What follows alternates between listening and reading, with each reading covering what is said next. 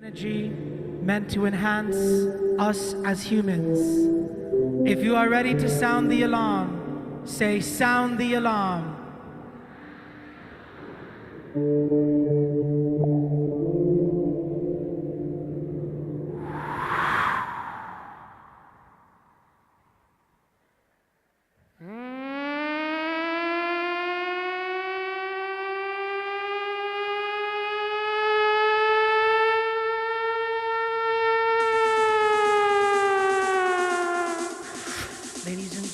Ladies and gentlemen, ladies and gentlemen, ladies and gentlemen, ladies and literally,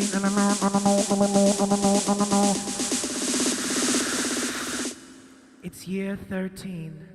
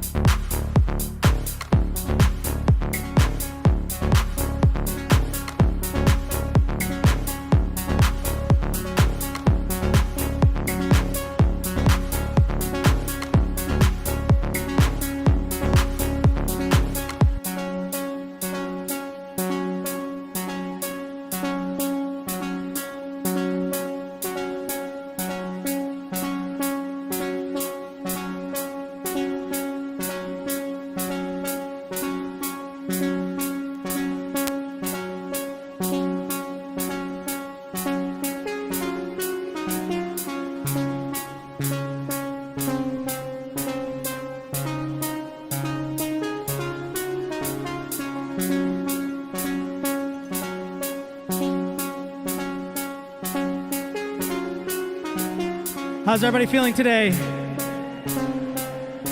My name is Layers. Here we go.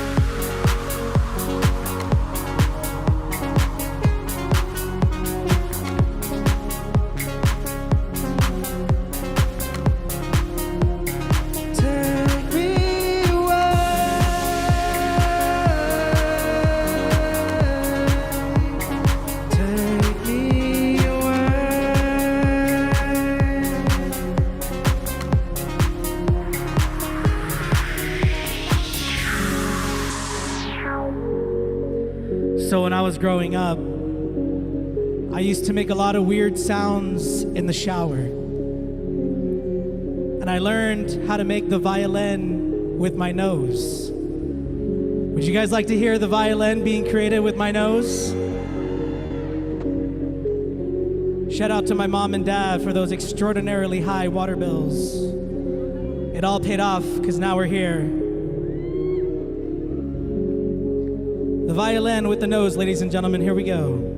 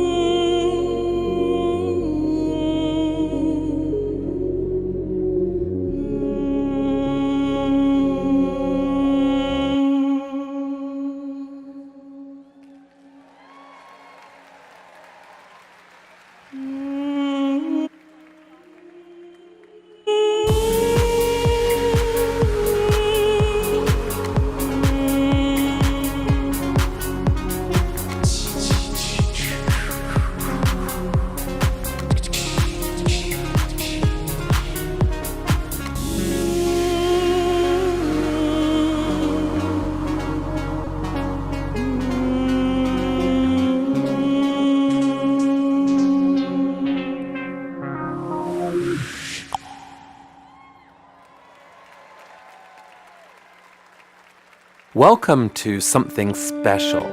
Welcome to TEDx. This TEDx event is part of a global conversation that takes place every day in every corner of the world. In schools, in theaters, in workplaces, even in prisons, people gather to hear the best ideas bubbling up in their communities. More than 3,000 TEDx events are held every year in 170 countries. It's a remarkable thing. TEDx events are self-organized under a license from TED, a non-profit organization devoted to discovering and sharing powerful ideas in the form of TED Talks.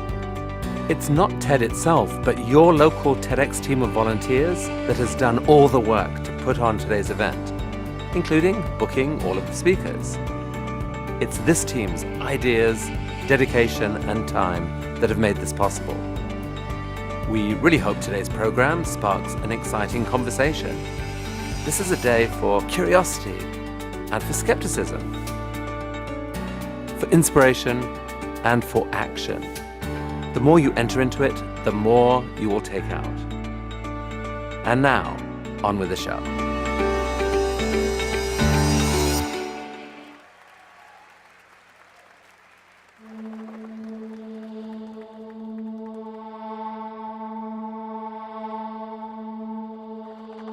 Time. It is the silent artist painting the canvas of our lives. A continuum of memories, past, and what lies ahead. Our most precious and finite resource, time, is free yet priceless. It can be spent but not saved. Once used, it can never be returned. Together, we will lift up ordinary people with extraordinary ideas to create an indelible moment in time. In year 13, let's forge meaningful contributions through human potential, bold creativity, and unrelenting progress. Portland is what we make it. Let's challenge one another to be all in for all time.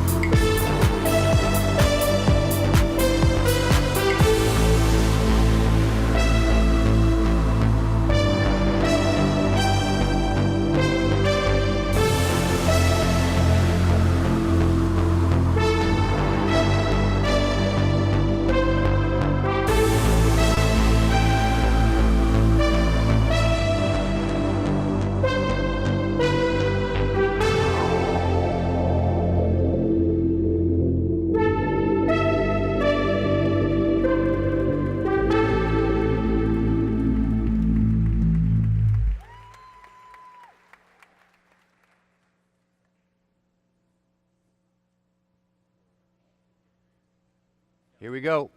Slow clap, slow clap.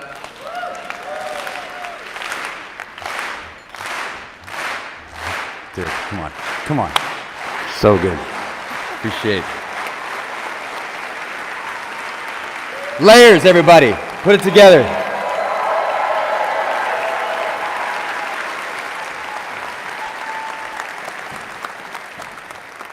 Welcome, everybody. Beth, I see you. I see you. We're doing bumps. We're doing bumps.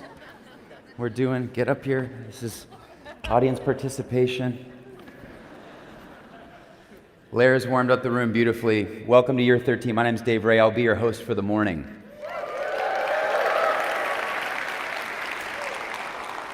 We are very excited to welcome all of you to the Keller.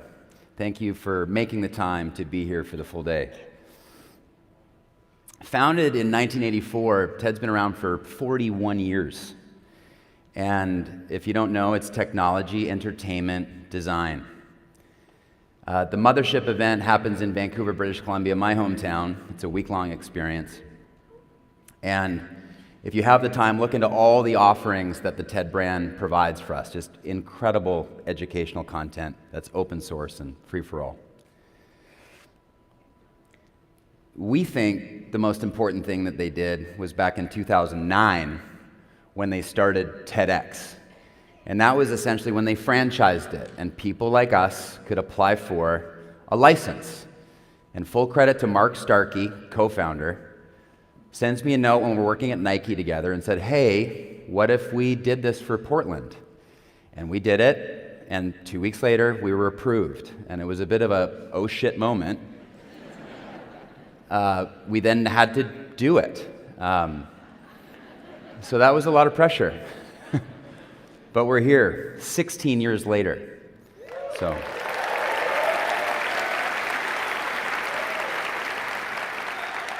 Just important for everybody to know, you can see the stats behind me. I mean, there's over 3,500 TEDx's a year, almost 10 a day.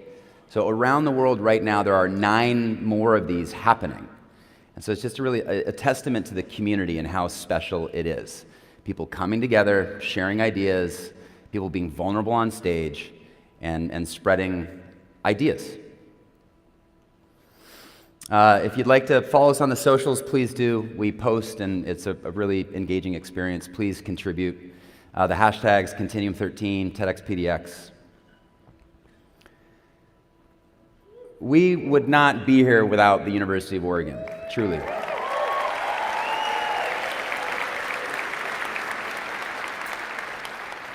They were our first partner that helped get us off the ground, and Jane Gordon is at home watching on the live stream. So Janie, I want to say hi. Matt Roberts, thank you. Your leadership and your support through it all, particularly the pandemic when it was really, really hard and we were trying to make it work, you stood by us and you've been with us the whole way. So big round of applause for the University of Oregon.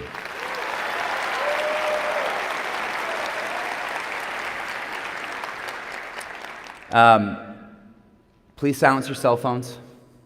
Take a moment and do that. This is a safe environment, a big, scary, safe environment, right? There's 3,000 of us in this room. This is sold out. We got the report 2 minutes ago. It's a sold out event.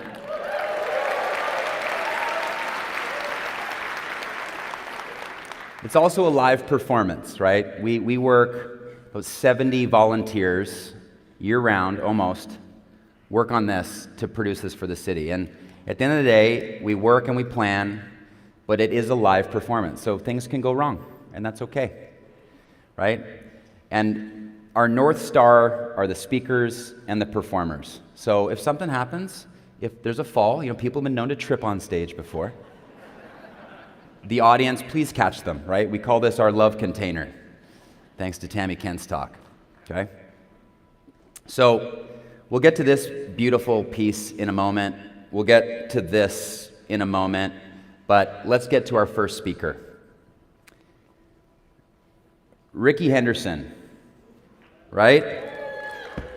If there are baseball fans out there, we lost Rickey on Christmas Eve this past year, and he's known as the greatest leadoff hitter of all time. And so being in the leadoff spot to kick off a program can be daunting, right? So it takes a certain kind of... And so we have always had a tradition of putting somebody who can hit a stand-up double, steal the base, and get on third to lead this program off. And this first speaker, I've had the personal pleasure of getting to know. And he is a Portland treasure. And he is a world builder.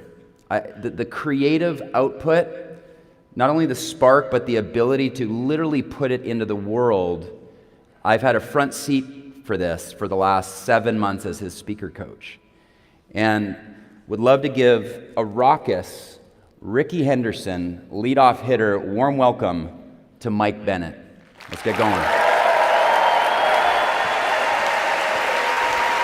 Love you. Yeah.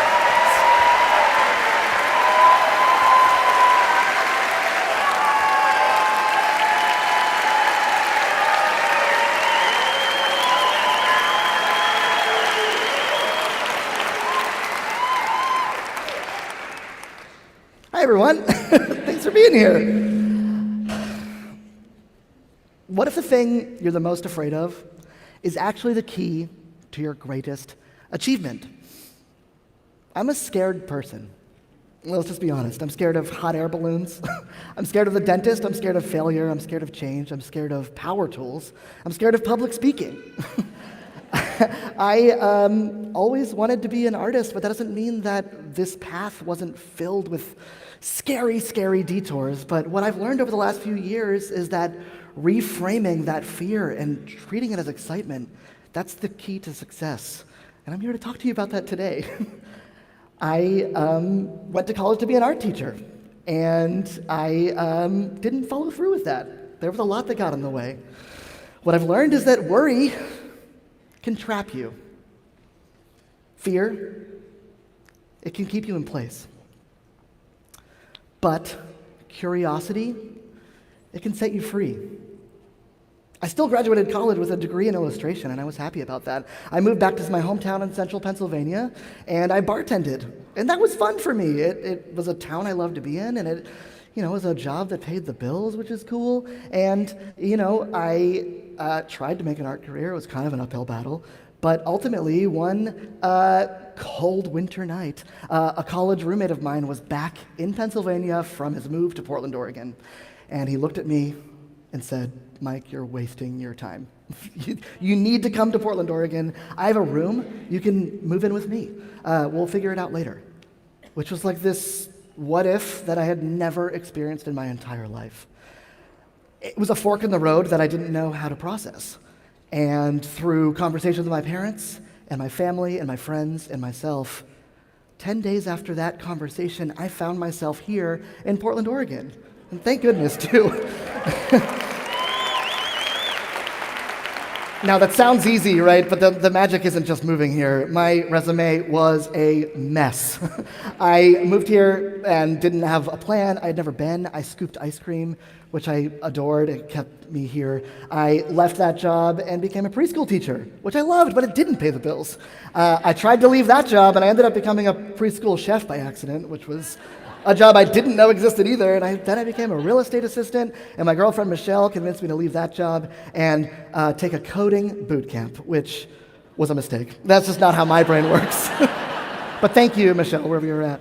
I left that coding boot camp and entered what I lovingly refer to as the era of dread. Unemployed, unbelievably unemployed. I helped around the house as much as I could. I did all the dishes that I could do. I hung photos. I cleaned the house. But there was one task that I was putting off, and it was getting rid of this stack of plywood in our garage. Didn't fit in our car, so I needed to borrow a power tool, which is something that is not my jam at all. So in case you don't know what a jigsaw is, it's a really scary machine that has a blade that moves up and down really fast, and it can cut your finger off with very little effort. But after some self-pep talks and a bunch of splinters, but all my fingers, I managed to cut through a piece of wood, and it fit in our car, and how cool is that, right? But what I realized is this wood, it cuts like butter. So I, instead of just throwing this stuff away, decided to make a snowman from my favorite comic strip, Calvin and Hobbes. grew up reading this comic strip, and it means a lot to me. I took a photo, threw it in my front yard, and I put it on the internet and went to bed.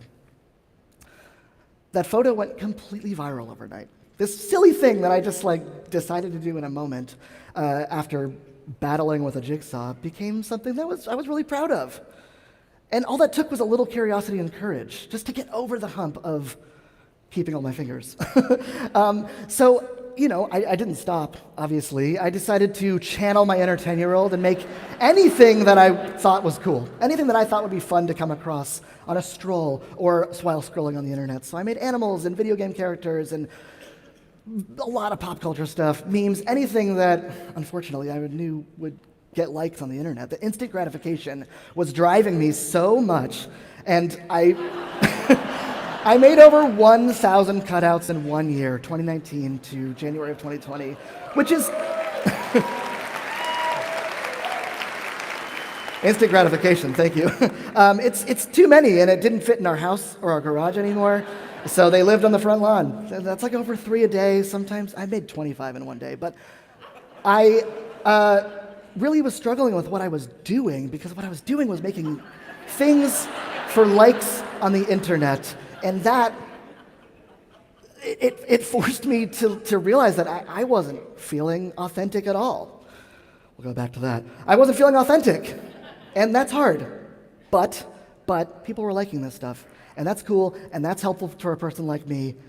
But what happened right after this was 2020, and the pandemic happened, as we all know, and my lawn went from a roadside attraction to a place of joy for people. People were really getting a kick out of what I was doing, and that's special, so I'll keep going, right? One morning in April, I went outside, and I couldn't believe what I saw, or what I didn't see. Everything was stolen off my lawn overnight. Right, I mean, to this day, it's a mystery I haven't solved, and it's fine. I don't need to solve it. But there was another fork in the road. What do? I'm going to find the silver lining. It's a reset. I get to make the things I want to make now. All I knew that people could do in this era was to go for walks. That's the only thing that you could do, or go on the internet, I guess. So I was going to make something for my people, for my neighborhood, and for my community. I created the A to Zoo, which was a daily evolving lawn project where I put a new animal on my front lawn, made out of plywood, and that's a really special thing. It's something that I would have been taken to as a kid if I was in this era of life. So let's make a safe space for people to learn. A is for armadillo. B is for baboon. C is for cassowary. D is for dugong. E is for elephant. F is for fairy penguin. G is for giraffe. So what if I was making stuff that people didn't want to see on the internet? I was doing something that I was really proud of. I was painting animals that roam this amazing planet and making them in my own illustrative style. H is for humu humu nuku nuku apua'a. And I'm happy to practice that with any of you after the talk, so just find me. I is for iguana. J is for jabiru. K is for kangaroo. L is for llama. M is for mountain lion. I'd take silly videos, talk about the animals, post them online, and wake up to comments every day from people saying, my kids and I look forward to this every morning. We don't have school right now. Or, thank you for doing this. Or any other positive thing, and this is exactly what I had been looking for. I was so proud of myself. N is for narwhal. O is for okapi. P is for panda. Q is for quokka. R is for rhino. S is for sloth. T is for tapir. U is for wakari. I gained over 1 million followers in 2 weeks doing something that was purely me. And I didn't stop there either. We just kept going. V for viper, W for walrus, X for xerus, Y for yak, Z for zebra. And that was the A to Zoo. 1 month of painting, and I did it for a year.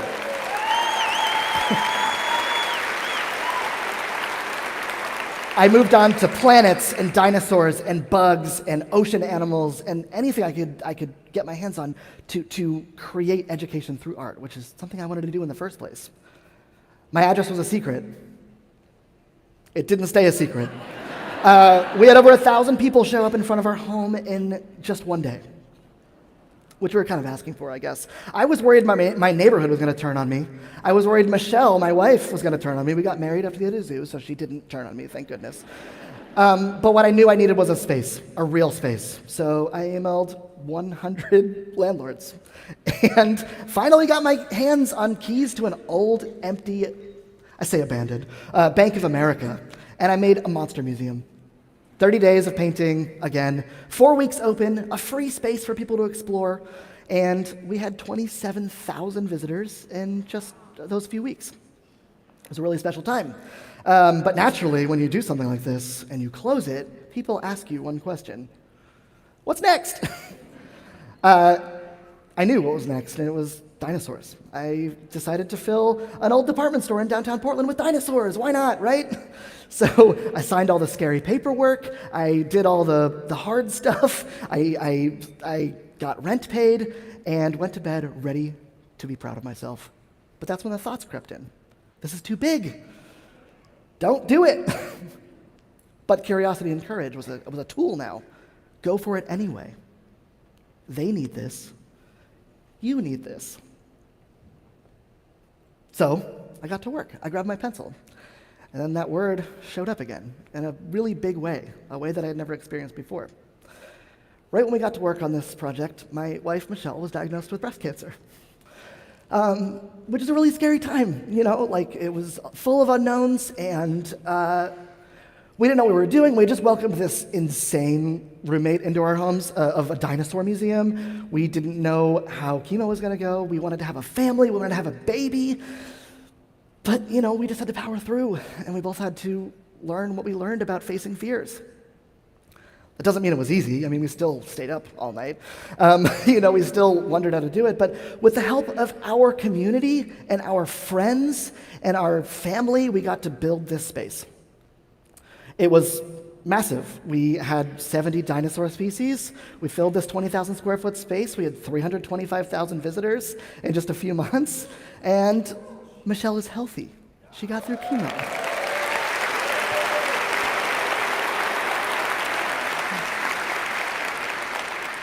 So naturally, you take a break. Or you build your own fantasy world that's also a miniature golf course and a restaurant. It's one or the other.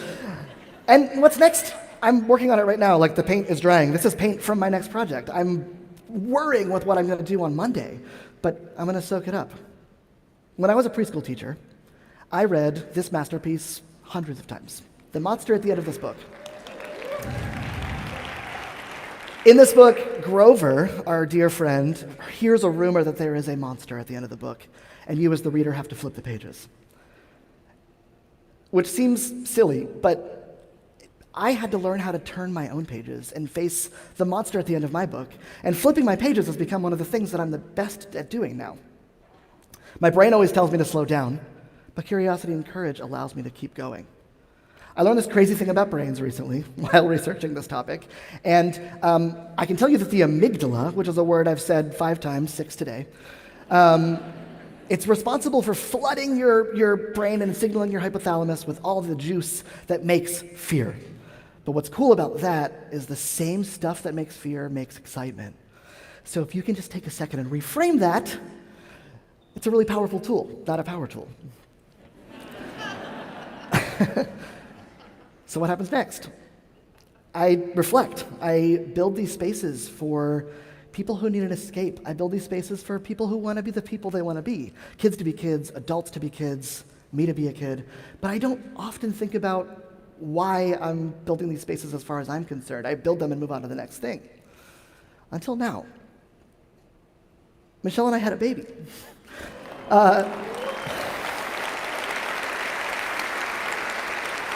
This is Gilda, and we get to educate her with art, and we get to teach her with art, and we get to build these spaces with her, and now we're escaping to these spaces with Gilda, and we're experiencing what they can do for a parent. And it's really an incredible thing, and I just can't wait to see what that turns into. So I want to leave you with one thought, my big idea for the day. Please, sometime in the next month or week or tonight, just pick up the thing that scares you. It seems really scary, but learn one word in a new language, try to ride a skateboard, pick up a guitar, go to a restaurant that you've never been to. I mean, it can happen in so many ways, But I just hope that you all can take a second and begin to begin. Thank you.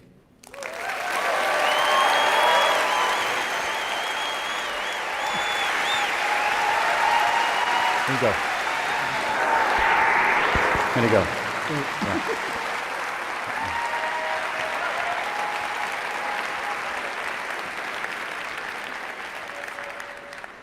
Mike is also a nocturnal animal, and some people in the audience know that I'm kind of infamous for texting people at 2 or 3 in the morning, "Are you up?" And Mike would respond. And we've done yard signs before, like super sturdy, great residential yard signs, and then he was inspired by our mascot, who was inspired by Care Bear, I should say Thunderheart, the Care Bear. And so this was Teddy, and he animated this same night. And then we created Ellie the elephant and Gary the gator.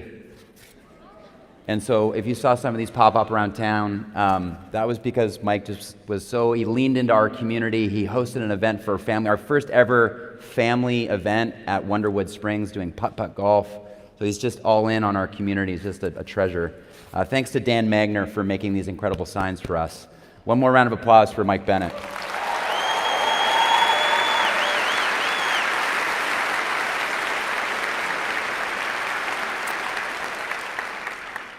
Our second speaker, she studies adolescent brains and puberty and how that, she is such a brilliant mind. If you have a moment, read her page 39 in the event book, her fun fact, where would you go in a time machine, just says it all. Just great minds overthink alike. She's become a dear friend in the last 6 months. Please put your hands together for Jennifer Feifer.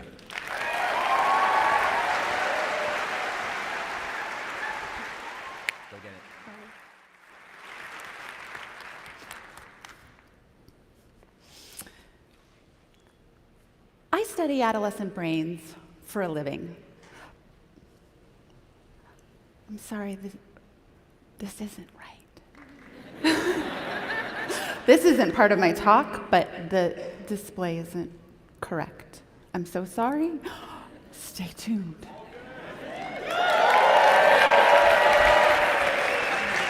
I'm going to reintroduce you. That's what we're going to do. I'm going to reintroduce you. No, it's just... Ladies and gentlemen, please put your hands together for... Oh, no. The slide display is incorrect. Okay, we'll fix it. Yeah. I promise. Give us a minute.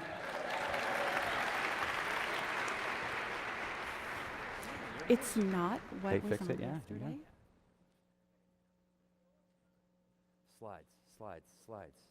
Slides. It needs to go back to the beginning. How are we doing, Kenny? Can I do this? So you're going to see Ken Potts here later today. He's our stage manager, and he's the quarterback with For Good & Co. And he's got this long, luscious hair. And if you remember the movie Legends of the Fall, he's become our Tristan. They didn't have it the way... So you'll get your moment later today, but yeah, we good? Okay. Put your hands together for Jennifer Feifer.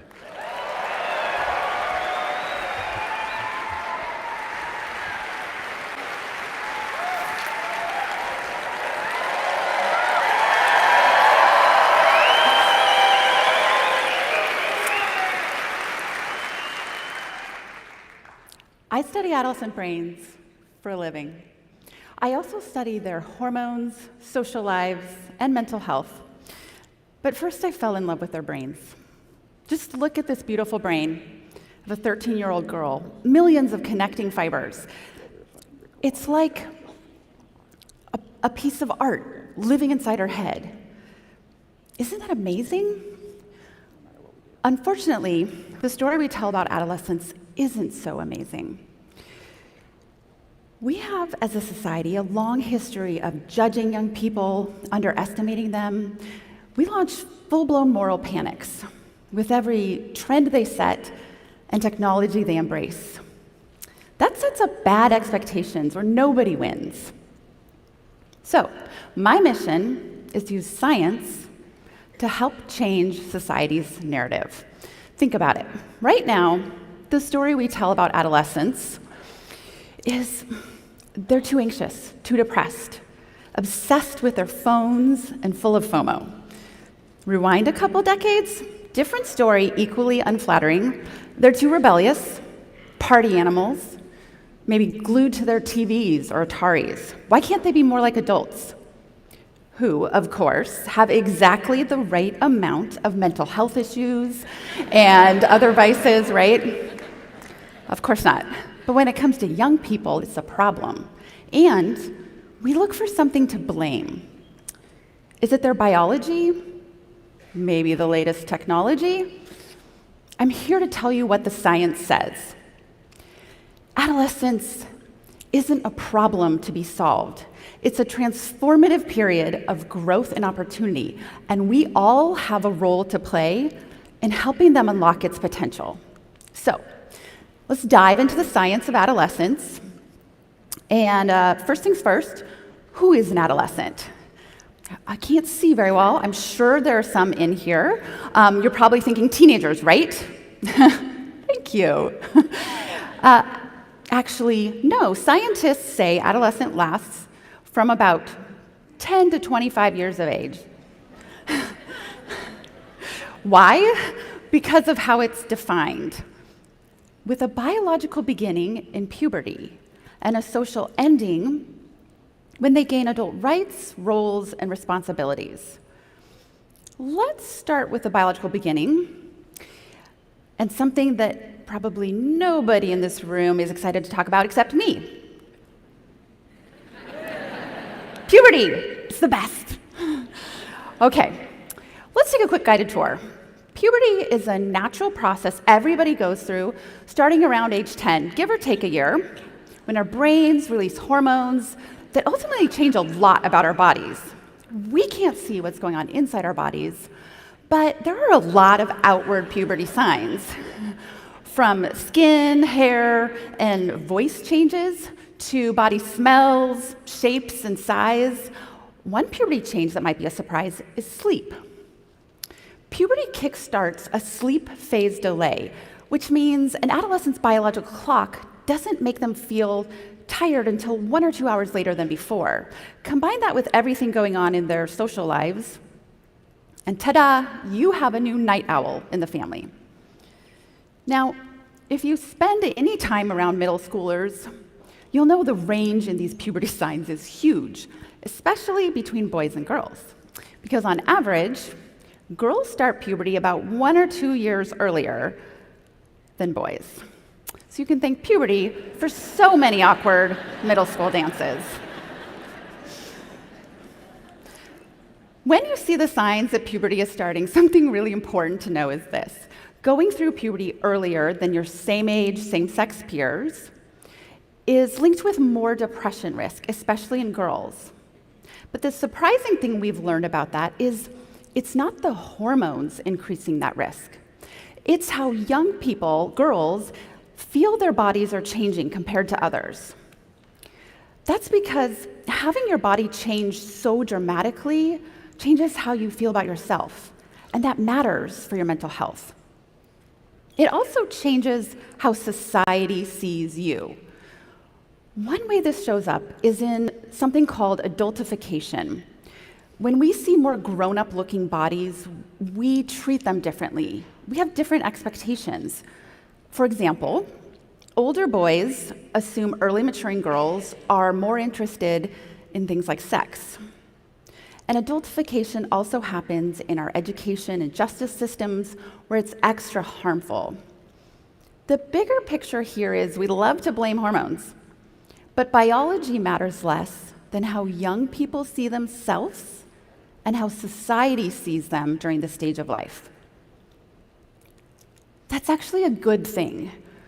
We can't avoid hormone changes forever, but we can make puberty a little easier by combining greater awareness of some of these puberty-related risks and biases I just talked about with open communication.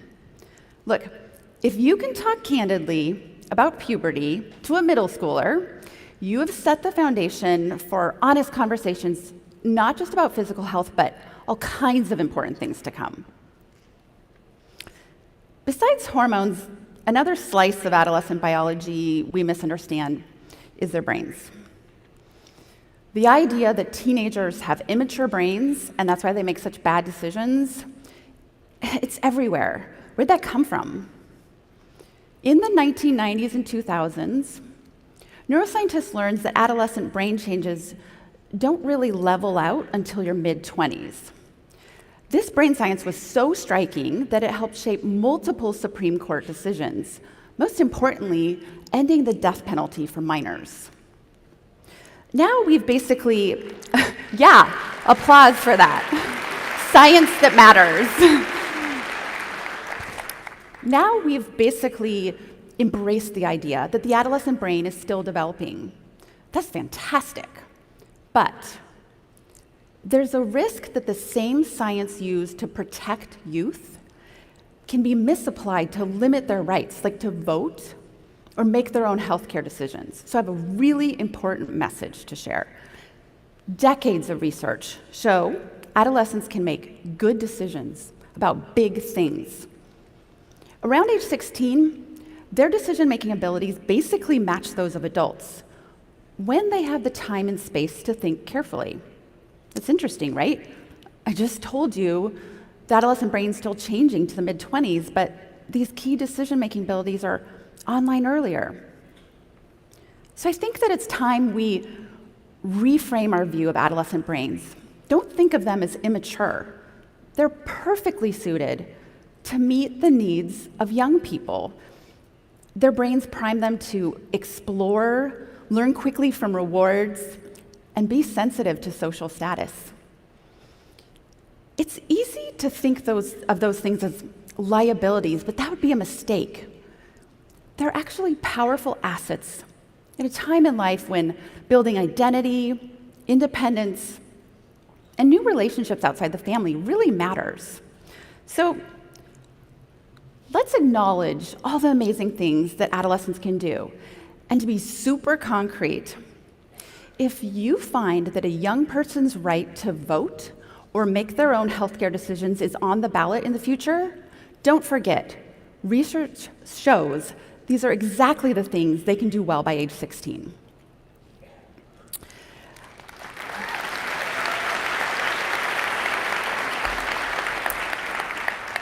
I thought I studied the biggest and baddest monsters of adolescence, and then smartphones entered the chat. Forget biology.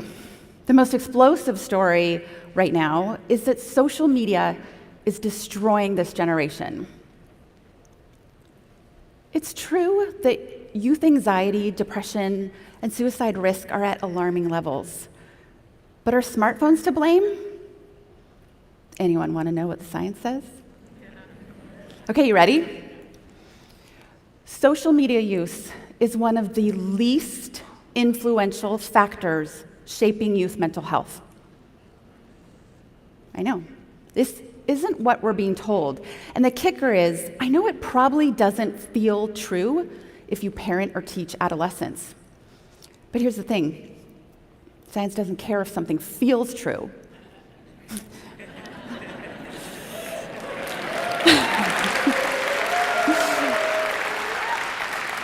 Let me tell you the facts.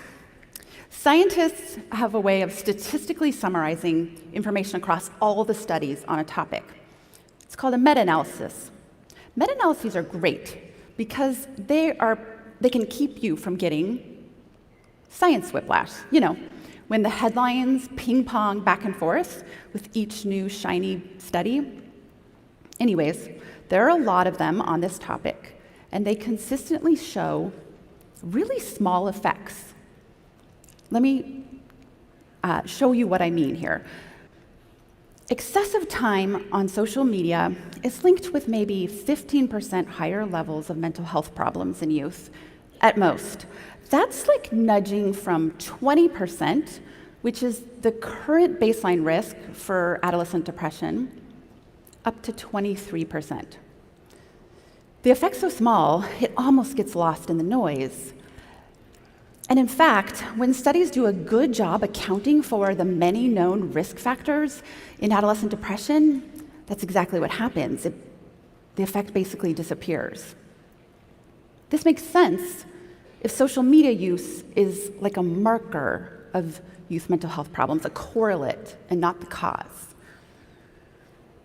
Now, those other risk factors, those should be on your list because they have way more impact. Take relationships. Whether you're 16 or 60, they matter for your mental health.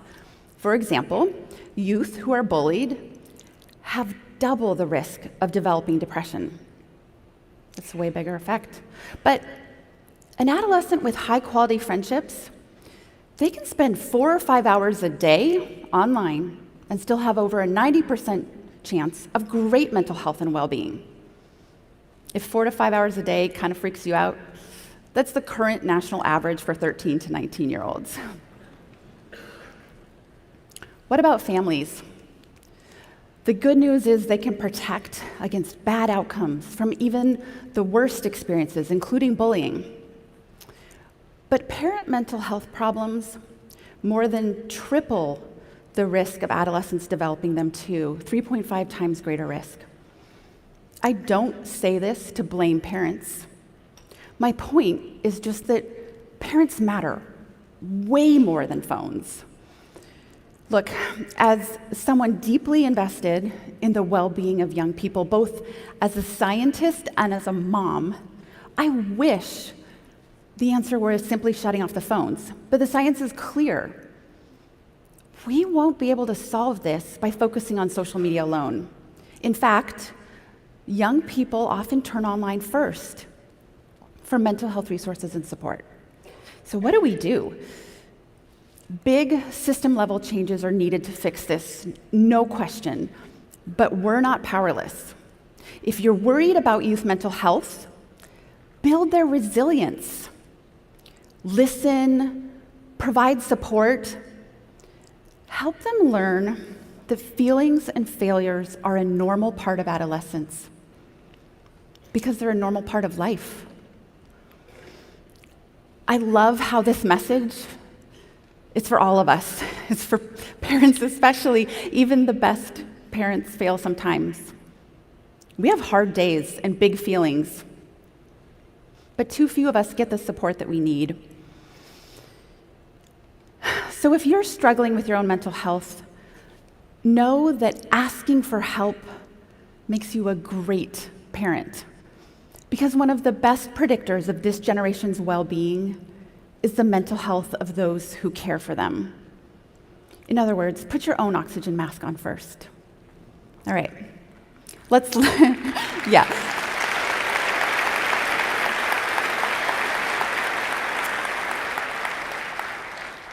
Let's land this thing. Adolescence lasts from 10 to 25 years of age when bodies, brains, relationships, and mental health are all changing. But it's not the biological or psychological changes alone that define adolescence. We do. We are all in this together. That means we have to stop doom-shaming young people. If we keep saying this generation is being destroyed, how can we expect them to believe in their own potential?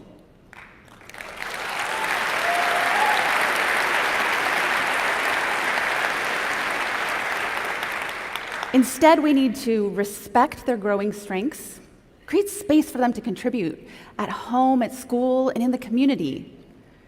Honestly, we need young people just as much as they need our love and support. Their ability to adapt to our rapidly changing world, it's a superpower.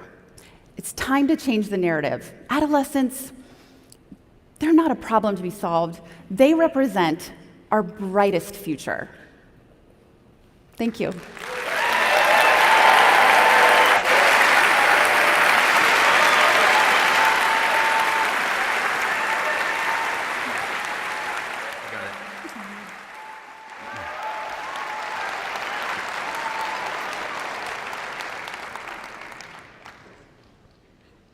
That talk hits. We are raising a 13-year-old. Our lovely son's in the audience, so all the things. You're a remarkable boy, Wyatt. So our third speaker of the morning talking about redefining a narrative. This gentleman is a force of nature, and he is redefining the cultural narrative of rodeo. And he chose Portland, Oregon to do it, and we've just been in awe. He is an award-winning, brilliant photographer, storyteller, and his idea is 8-second rodeo. Ladies and gentlemen, please put your hands together for Ivan McClellan.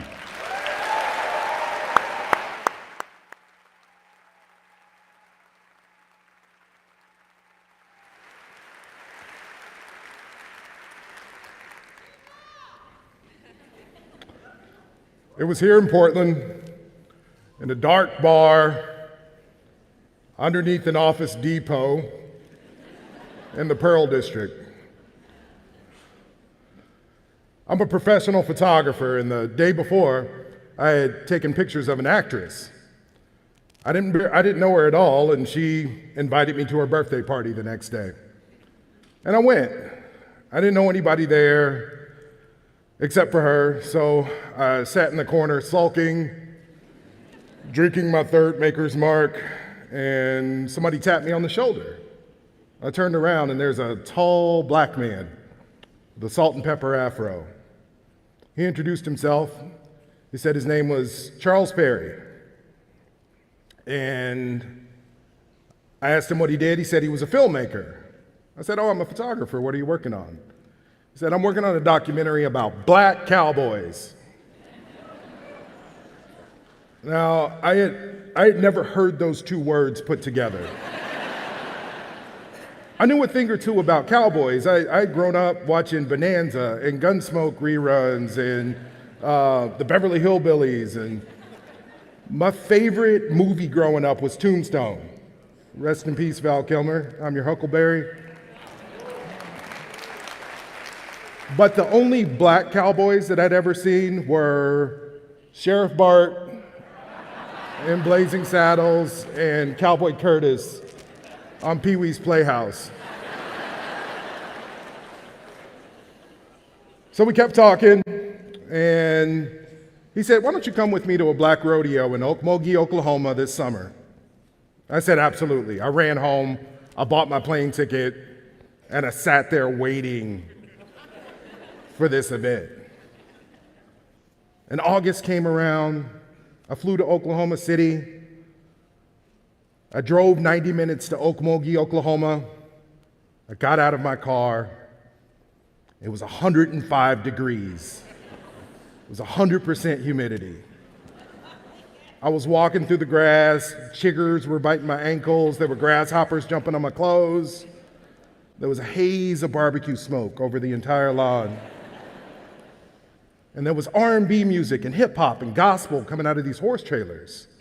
And everywhere I looked, there were thousands of black cowboys.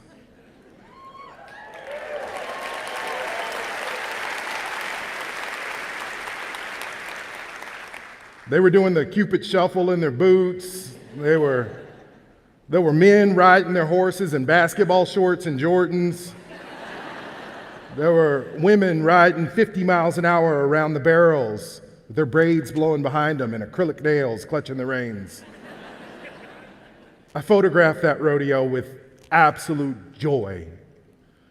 And I went home and I edited the photos and realized that my cheeks were sore because I had been smiling all day long.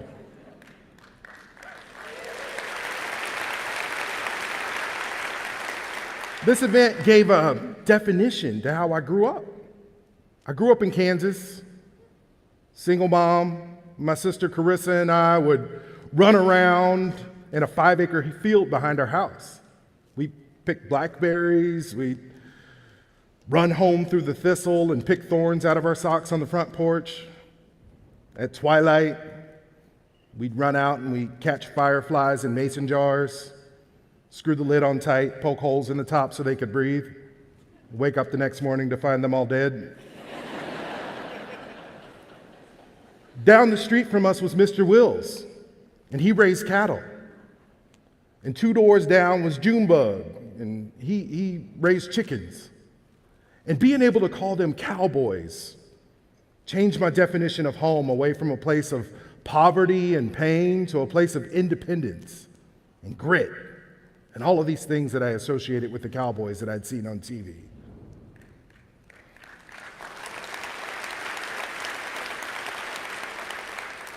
As a photographer, I was talented, but I lacked focus.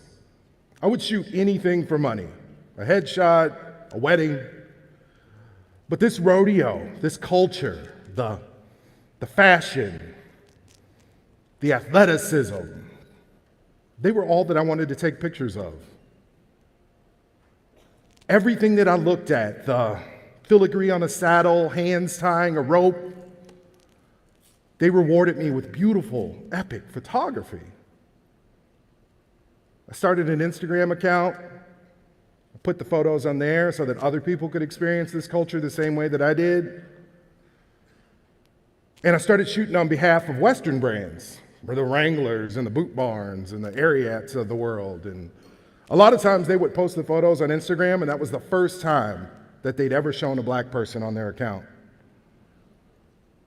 I was in Houston shooting a campaign for Stetson. There's a bull rider named Ouncie Mitchell. And Ouncie was coming back from an injury. He was at a rodeo in Wheeling, West Virginia, and a bull had stepped on his femur and snapped it in half. Yeah.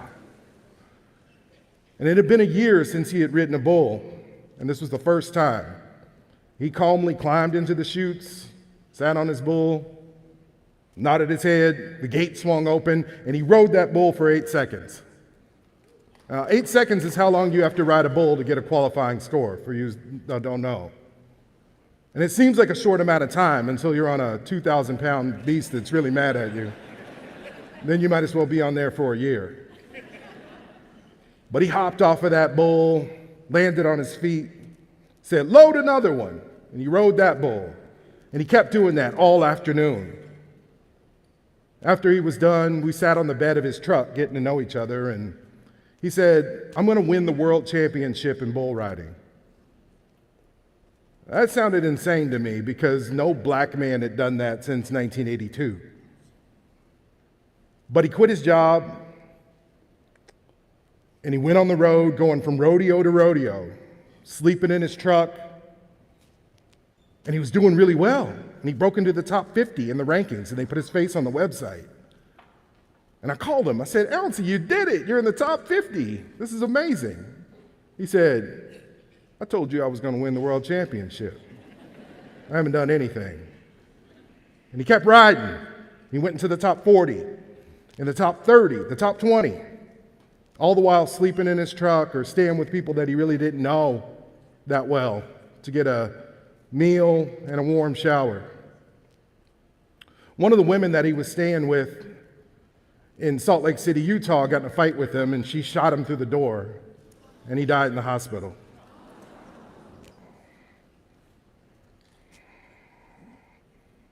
I was destroyed by this. The whole community was, and I was sad because a 27-year-old man lost his life. And I realized that what had started out as a photography project was something much, much deeper than that. I had established strong relationships in this world. I had made friendships, and I felt like I needed to do something to make it easier for the next guy that wanted to win the world championship to accomplish his dream. These black cowboys are extraordinarily talented. They have a ton of passion for what they do. But they have very little resources to get where they want to go. I've seen cowboys walking down the street with their horse to get to the rodeo because their truck broke down. And I've seen cowgirls show up at the rodeo with no horse at all and borrow somebody else's, split the prize money with them when they win. There's a huge delta between these black cowboys and professional white cowboys. At a black rodeo, they might pay out $5,000, $10,000 in prize money across 9 events. At a similar pro rodeo, like the Pendleton Roundup, they'll pay out hundreds of thousands of dollars in prize money. But these black folks persevere, and they do it anyway because they love it, and they have a hoof print on their heart. Seeing Ouncie get so close to this dream really lit a fire in me. And I decided I was going to do an event, and I decided that I was going to connect these athletes with sponsorships. I was going to connect them with big brands, and I was going to let them do their thing in front of thousands of people. And that was the birth of the 8 Seconds Juneteenth Rodeo. Thank you.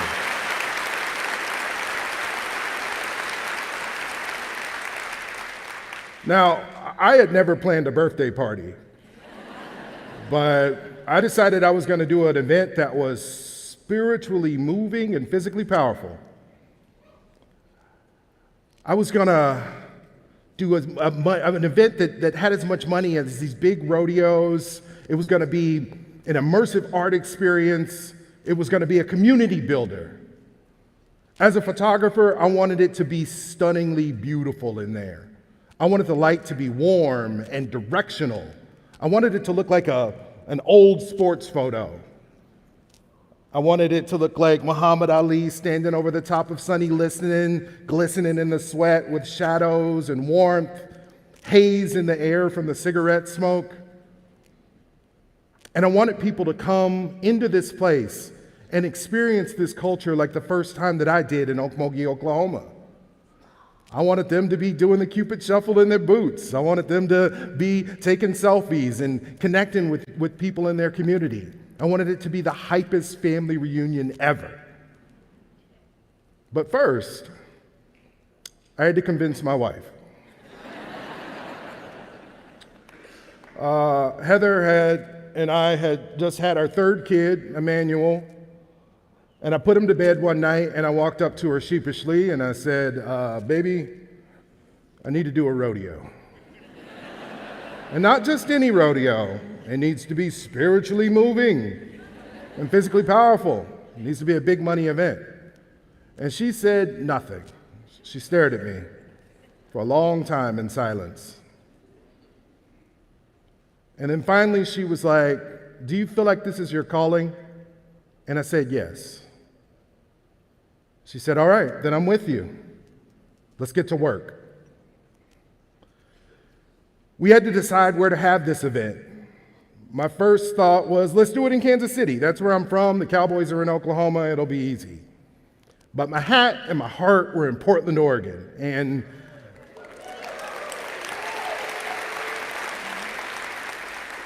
I knew that doing it here would be remarkable.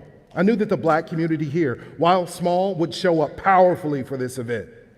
And I knew that the press would go crazy for a black rodeo in exactly the wrong place.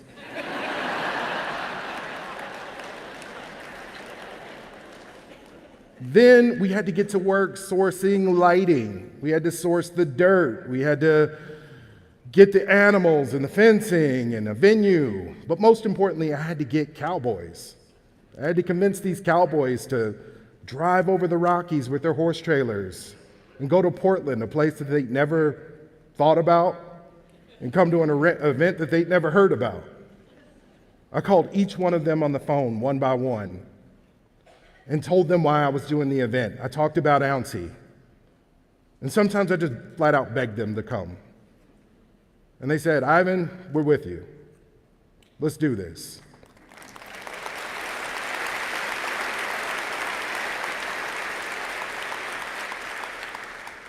Time flew, and it was the day of the event.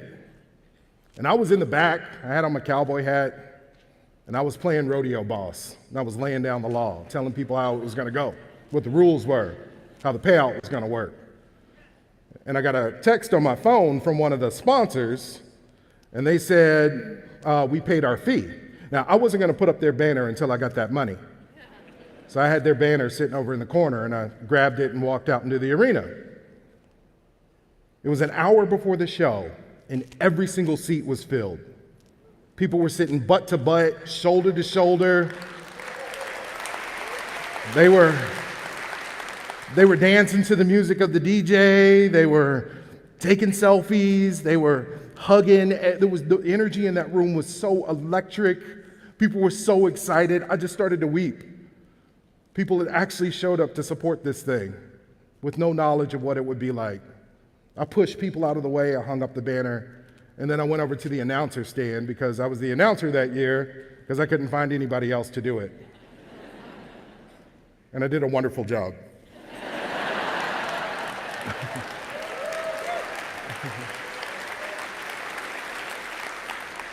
The event started, and it was all a blur, but that year we paid out $60,000 in prize money.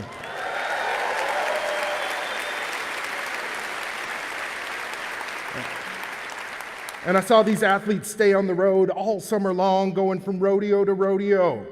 And they got their pro cards, and they upgraded their trailers and their horses. What we had set out to do, we had accomplished. The rodeo will always have a home in Portland. And we're doing it in Philadelphia this year.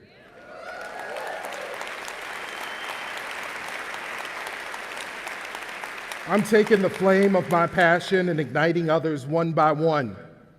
In this culture, I've found a group of people that I can pour all of my passion and all of my energy into it.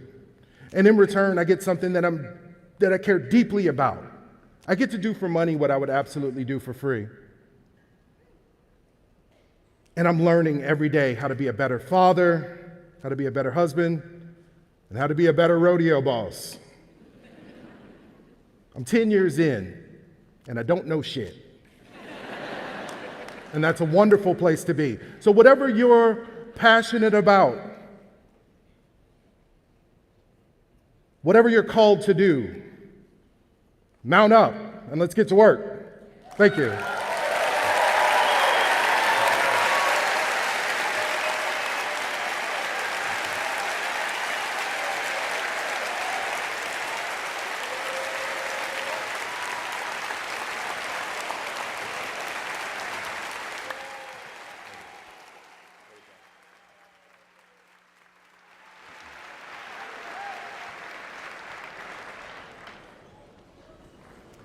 Just so much courage. Theme of the day, one through line, courage. So technology, entertainment, design. We love the E in design for entertainment. Michael Doherty taught me how to do my first run of show in 2008, 2009. He's in the audience today. Thank you for being here with Daphne. We love changing the energy in the room with Reset. And so this next performance is Chris Brown. Yeah. Legendary jazz musician and also son of Mel Brown, and we'll get to that. But while we do that, we got to set the stage. So we're going to watch a video, and you're going to watch an incredible production team set up a jazz kit, a 4-piece quartet. And this tribute video is a thank you to our friends at Hampton Lumber and a tribute to one of our greatest alumni, Portland icon Timber Jim Serrell. Take it away.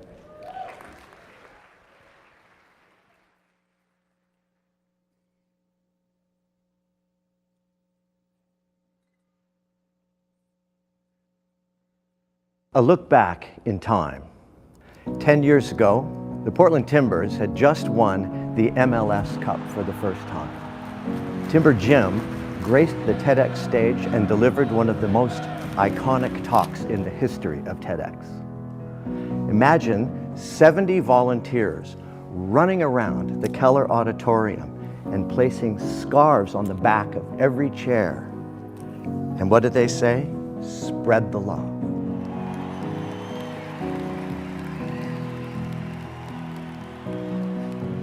At the end of his talk, 3,000 people stand up and cheer. To conclude, they recite an old Irish blessing together. May your house be strong of beam and firm of wall and rafter. Timber Jim spoke about channeling anger into love that day, to spread the love. We think we need that now more than ever. That was a memory we'll never forget. Fast forward to today, the Timbers are celebrating their 50th anniversary. Hampton Lumber is celebrating 80 plus years of being in business in the Pacific Northwest, serving communities and customers supporting arts organizations, service organizations, partnering with amazing people like TEDx. We are honored to have the ability to use our presence to support people's aspirations and their dreams, to help communities become vital and survive and thrive and grow. We're in a very unique position, and we don't take it lightly. We at Hampton support both the Timbers and the Thorns. Our hearts are in Portland, and we're so proud to be associated with both of these fabulous clubs. Hampton is a fourth-generation company, and I'd love to introduce you to my brother and sister, David and Elizabeth. Back to Timber Gym and the blessing of the log. Incredible experience. We've done it several times in different locations. This time we had it at the World Forestry Center, and a lot of people showed up. So it's a big deal for the community to come out, get excited about the log. It has so much energy. The log comes from a very special place, Willamina, Oregon. It connects us to the land. It is one of our original tree farms that my grandfather purchased, along with the sawmill in 1942. And we chose these trees specifically for their energy and their enthusiasm, just like the timbers and the army and the energy that they bring. Here this tree grows up and it's become fully adult on a family tree farm, and then you cut into it and you see the growth rings, and it just represents every year that that tree has lived and flourished in this part of the world. So the ritual that happens, it involves the community, and it's a blessing. It's a blessing for feeling gratitude and our hope for the future. On behalf of our family and Hampton Lumber, we want to thank you for being in community with us. You are my sunshine, my only sunshine. You make me happy when skies are gray. You'll never know, dear, how much I love you. But don't take my sunshine away. Live from the World Forestry Center, it's the Hampton Brothers.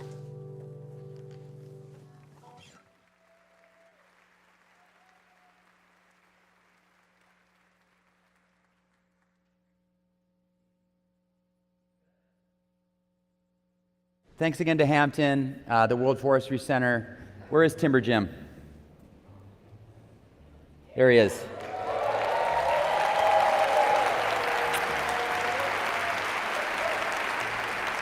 And Lady Di, right here too. You ready, pal? Feeling good? All right, ladies and gentlemen, Chris Brown.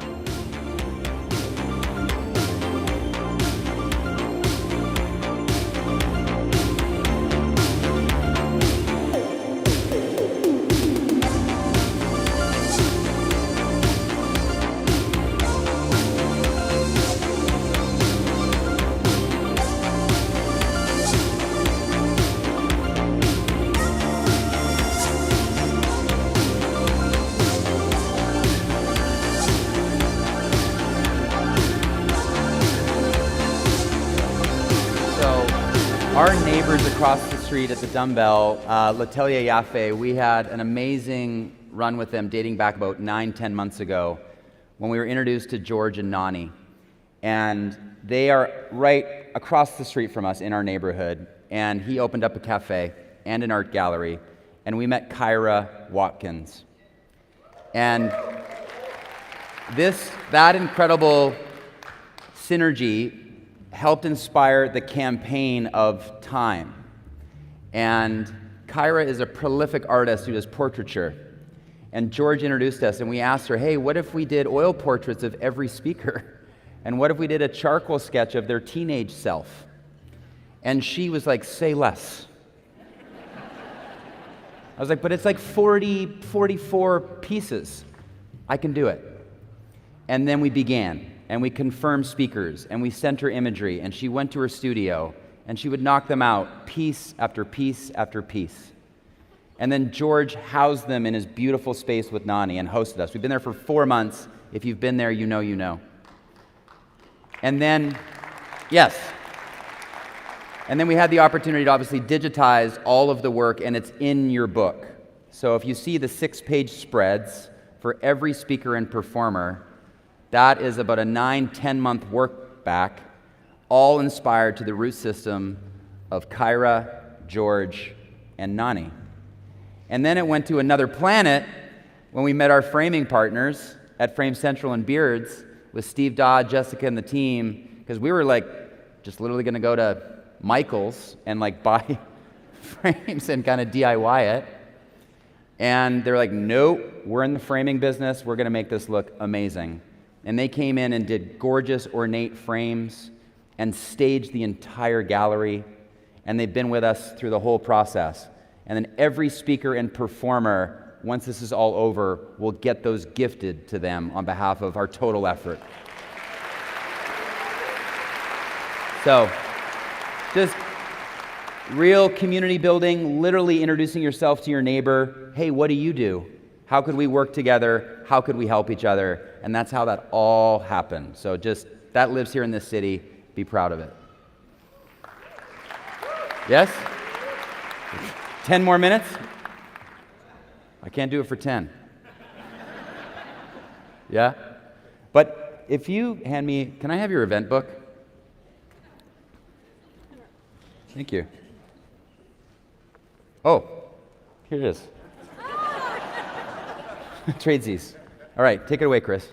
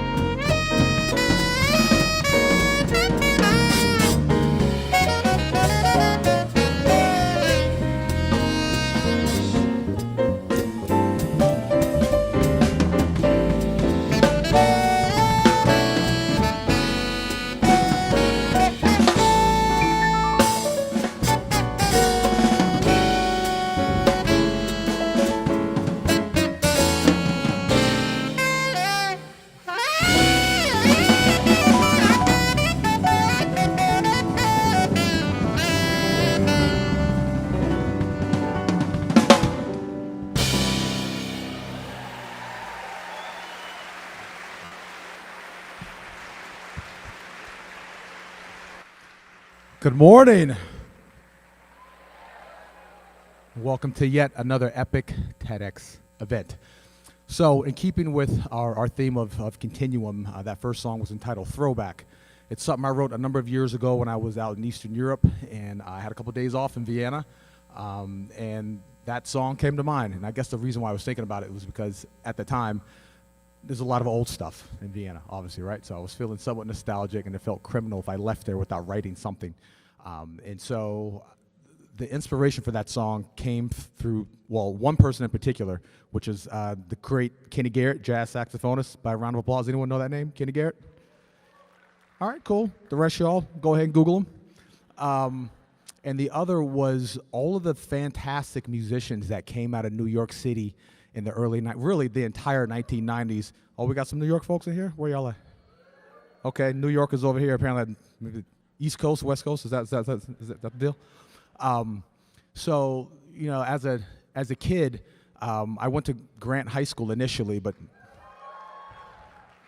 the program sucked for music back then. So I went to Wilson, right? And right, that's what I'm talking about, Trojans. What's up? So, however, it also meant that jazz band was at 7 a.m., which means I had to leave my house no later than 6 a.m. to get to jazz band rehearsal 5 days a week. And so, as a result, what kept me entertained on the bus was the records that these fantastic musicians were putting out back in the 1990s. And so that sort of informs the back of my mind in regards to how I think about music and how I want my band to sound. So that's the background on Throwback. So, all right, go ahead, clap for that. All right, so in transition to the next song, I want to drop a little music wisdom on you, if you will. So here's how this goes. If you were to ask any well-seasoned musician what a good objective definition of music is, they'll probably tell you something that sounds like organized sound in time. So I say if it's organized, it's on purpose. And if it's on purpose, it's for a purpose. Therefore, what is the meaning of your sound? Okay? Said in non-musical terms, it ain't what you say, it's how you sound when you say what you say that actually matters. And a perfect example of this is, you know this if you have children. For some reason, you know if your kid, even though they can't talk yet as newborn babies, you can tell if they need to be changed, if it's a real cry, if it's like a manipulative cry. They've said nothing to you, but somehow your ear understood what the meaning of the sound is. So you have emotion, you have sound, and then you have data, right? And so this next song, I think, is going to do a really good job of sort of articulating this as, in order for this song to work, this next one that you're about to hear, it really has to be about sound, because data itself ain't going to get the job done. So the main character here is going to be my man John on saxophone. Give it up for John Nastos real quick on saxophone. And so he's going to kind of function like a traffic cop, if you will, okay? So this next song is entitled Elu's Crown. I wrote this for two people. One is a great piano player out of New York City that I met a number of years ago named Eric Lewis, who goes by Elu. And then the other person is actually Portland's own Esperanza Spalding. If you all, right? Back in 2012, she came out with a record called Radio Music Society, and there's a song on there called Crowned and Kissed. And so I kind of grabbed a couple little musical fragments from that and meshed it with some things I've heard Eric play over the years. So here's Elu's Crown.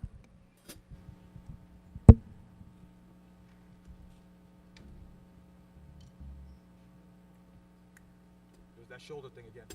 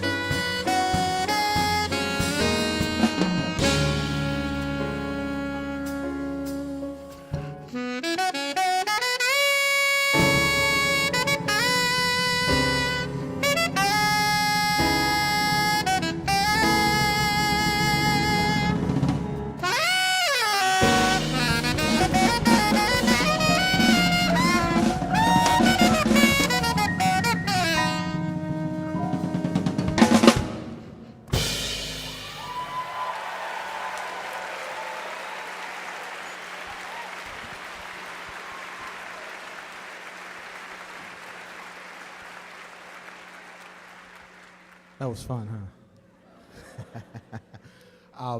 So it wouldn't be fitting if I didn't take advantage of this platform to highlight my father, Mel Brown.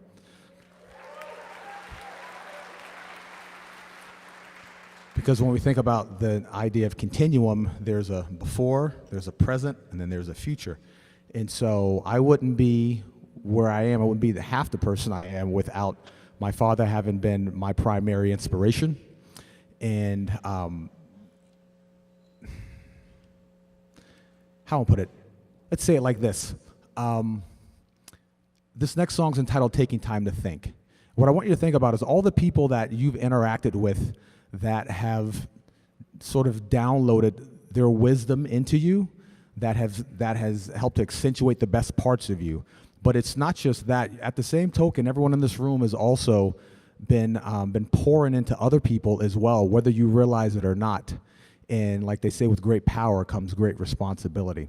But like one of our prior speakers said, sometimes we need to take time to even process things. And so when you give yourself a little bit of space to think about these ideas, I find that you tend to make better choices. And so oftentimes when I find myself stuck not knowing what to do, I think, well, what would my father do, right? And it ends up, it grounds me, it absolutely centers me. And so my hope is that on this song, y'all get all the fills. If I can get some crying out of y'all, that'd be great. And I'll give you a big hug, and we can decompress later, and we'll talk about it. But seriously, thank you, David, for offering this to me. And offering this to the city of Portland. Give it up for Ted one more time.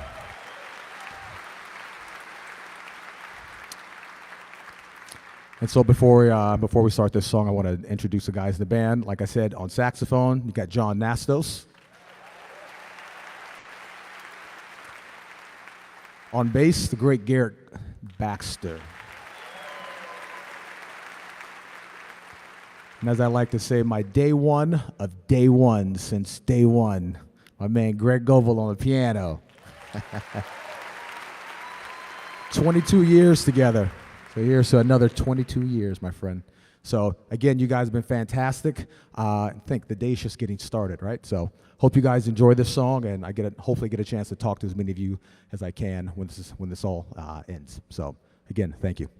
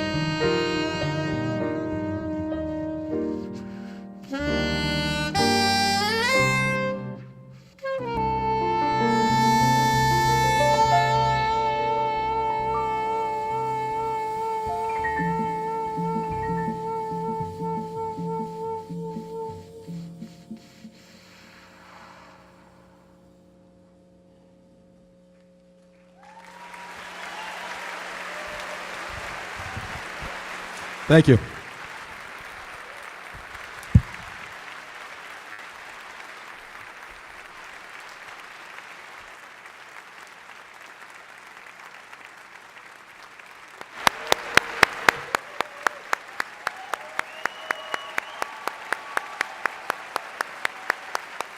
Chris Brown. I'm gonna play one more video to strike the stage. I'll be back in a minute.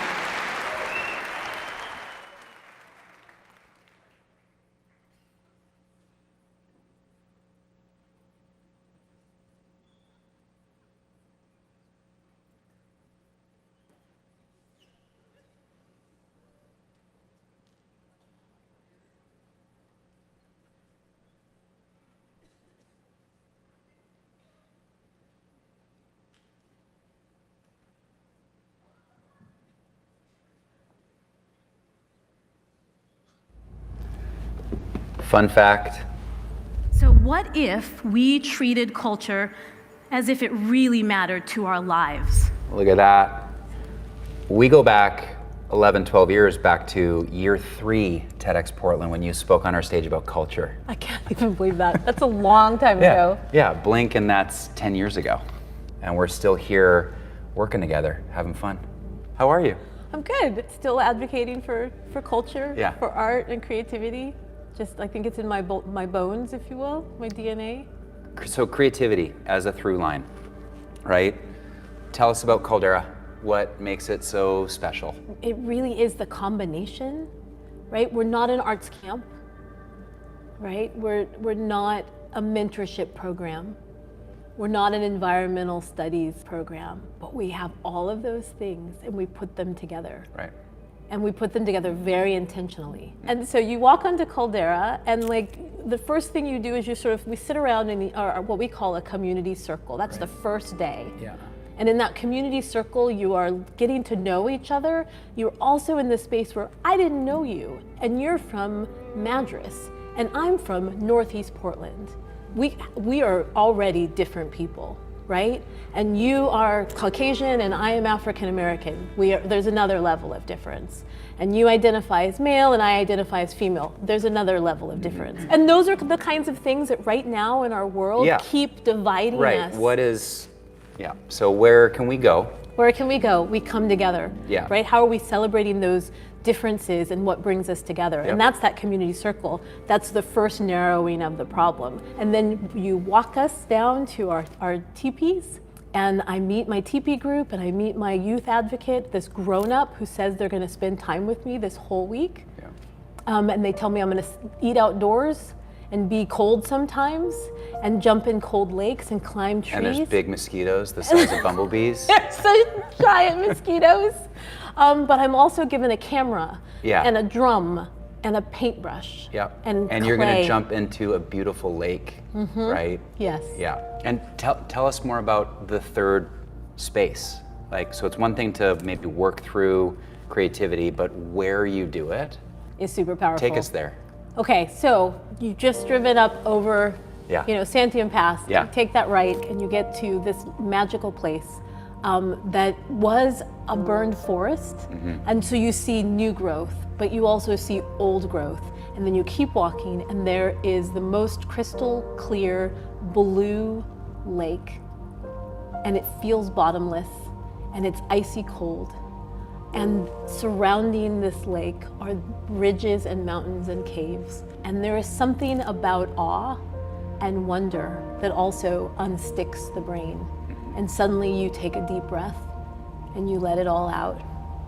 And you look up into the face of somebody who cares. And it's all there. The people, the place. What does Caldera do wonderfully well in your mind? We are, you have organizations that are culturally specific and you have organizations that are, not. Caldera is truly intercultural, which means that when we talk about representing or inspiring and supporting underserved youth, what we are talking about is anybody who has been underrepresented, under-resourced, in any way, historically excluded. And that usually means Black and brown kids. It means low-income white children. It means children from rural communities. It means children who from urban communities that are not getting access to opportunity. And that's who Caldera has historically served. And what's unique is that we bring all of those communities together. On behalf of TEDx Portland, we want to thank you for all that you do, not only in our city, but our state. For what Caldera stands for and represents, it's exactly an organization that we align with. Creativity, curiosity, a safe third place to be your best self. So on behalf of our entire team, thank you, Queen Bee. Thank you, love. Yeah, I love you.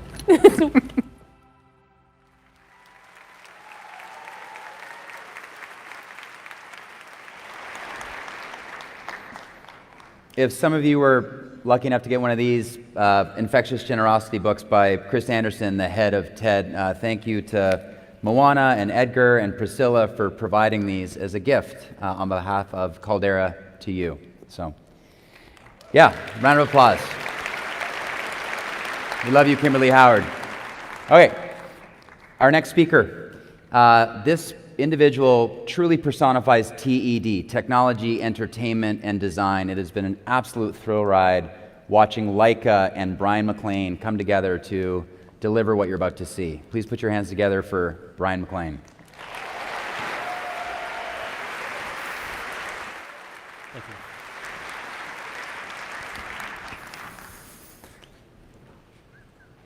We spend great effort into trying to capture moments, freeze-frame memories. Drawings, paintings, sculptures, photography, and home movies are all our attempts to remember something after it's gone. But did you know that your brain and eyes are already hardwired to do this? I'm not talking about memory. I'm talking about the fact that your eye continues to see an object for a split second after that object disappears. I've been thinking about that fact for over 35 years.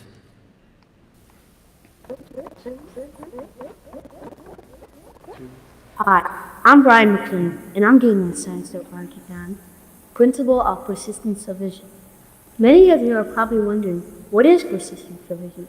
Well, it's really pretty easy. Your eye is an amazing organ, but it has one little quirk. It continues to see an object for a tenth of a second after the object disappears. Here's an example. This principle is what makes movies, cartoons, and even TV possible. Can't believe the sweater still fits. Yep, that was me, 12 years old and going deep into the science of animation. I didn't want to do my science fair project on the principle of persistence of vision. I was forced to. I wanted to do my science fair project on claymation, but my dad, he wouldn't let me. He said, Brian, this is a science fair. If you want to do claymation, you have to focus on the science that makes animation possible. So I opened up my collection of encyclopedias and I got to work. It was here that I learned about this strange optical phenomenon called the principle of persistence of vision. Think about it this way. If it wasn't for the persistence of vision, every time we blink our eyes, the world would go dark. But it doesn't. Try it. What happened? Nothing, right? We continue to see the world around us. When light hits your retina, there's a brief chemical reaction leaving an impression of that image. If you replace that light or image fast enough, your eye cannot distinguish the change, and they appear to be one continuous picture. Of course, our brains play a huge role in this. It's not just the quirk in the retina that allow us to see film and animation. Our brains are hardwired to be imaginative, to take in reality, in this case a series of still images, and create something new and innovative out of what it was given. But when I was in 6th grade, I wasn't thinking of any of that. I just loved stop-motion animation. King Kong, Rudolph the Red-Nosed Reindeer, scenes from Star Wars, Nightmare Before Christmas, and Wallace and Gromit. Prior to the 1990s, stop-motion was the only form of visual effects used in the film industry. Computer effects didn't exist yet. I spent my childhood wondering what types of tools these filmmakers used to create movie magic. Artists, technicians, cinematographer, and animators were creating groundbreaking visuals using primitive tools compared to today's standards. Audiences leaving the theaters wondering how the heck those geniuses pulled it off. That was me. So I went to school to study art. When I graduated college in 1999, I barely knew how to write an email. Computers were not something I was comfortable with, so I resisted. Like many artists, I bounced from job to job. My career path was not a straight line. Eventually, I ended up at a design school running their model shop. It was here the trajectory of my life changed. I was introduced to a 3D printer. This amazing tool was like science fiction. It bridged the digital world and the physical worlds together. And for me, it made the digital world far less intimidating and more approachable. So I'd read the instruction manual at night and teach the students how to use it during the day. I realized then that creativity isn't just about making things. It's also about reinventing how we make them. So a 3D printer isn't as unusual as it was 20 years ago, but the potential impacts are enormous. Humans love to work with our hands. For thousands of years, everything we made was handcrafted and unique. More recently, we've drifted towards making lots and lots of things. Now, as we mass-produce these objects, each object needed to be the same by design. Innovation has built assembly lines and tools that can pump out thousands of widgets a day, precise, but all the same. With a 3D printer, it takes a three-dimensional object and slices it into hundreds, if not thousands, of two-dimensional images, kind of like a CAT scan. And then those images are built up layer by layer. A polyjet printer sprays down liquid resin, and a bright UV light goes and cures that resin. It's a lot like your inkjet printer at your house. Imagine printing the letter A on a piece of paper and jetting down the A in the exact same spot. And between each pass of the printer head, imagine dropping the paper slightly. Eventually, you're going to end up with an extruded A. Now, just like your inkjet printer at your house, it doesn't take any longer to print a paragraph of Shakespeare or a rudimentary sentence. The detail of what you're printing doesn't necessarily add more time. We're so used to the equation. The more detail, the more complexity to something, the longer it takes to make. But with a 3D printer, you can utilize the speed of a mass-produced object, but each object can be unique, have their own bespoke design and personality. And they were about to have a fundamental impact on the way that stop-motion movies are made.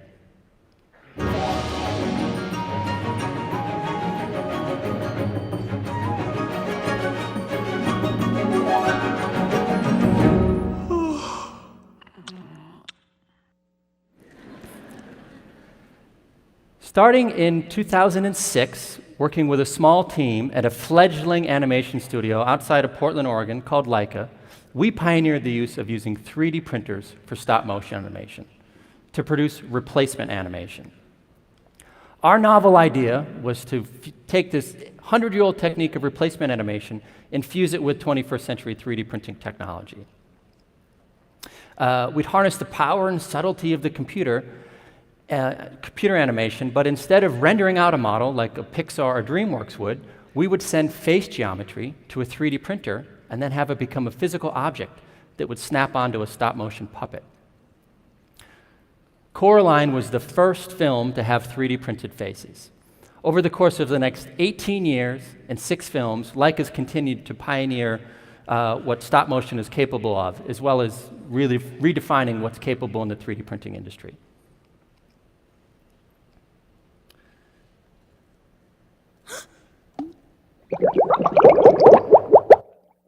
Awesome!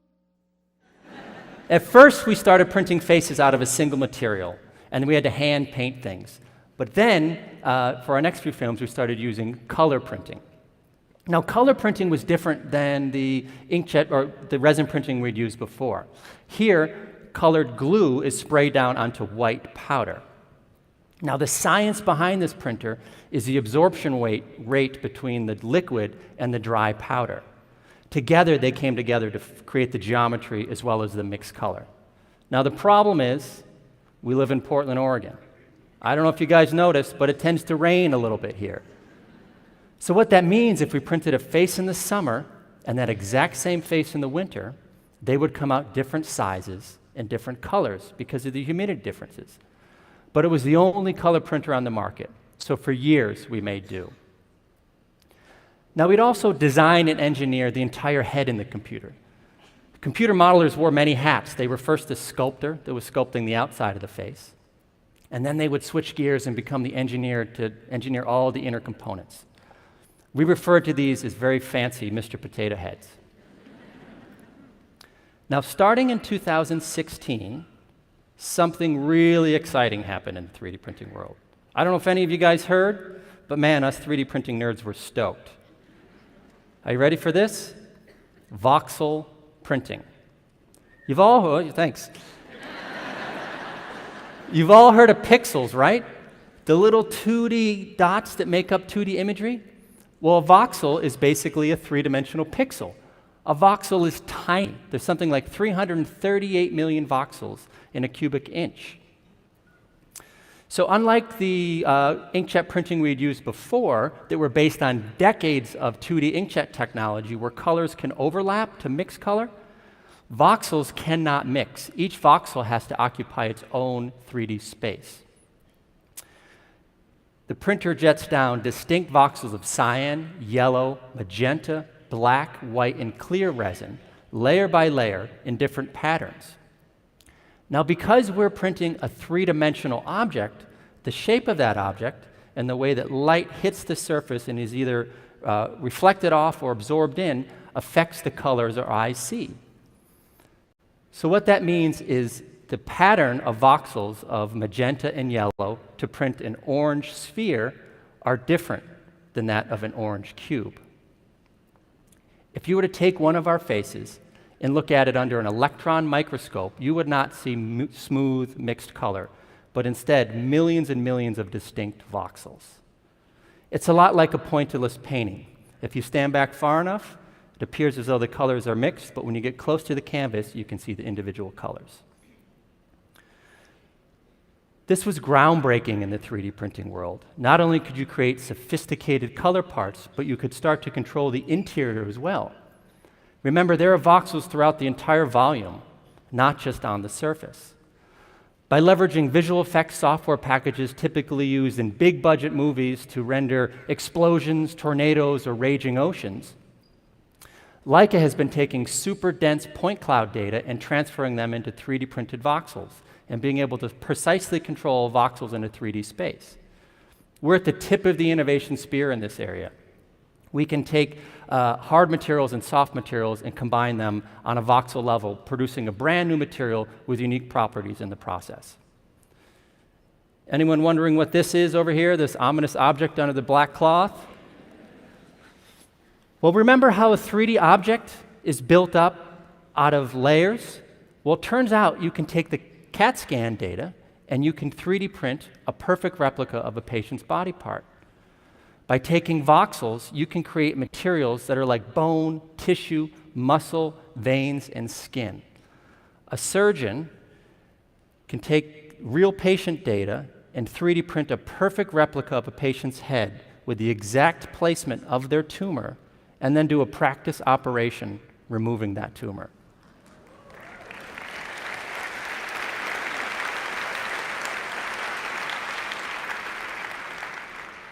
Leica's very own Rob Ducey, who was part of that original team in 2006, has helped write a research paper along with Nick Jacobson and other researchers in the medical field on this very subject. It's amazing to see Leica Animation Studios alongside other prestigious medical researchers as the one pioneering the use of voxel printing in the medical field. But we're like any other user in the 3D printing world. Yes, we've won a scientific and technical Oscar for pioneering the use of 3D printing and stop-motion animation, but most other users are creating prototypes. We're using a 3D printer as a creative expression, in a way, bringing still objects to life. Each face we print is unique. Each one is a work of art that's hand-finished by artists. For our latest film, Missing Link, we printed over 106,000 unique faces. We have a face library run by face librarians who catalog and archive each individual expression. We've also won a Guinness Book of World Records for the most number of 3D printed faces in a stop-motion animated film. I don't think anyone else is competing in that category, but it's still pretty cool. So the geniuses at Leica have been trying to figure out a way in real time that I could demonstrate how we use 3D printers for replacement animation. You see, stop-motion animation is an extremely slow process. The average animator working 40 hours a week can produce 3 to 4 seconds of footage. I would be up on this stage for weeks trying to animate something for you guys, and if any of you stuck around that long, you'd be disappointed because I'm not an animator and it wouldn't look very good. So at first we thought about building one of these. This is called a zoetrope. It was invented over 200 years ago, before film cameras existed, as a way to see still images come to life. We thought about dragging one of these out here and having me spin it like crazy, but the problem with this design is all the beautiful artwork is hidden behind those large cylindrical walls. So instead, we designed, engineered, and built something specific for this TEDx stage.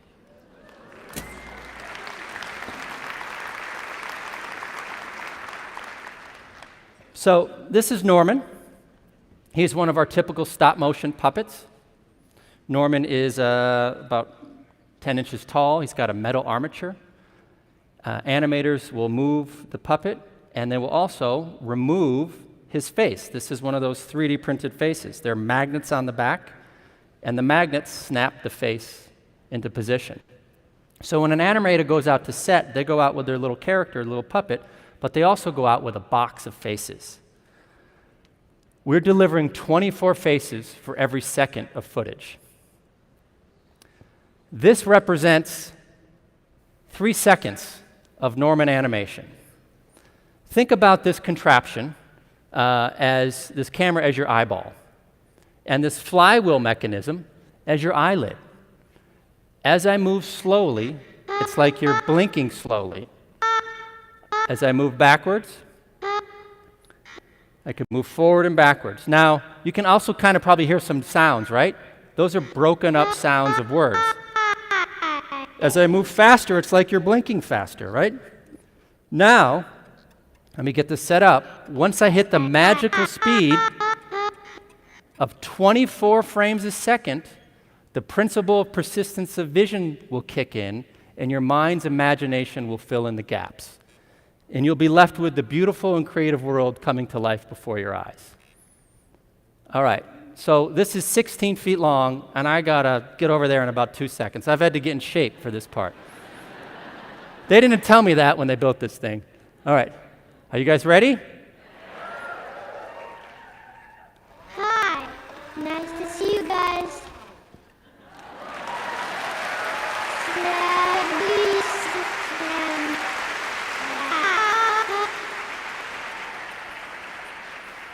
All right, one more time. That was pretty cool. Faster, slower.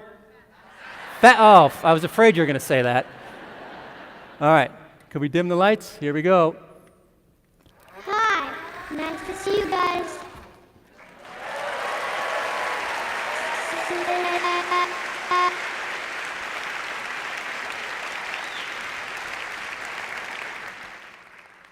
That kid you saw before in the video loved stop-motion animation. That led me down a path of first discovery, then resisting something I feared, technology. The artistic drive of the individuals that I have an honor of working alongside have built an environment where we get to bring imagination into reality and forge the path forward of not only inventing new things, but using creativity to reinvent how we make them.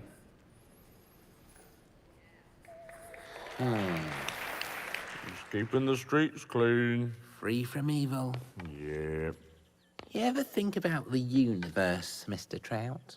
What if our world is just like a tiny speck? A tiny little speck. And there are giants looking down on us. And every time we move... It's actually them moving us. Seems a bit tedious. Like that, just there, me blinking.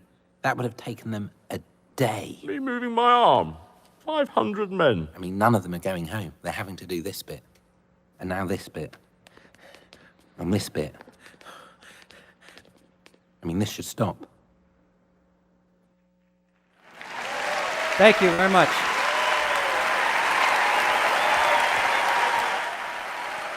Well done. Thanks.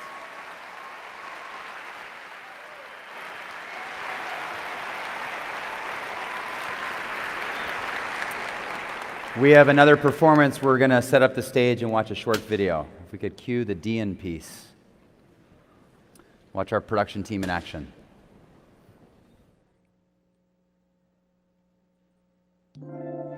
My family has been running a knitting company in Portland for nearly 100 years. We are passionate about it. We are dedicated to it.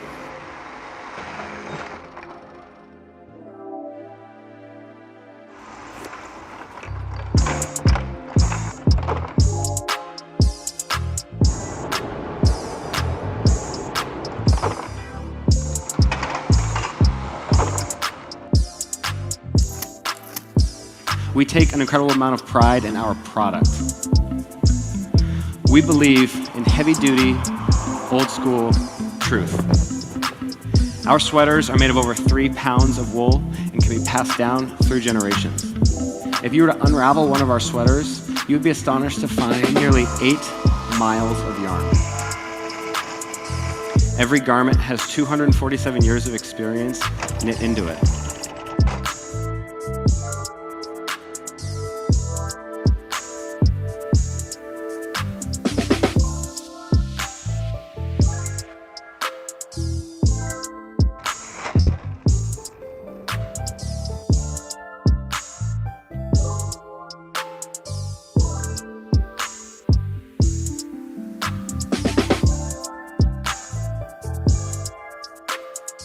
We are proudly American, we are proudly Portland, and we are proudly independent. But most importantly, we have created a family atmosphere within our organization that is built on love, respect, and pride in our product and who we are.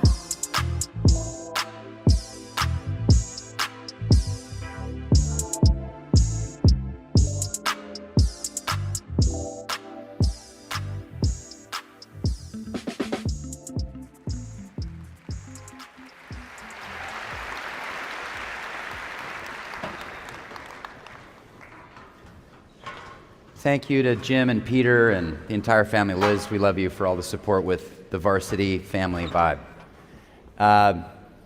So when we're creating this over the year, the topic of what do you do outside of this often comes up, because we all volunteer. Every person that's involved with this is a volunteer. And so when we're not heads down, it's like, what do you do outside of here? And so I'm talking to a gentleman named Brandon Ha, who is...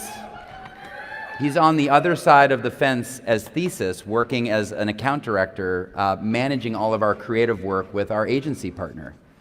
And so we're just shooting the breeze, and what do you do? And he's like, well, I'm involved with this White Lotus Foundation. And, you know, my mind immediately went to the show, and if you're watching that, holy cow. Not that. It's not that. And so I looked at it, I was just in awe, just in total awe, and this is what you're about to see here. You're about to see a remarkable performance. It's only 10 minutes long, but it just was a lovely conversation that spurred from a conversation with Brandon, and behind that is an incredible group called Thesis, and we're going to give them some more love later today, but while they have another 2 minutes to set up, we're going to do one more video.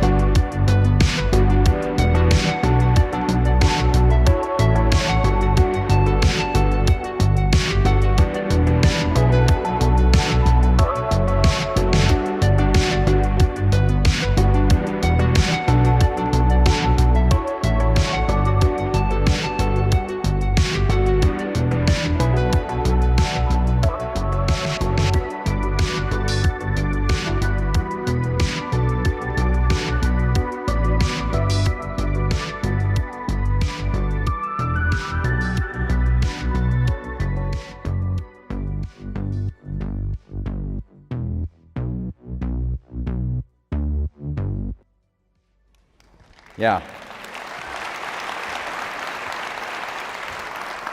3 incredible years. This is our 3rd and final year with Thesis. We've just had a remarkable run. White and Kennedy did 3 years in the very early days, and then we had a partnership with Instrument, and then Enjoy the Weather, and now Thesis, and we just could not be more grateful. There's so much creative horsepower in this town, and to be able to interact with that, interface with the creative minds and the producers, it's one thing to think about an idea, but to actually put it into the world with creative thought partners is why we do it. Round of applause for Thesis.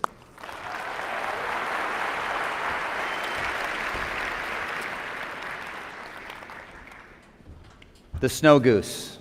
This is my favorite logo. This is my favorite place.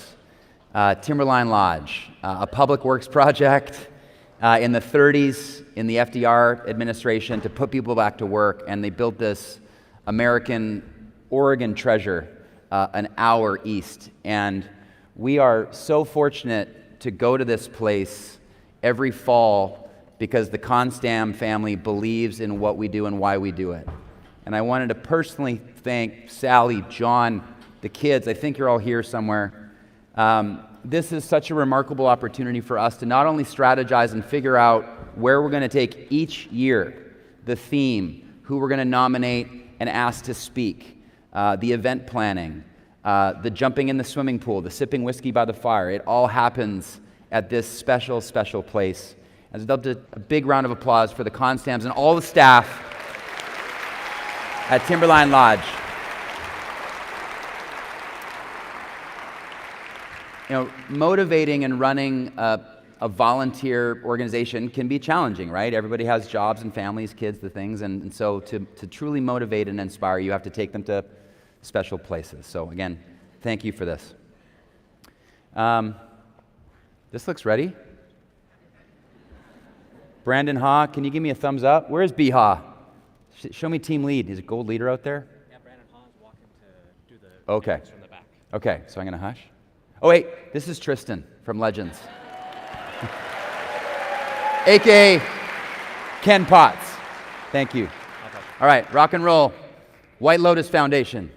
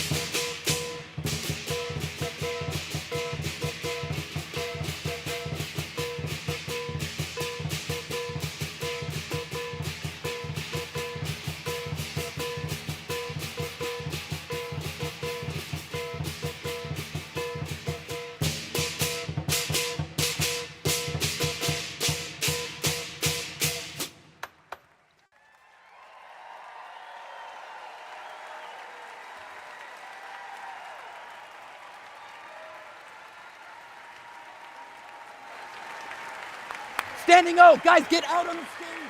Out, take a moment.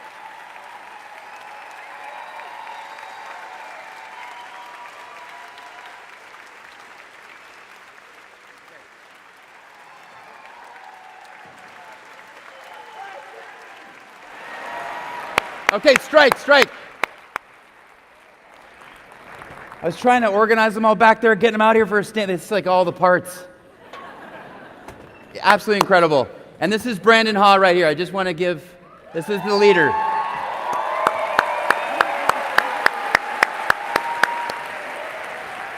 Yeah. Thank you. Yeah. Yeah, that all happened just because, hey, what do you do outside of work? It's crazy. Oh, hold on. I got a couple things.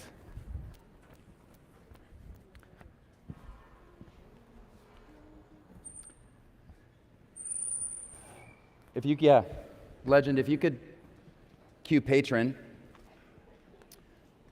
Before we introduce Brennan, turn to page 158 in your book. Really excited to explain a new offering. TEDx Portland is always looking to evolve. It's always looking to grow. And something we've talked about for years, and we're finally going to do it. We're going to introduce something called the Patron Society. And as a nonprofit, we're always looking for new creative ways on how to fund this model.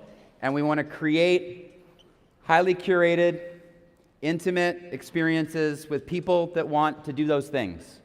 And so if you have an interest after reading these pages and you want to learn more, the Tender Loving Empire team has been sensational to work with. They're a new partner this year, Brianne Mees and the team. Yes, if you know TLE, there are so many things, from a record label to wonderful retail experience. Please come visit us at the TLE tent, and you're going to meet Zizi Sanzaki, who's a brainchild behind this. And we're really excited to lean into this. So again, if it's of interest, we'd love to talk to you. You get a beautiful little pin, and we'd love to invite you into a world of things that are year-round, not just a Saturday in April, but if you want to come to experiences with alumni, concerts, cooking classes, all the things, we're going to engage our alumni and have more of a year-long conversation aside from our Super Bowl every spring. So please think about it. Thank you to TLE and Zizi for all the hard work.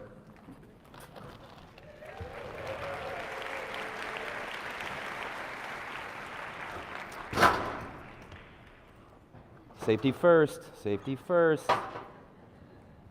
Great job, team.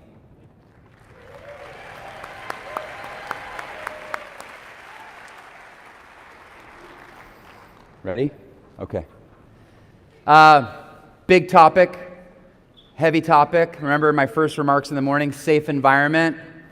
This is about grief, and we approach big topics like this with love and vulnerability and understanding. With that, please put your hands together for Brennan. Brennan Wood from the Dougie. Love you. Thank you. Go get it.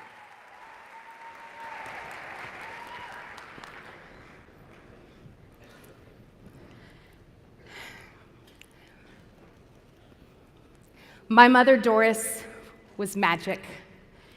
She absolutely perfected the art of making every day, every ordinary moment a celebration.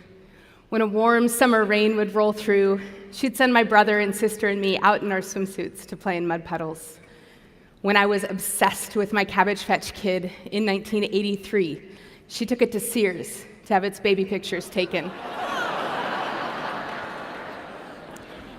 She made the best Halloween costumes. Magic. My father once told me that when she was diagnosed with breast cancer at the age of 34, she just couldn't imagine anything but a happy ending. Idyllic, for sure. But what that meant for me, the youngest of her 3 children, is that I never once had a conversation with her about being sick. I learned every single thing I knew of her cancer from my older brother and sister, who were anything but equipped to help me navigate such rough terrain. In the early hours of a cool August morning, just 3 days after I turned 12 years old, my father woke me up with 4 life-changing words. Your mother is gone. a single defining moment with a clearly delineated before and after. Maybe you've had one of these moments in your life too. A push into the ocean during an unrelenting storm, a storm called grief. Grief, it's such a small word for such a big experience. One thing I've learned since that day 37 years ago is that grief is to feel, not fix. Now let's be clear.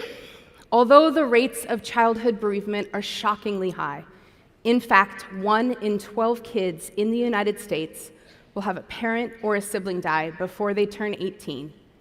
The reality is, most of you probably didn't have a parent die when you were a kid.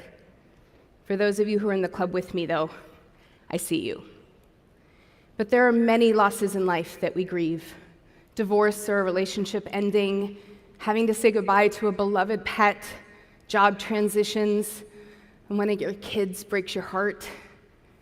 Finally giving up on your favorite pair of jeans ever fitting you again. Funny, not funny, right? And grief is a natural, normal, healthy response to loss of any kind. There is simply nothing wrong with you because you are grieving. Unfortunately, others will tell you differently. We are in the midst of a time when many are pathologizing grief. For the first time in history, the official diagnostic manual used by mental health professionals now includes grief. Prolonged grief disorder, to be exact. In the past, intense and life-altering reactions to loss were seen as a normal, natural part of the grieving process, not a mental disorder. Now, children can be diagnosed with prolonged grief disorder if they are yearning too deeply for their parent who died just 6 months after their death. Let that sink in. And right now, studies are being done to test naltrexone, a drug used to treat opioid addiction, on grief. The hypothesis? Those who are grieving are addicted to the memory of the person who died. As if memories are a bad thing, as if grief is something to be fixed, something to be cured, something to move on from in an appropriate time frame. Appropriate for whom, I ask. But grief is not a 6-week program. Heck, it isn't even a 6-month program. Grief is a lifelong journey. Because grief isn't just one thing, it isn't just sadness, not one emotion. Grief can also be relief, fear, gratitude, shock, hope, anxiety, pride, love, guilt, and so many other feelings. Grief is a complex experience. It is a physical, behavioral, social, spiritual, emotional, and cognitive experience. Grief is messy because being human is messy. Grief is complicated because relationships are complicated. Grief is deep because we are deep. And even though there is no rushing it or fixing it, people will still try. In the aftermath of my mother's death, my father jumped quickly into trying to fill the void with the next relationship. My brother and sister, being a bit older, were more easily able to escape the chaos. And after a handful of months, I was home pretty much alone for quite some time. My best friend's mom tried to help out where she could, bringing over groceries when the cupboards were bare, trying to teach me to cook a few things for myself. But honestly, most of the adults in my life just didn't know what to do, except to try to fix my grief. These very well-intentioned people wanted to take my pain away by saying things like, "Your mom wouldn't want you to be sad," or "Your mom was such an incredible person, you have to live on in her memory." But no pressure, right? There is truly no shortage of cliches or platitudes or downright hurtful things people offer to those who are grieving. Pro tip: avoid any sentence that starts with "at least." At least they didn't suffer. At least you're young and can fall in love again. At least you can have another child. people really say these things, and just no. For me, it wasn't just other people, it was my dad too. I distinctly remember standing in the kitchen one evening. He came home to pack more clothes before heading out for the night again. And I felt so alone and so mad and so sad that I just let him have it. And he kept repeating, "You're fine, it's fine, you're going to be fine," as if to convince himself as much as me. And I remember saying, "What if I'm not?" And that is when he said, "I heard about this place called the Dougie Center. I have no idea what they do. Do you want to go?" And I said yes. I knew I needed more help than what I was getting. The center was the world's first peer support program for children and families who are grieving, started right here in Portland in 1982.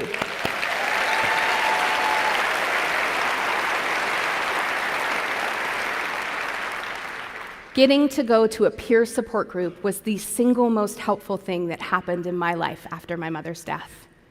There, no one tried to fix me. In addition to being with other kids my age who also had a parent die, I was surrounded by adults who said things like, "That sounds really hard. Do you want to tell me more about it?" Or, "I remember you saying your mom made amazing Halloween costumes. What would you have her make you this year if she could?" Things that made me feel validated and seen. Things that held the space for my entire grief experience without expectation that I forget or move on. Things that gave me the space and the opportunity to feel it. And there are very tangible reasons that this is so important. Kids who have a parent die in childhood have higher levels of anxiety, depression, and substance misuse into adulthood. They have even been shown to have earlier mortality rates than those who never experienced the circumstances of a death far too young. But there is good news.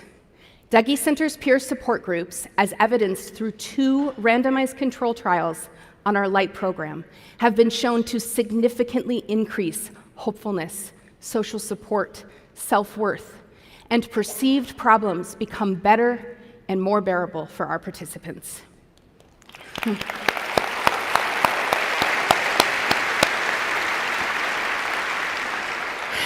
So, what does this look like?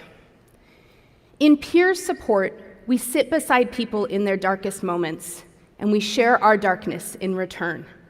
When we can allow for and validate the sorrow, the injustice, the pain, the longing, when we can hold the space for the immenseness of grief, there becomes just a little more room, a little less pressure. A window cracks and lets in a bit of air. And over time, there becomes space. Space for connection, space for creating meaning, space to hold on to the love, creating strength, and creating a shared understanding that when hard things happen, we are not alone in this world. So how can you offer this support to those in your life who are grieving? Share your favorite memories often. Sit beside them without trying to fix it long after the casseroles have stopped arriving. Put important dates on your calendar. Send a text or a card every year saying that you haven't forgotten and memories live on. Say the name of the person who died. As important as community can be, not everyone will seek out peer support. And grief can be a really isolating experience. So showing up for yourself can be equally as important. The reality is, you may place expectations on yourself that aren't helpful or kind either.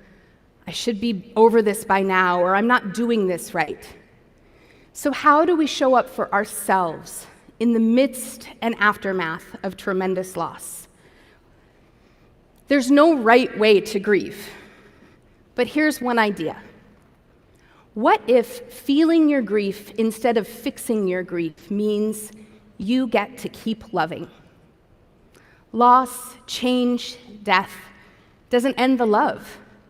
We all have the capacity We all have the right to keep loving. My mother is the only mother I'm ever going to have. Her physical absence doesn't end our relationship. It only changes it. I get to still think about my mom, still cry and laugh about my mom, share stories about my mom, stay connected to my mom. And so do you. You get to stay connected to the people and experiences that have shaped you. You get to hold on to those. You get to bring them with you. With kids, I describe grief as something I always carry with me. At times, it feels like a huge boulder on my chest, but most of the time, it's a pebble that I carry in my pocket. But it is always with me, and that is okay. I don't want to forget about my mom. So if that means I carry my love and grief with me forever, I'm okay with that.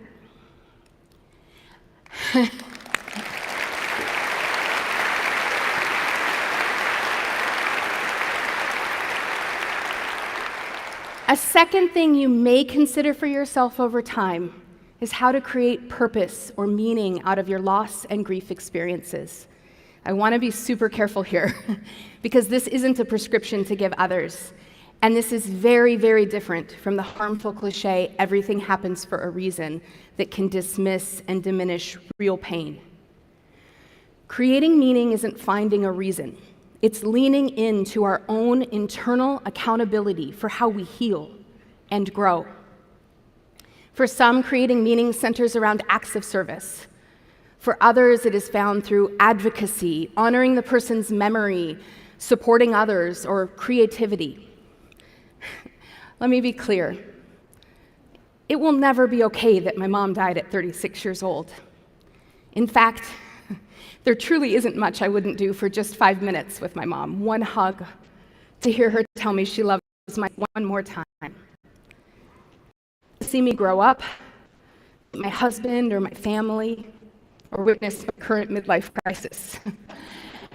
And we both really missed out on a lot. But how I've created meaning for myself is being entirely grateful for the gifts that have come into my life because my mother lived and because my mother died. I'm a strong person because of her life and a much stronger person because of her death. I love harder. I don't take anything for granted because I know tomorrow is not guaranteed. I try to keep my relationships clean, and I don't give up on people easily. All of that is a direct result of loving my mother in her life and in her death. Permission.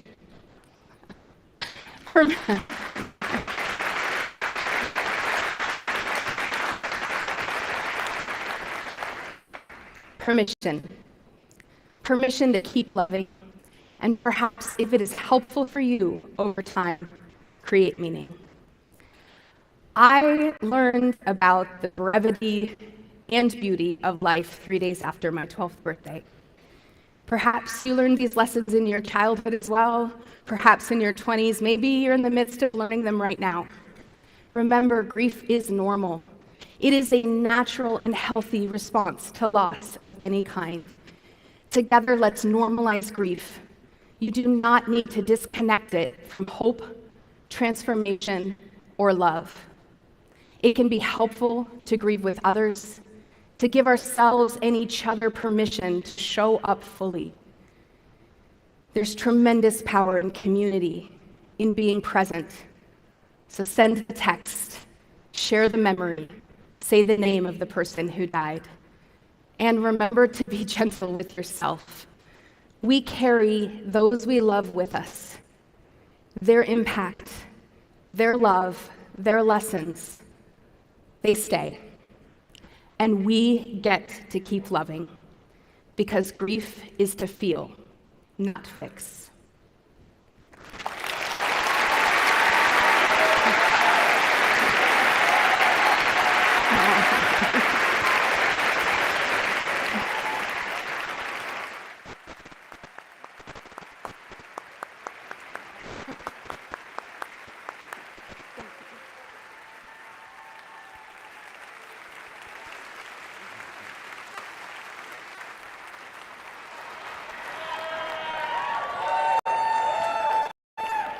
Okay, what an incredible morning.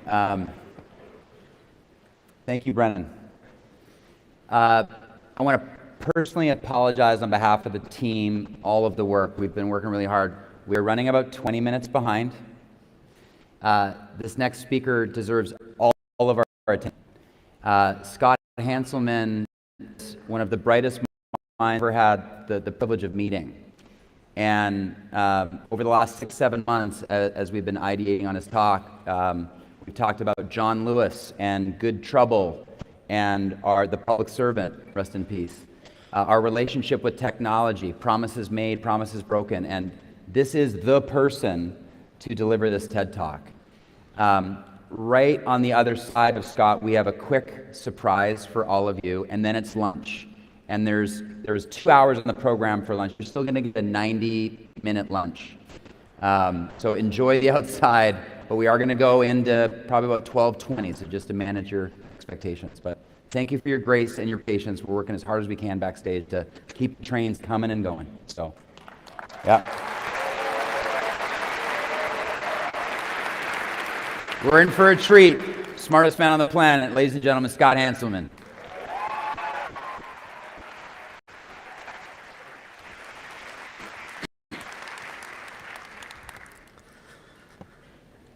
Hi, friends. In 1984, a teacher made a promise to me that tech was going to change everything. Her name was Mrs. Marion Mayfield Hill. She was a Portland jazz legend and my 5th grade homeroom teacher. And one day, when I was around 10, she brought a computer into my life. She showed us an Apple II. She brought it into our space. She told us we could create. This is the tool that's going to change everything, she said. We're going to make things with this. And this fit neatly into my life as a family of makers. My dad was an avid woodworker when he wasn't a Portland firefighter. My mom made all the leather for the Birds of Prey program at the Washington Park Zoo when she wasn't a zookeeper. So we made things. This fit neatly in our lives, and it kicked off a 30-year love affair with tech. And Mrs. Hill believed in tech, and she believed in us. And you may feel that tech has made some promises. It's promised a lot. You may feel that some of those promises were kept, and you may feel that some of them we may have been lied to. I think tech promised these 3 things. Promised connection, real human connection. We're going to connect everyone. Promised convenience, a life made easier, not harder. And it promised creativity and freedom of expression. I'm not just a random guy. I have a day job. I'm a vice president at Microsoft, which is a crazy thing. I went to Glenhaven. And at night, I'm also doing tech because I can't stop. I'm so excited about it. I made an Apple I computer from original parts, and my dad made the wooden board on that one because I don't have the ability to do that. That's too technical for me. I make tiny arcade games. I've made a 3D printed dark saber that runs Python because why not, right? I have an open source artificial pancreas. I have a deep, thank you for laughing at my lifelong chronic illness. I have a deep and profound enthusiasm for technology, and my parents believed this as well. They believed in me, and they believed in Mrs. Hill. And Mrs. Hill enabled something unbelievable. My dad and I took our 1972 blue Ford Econoline van, and we drove it to Glenhaven every Friday night, and we borrowed the Apple II. I don't know why Mrs. Hill let me do this. It was a gift. She saw something, and she made it happen, and as long as we had the Apple II back by Sunday night, it was a victimless crime. And we would go back and forth every week, and I would get to enjoy this Apple II, and I would make things, and I would sit in the garage, and I would think, and I would create. Now, when you're poor, you don't have a lot of money in the bank, but you do have cars in your front yard in various states of repair or disrepair. And one day, I showed up at my house walking home from school, and the van was gone. They had sold the van, and they bought a Commodore 64 for $299 from Sears. What a gift. What a gift those early days in tech were. This was a science fiction-filled future. We were going to connect everyone. Like, where's my jetpack? It's 2025. Can we get the guys at Leica on that? Tech promised us connection, to connect everyone. I've got 800 friends and no one to call. We have isolation bubbles. We have information bubbles. We have depression. We have bullying. There was a report by the American Enterprise Institute that said that 17% of Americans have no close friends. 0. That's up from 1% in 1980. Now, Ray Oldenburg, in his book, The Great Good Place, coined the term the third place. The third place is an incredibly powerful concept. In order to be a fully formed human being, you need 3 places: home, work, and a third place. Somewhere that you belong, somewhere that you can go to find your community. Your third place is community. The church, the mosque, the mall, the arcade, somewhere to be and belong. In those early days of tech, for me, that was the internet. Yeah. It was the internet, but it was a different internet. It was an internet of sharing. It was an internet of belonging. It was a place where we sorted ourselves and decided who we wanted to be. The information was just sorted by date descending. Today's internet is a series of walled gardens controlled by billionaires, not humans. And the billionaires...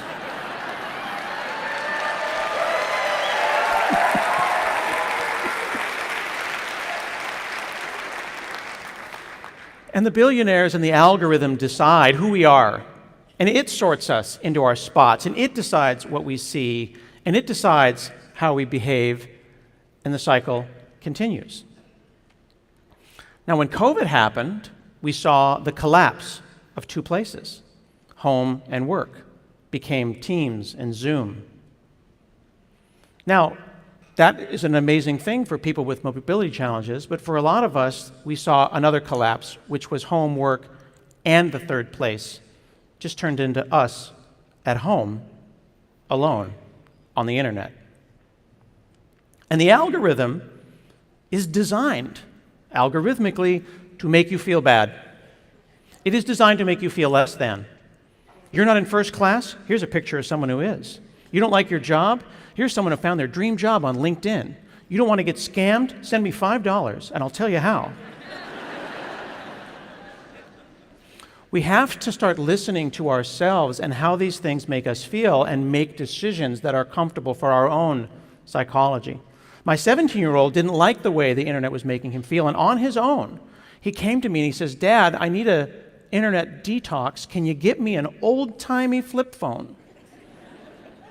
Then once I got over the emotional hit of old-timey, I taught him how to move his SIM card from his iPhone to his flip phone, and we had Google Maps and some MP3s. A lot of MP3s. And we're not going to talk about where they came from, but there's a lot. Now, we were promised connection, but are we richer for it? Are we better people for it? Is our lives easier? Tech promised us convenience. We wanted instant answers, and we got infinite scrolling. We have pocket supercomputers with connectivity to the world brain to solve the world's great problems. And I know you're all using it every day to ask hard questions, like how tall is Brad Pitt?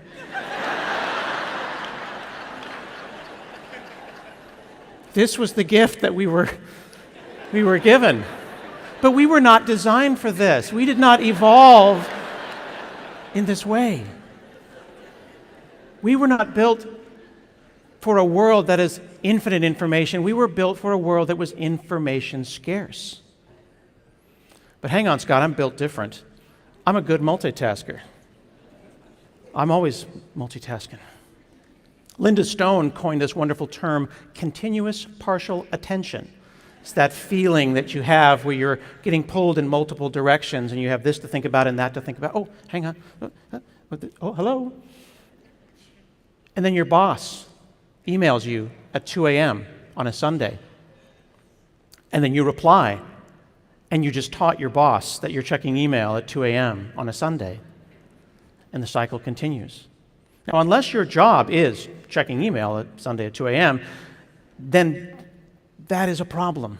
That is a cultural fundamental issue because we as a collective have decided to have always-on culture. Hey, the internet lets you work anywhere. So now you can work everywhere. Other more advanced cultures like Australia have actually made laws with the right to disconnect. They've made a law to not answer your boss's email. And you get back to, yeah, can we?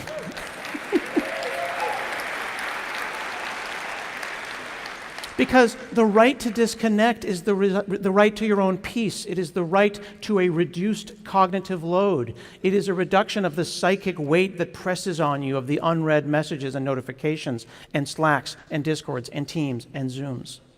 I could use a reduced cognitive load. A couple of years after, thank you. A couple of years after Mrs. Hill and my parents enabled me to have a computer, I was diagnosed with type 1 diabetes. And I was told that I would have to have insulin shots 5 to 10 times a day and prick my fingers 10 times a day, and that sucked. Not super convenient. It's like having a background process on your computer that you don't know what it is, but it's taking up 20% of your brain at all times. And I was like, I want the latest tech. And they handed me a pencil and a spiral notebook. They said, track your sugars. I wanted to look into the latest tech, and I found the latest insulin pump. That's a pretty cool thing. It's actually the first insulin pump. I didn't get to use that. It wasn't my gift. I wouldn't know how to make the wooden box. I would have to ask my dad. But I did know about computers, so I did the only thing that I could. I made a small portable blood sugar management system on a Palm Pilot.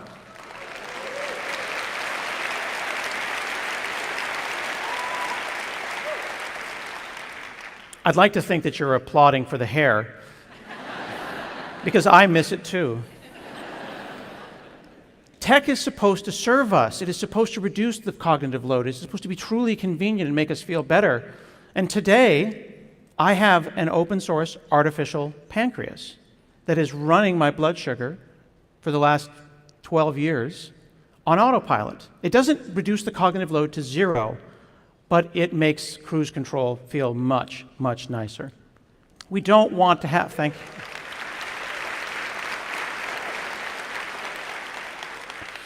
The paradox here is that we get promised convenience and then we're delivered a crushing load that presses us down. It makes it hard to create when you have this kind of stress and background things going on in your life. Which brings me to the third promise, because tech promised us creativity.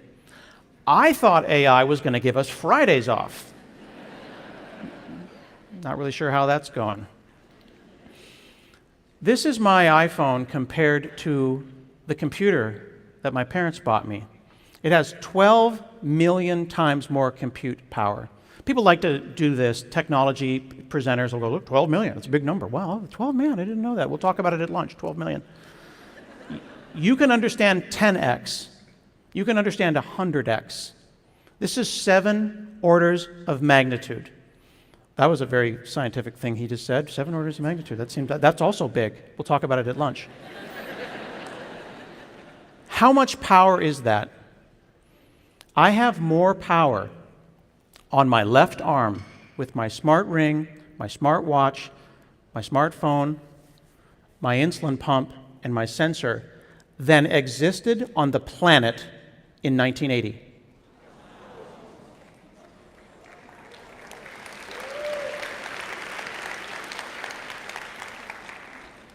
This cannot be overstated, how much power you have in your pockets. Surely this is going to usher in a golden age, a final frontier of creativity. Is our society ready? I know our society is 12 million times more advanced. and fully prepared for the ramifications of technology and artificial intelligence. Because they call them frontier models. The artificial OpenAI models are called frontier models, and this is the final frontier. I know that we all are hitting the rent and paying for food, and everyone's bill's on autopay, right? Because the tea, Earl Grey, hot. Everyone's got a food replicator at their house, right? Didn't you pick one up at, no? Okay. Let's talk a little bit about AI for a second, because this is happening, and it's big. This is a little app that I wrote. I'm asking the AI to say, what's the next word? It's a beautiful day. Let's go to the. This is a kind of spicy autocomplete, because statistically it's been trained on the corpus of all the text on the internet, so it knows that when people talk about beautiful days, they typically want to go to the park. So it's 90% a reasonable answer. This isn't a fact creator. It's a statistical Family Feud. Show me park. Fantastic. 90% of people said they were going to go to a park. All right.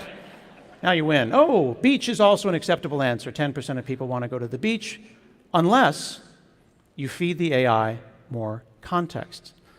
I live at the coast. It's a beautiful day. Let's go to the beach. This context made it a fait accompli. We're going to the beach. This is what we're happening. We live at the coast. This is not correct. It's not creative. It's rolling the dice. That's not bad. It's not good. It simply is. But rolling the dice is not creative. It's computer Mad Libs. So now we'll give this technology to Mrs. Hill and an educator, and they'll generate a syllabus, right? And then your kids will cheat on their homework and generate a 5-paragraph essay, and maybe they can just go to the beach, and then everyone else can just have the AIs talk to themselves. That's not what we should be using this technology for. That's not the gift of technology and creativity and artificial intelligence. What's something that we could do? What would Mrs. Hill do that would be more advanced and more thoughtful? Maybe we could have an oral report, and we could talk to the AI in the voice of someone who can't speak for themselves. You could interview Einstein or Maya Angelou. You could talk to Nelson Mandela and then give a report about the time you did a podcast with Nelson Mandela. And suddenly tech is alive and interesting and creative in ways that were not possible before. The whole point is to do things that weren't possible before while maintaining connection, convenience, and creativity. Those promises matter. Those were the things we were promised. Now, Mrs. Hill has homework for you. We were promised connection. Call out manipulative algorithms that try to sort you into different places. Seek out human connection. And if it pleases you, put down your phone. We were promised convenience, but we got a crushing cognitive load. Set boundaries on your technology. Demand a right to disconnect and prioritize your mental health over the ping of a notification that you can always check later. We were promised creativity, but now we risk algorithmic control and the devaluation of human art. Support human artists.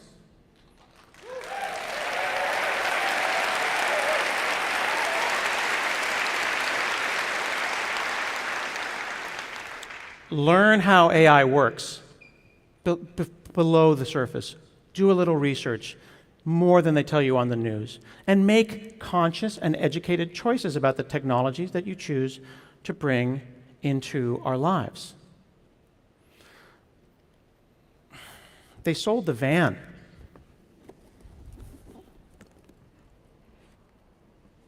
They sold the van for the gift of technology and the promise of a future with true connection, with convenience, and with creativity, and with community. They did this for us. They believe in us. They have given us world-changing tools. Are these tools going to change us, or are we going to change the world with them? Thank you.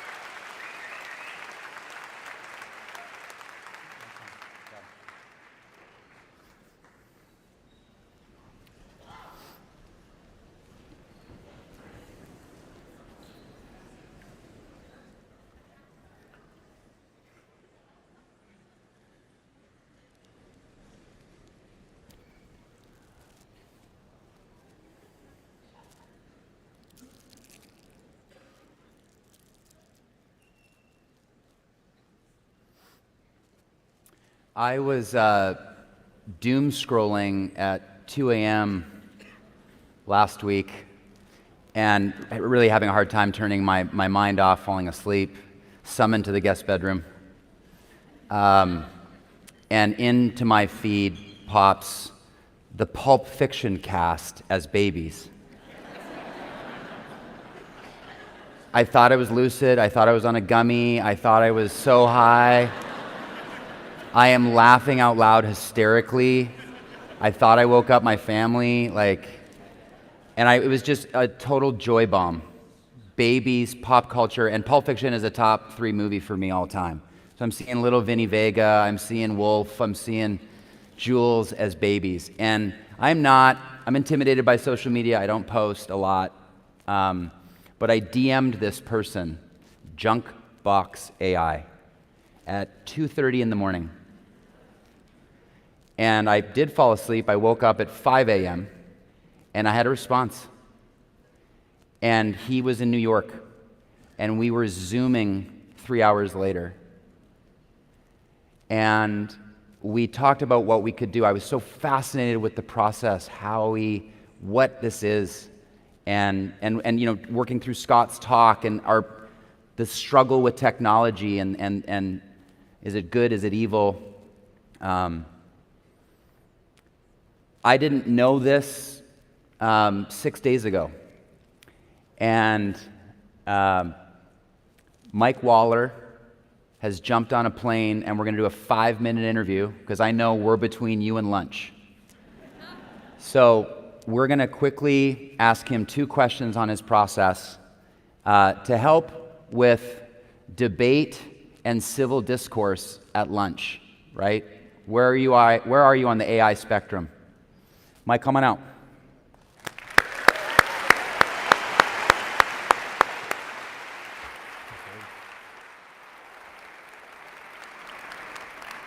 How you guys doing? So I just thank you for the time, truly creating, making time, flying here on a dime. We're very grateful. We just want to learn. Walk us through what's your process? How do you create one of these? So it all starts with creating what's called a LoRa. It stands for a low-rank adaptation. It allows you to take a small amount of data or images and inject those into a larger data set. Some of you might have heard of Stable Diffusion or Flux or even Midjourney.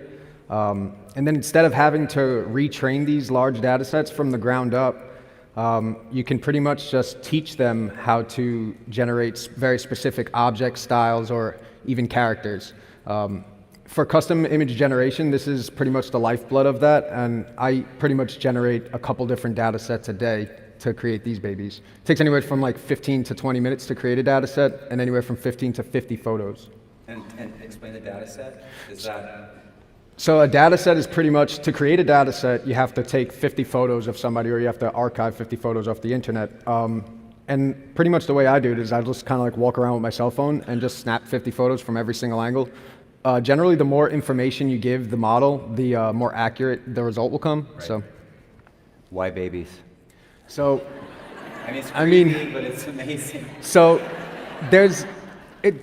who doesn't love babies? Yeah. It's so hard not to make them, and I honestly do it just for therapy at this point because they make me so happy, and everybody who sees them gets a good laugh out of them. So.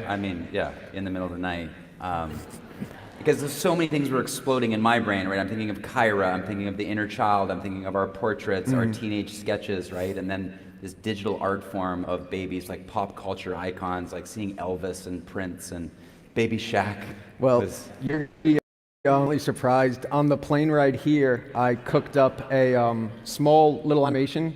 Just put a couple things together, and I think you guys are going to like it. Okay. Well.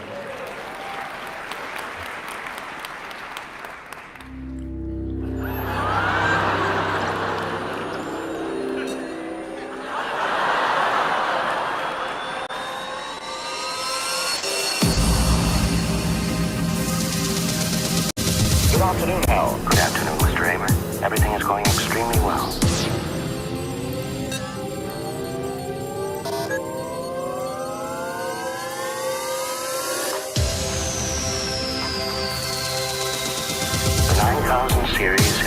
reliable computer ever made.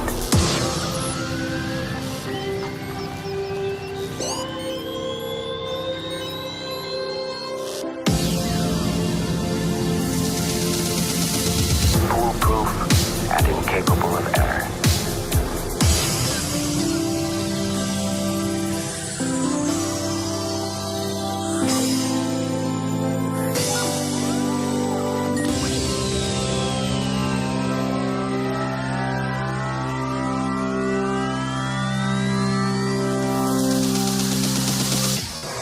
Open the pod bay doors, Hal. I'm sorry, Dave. I'm afraid I can't do that.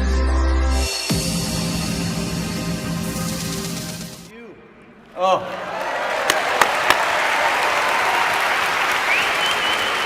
Stand. Wait, I have one more baby that I forgot, and you guys got to show us this one.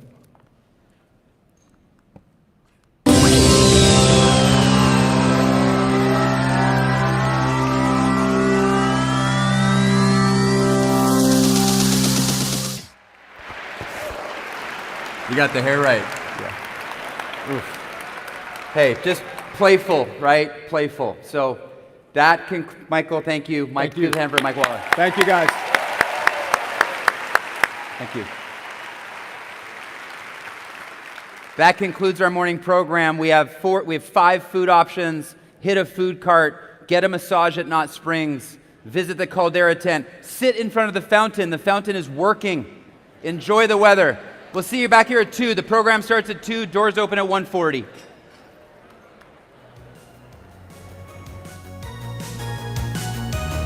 This is TEDx Portland, history and hope. TEDx Portland is pretty unique on a few levels. It brings together thousands of people who may not have met before. 3,000 people or more, depending on the venue, come to experience learning. They come to be inspired. It puts a spotlight on amazing people doing really amazing things. Here in Portland, where at the community level we thrive for that sort of engagement, TEDx provides us an opportunity to amplify the voices in our community that are trying to do that are trying to bring novel concepts to mainstream.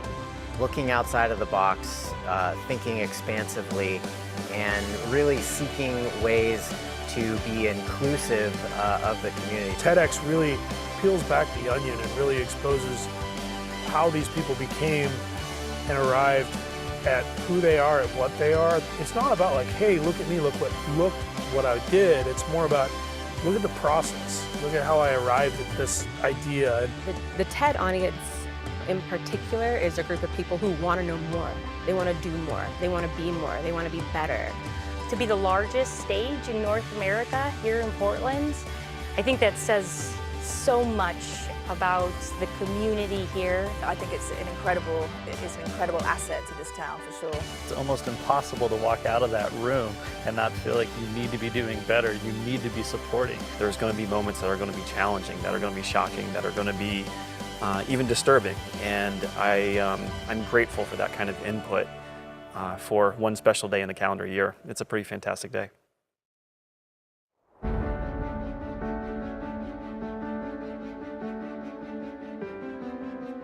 So Greg, tell me about being the very first speaker at the very first TEDx Portland event back in 2011.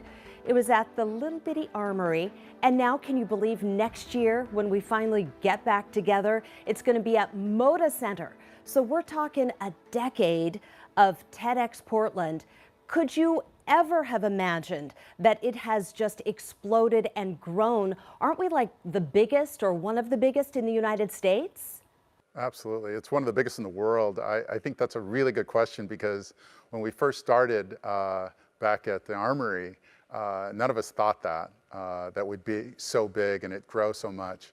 I've gone to every single TED event for the last 9 years, and it's such a wonderful event to be at because of the community and the family that's generated there. And the idea of having it at the MODA and actually opening it up to more and more people is phenomenal. It will be the largest premier TEDx event in the world. It's just an amazing thing to be a part of. So you say ask yourself better questions.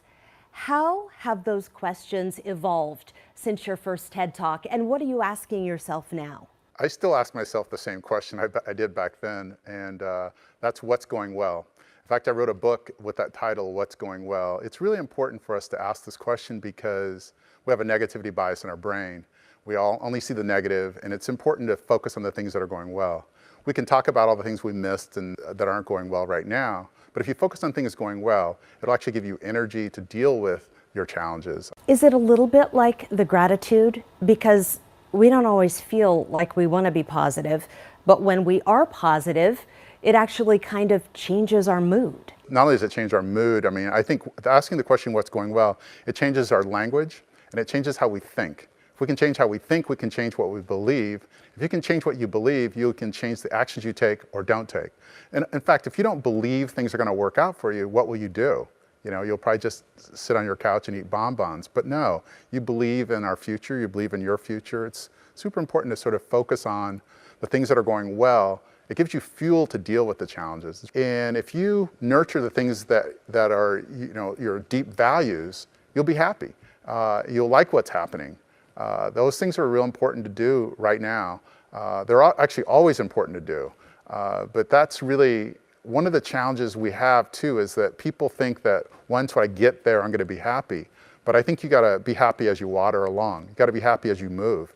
And that's how I sort of focus on it. I also ask what's going well around those things too. What's going well with my health? What's going well with my family? Those are super important questions to ask around the things that we say we value. So does watering the bamboo look any different in quarantine, and if so, how? It's a good question. Well, Water the Bamboo is about a giant timber bamboo in which you water it for years. It takes up to 4 to 5 years before a giant timber bamboo will grow. But once it does, it'll grow 90 feet in 60 days. And that's incredible growth, remarkable growth. Everyone loves that kind of growth. But the pandemic actually, quite frankly, has wiped out some people's bamboo. So I think now is the time to maybe replant. When I talk about replant, it's like an idea. Whatever your idea is, you need to replant it in the most fertile soil there is on earth, and that's in your mind.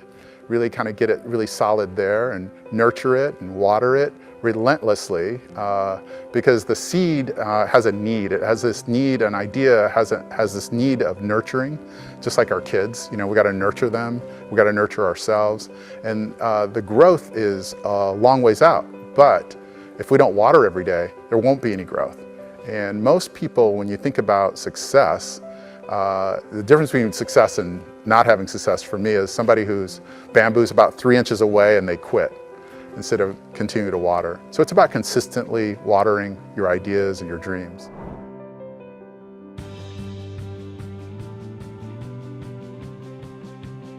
Anna, it is a pleasure to talk to you today. Tell us about the Insight Alliance and how long it's been around. Well, the Insight Alliance is an organization that works with men and women and youth in the prison system, and also people that are affected by the criminal justice system. So people who are paroling, who are transitioning back to the community.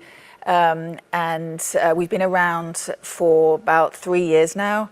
And we work kind of drawing out people's creative potential and recognizing that no one's broken, no one needs fixing. We have everything we need inside ourselves to lead a good life. We just kind of get caught up in our minds and we get into trouble. But it's not who we are, it's just things that we've done. And so we've kind of teach people to kind of get out of their own way and kind of live more from their full potential. So how would you say your experience working with people in prison differs from some of the preconceived notions that the public has? It's completely different. I think the notion that we're shown on television and in the media is that people in prison are bad. My experience of people in prison is that there's no difference in people in prison than for you or I. You know, we're all human. We're all doing the best we can with the state of mind we have in the moment. Once they start to understand their own mind and they start to do better, their behavior is better and they start to live good lives. And so the creative potential you have in prison, the art, the music, the entrepreneurial spirit of people, they're amazing. And as I said in my talk, you know, some of the most creative, kind, brilliant people I've ever met, I met in prison. So yeah, very, very different from the media. Anna, tell me how your work has evolved these days since you can't actually go into the prisons. Yeah, we've done pretty good actually. We've started a newsletter which goes out every couple of weeks. It's interactive, so we get contributions from the people in prison with art and poetry and stories and things. So that's been really great. I also had the idea to do some interviews with some teachers in our field, and then to get them onto the prison TV, which actually circulates in the prisons as different channels. And so we could get on a channel with these videos that could be inspirational and supportive and hopeful. But we've also managed to do Zoom calls with the youth program. We've done pretty good, actually. We've pivoted well, and it's never a dull moment. No doubt, still a full-time job, even in the middle of this pandemic. What is the ultimate goal of the Insight Alliance? Well, the ultimate goal is to end recidivism. That's going to be a long time coming, I have a feeling. We would love not just the people in custody to get our program, but for the officers and the staff. And we feel like then it would be more of a community rather than us against them. You know, our goal would be to get the people out of prison who don't need to be there, to live good, healthy, productive lives. But the community in prison to have a more kind of harmonious experience where they could actually live in community rather than living at odds with each other. Your website, I would encourage anybody to get on it and take a look. The thing that moved me when I was going through is one of the people in a video on your website said, if this program had been in school, in middle or high school, he didn't think that he would have ever ended up in prison. So while you're dealing with people who are incarcerated, this is something that actually has practical application for anybody. I mean, it changed my life, which is why I actually teach this. But our partner organization in Florida and in Chicago, they both work with youth, and they're not in prison. You know, work in business. You know, once you understand your own mind and you realize that every thought that comes through your head, you don't need to believe or run with, and you stop reacting to things as much, and you can move past things, and you can kind of be productive in your life rather than just chasing your emotions and thoughts that lead to actions and behaviors. And I think something that I realized, you know, working in prison, that most people are in prison because they reacted to a feeling. You know, they got angry or they're trying to escape an uncomfortable feeling. And so once you start to understand your feelings and you don't react to them, people do better. So tell me, after you immersed yourself in this TED Talk, when you walked off stage and you were done, explain that feeling to me. It was the most incredible feeling ever. I mean, I'd just done something that I never thought in a million years I'd do. I've never thought I'd stand up in front of 3,500 people. So I think just getting off the stage, and I didn't think I'd be able to see anybody, but I could see everybody. And I could see people I knew on the side and just their faces. And there was like, I could feel that pensiveness. So when I got off the stage and I was done and I could enjoy every other speaker for the rest of the day, I was good. It's the best feeling ever. Is there anything that you would change about that experience, Anna? I can't imagine what would change. I mean, it could have been easier, you know, but then it wouldn't have been my talk. It wouldn't have been the process. The process made it what it was. So I couldn't change any of it if I tried. Okay, what would you tell a prospective TEDx speaker? Any advice? Don't believe everything you think about what you can and can't do. Other than that, enjoy it, have fun, do your best, and know that you'll still be alive when you get off the stage, even if you f it up. So Anna, leave us with a final word, maybe something inspirational. I know a lot of people wanted to go to TEDx Portland this year, but we're going to do it in 2021. What are you wanting the city to know as we wait for that event? First off, it's audacious. I think that's right. It's audacious. And I'm really looking forward to what's going to be audacious. Like, I'm so excited. I know that the team here is going to do an incredible job finding incredible people. So I'm just really excited about it, and I think everyone else should be too.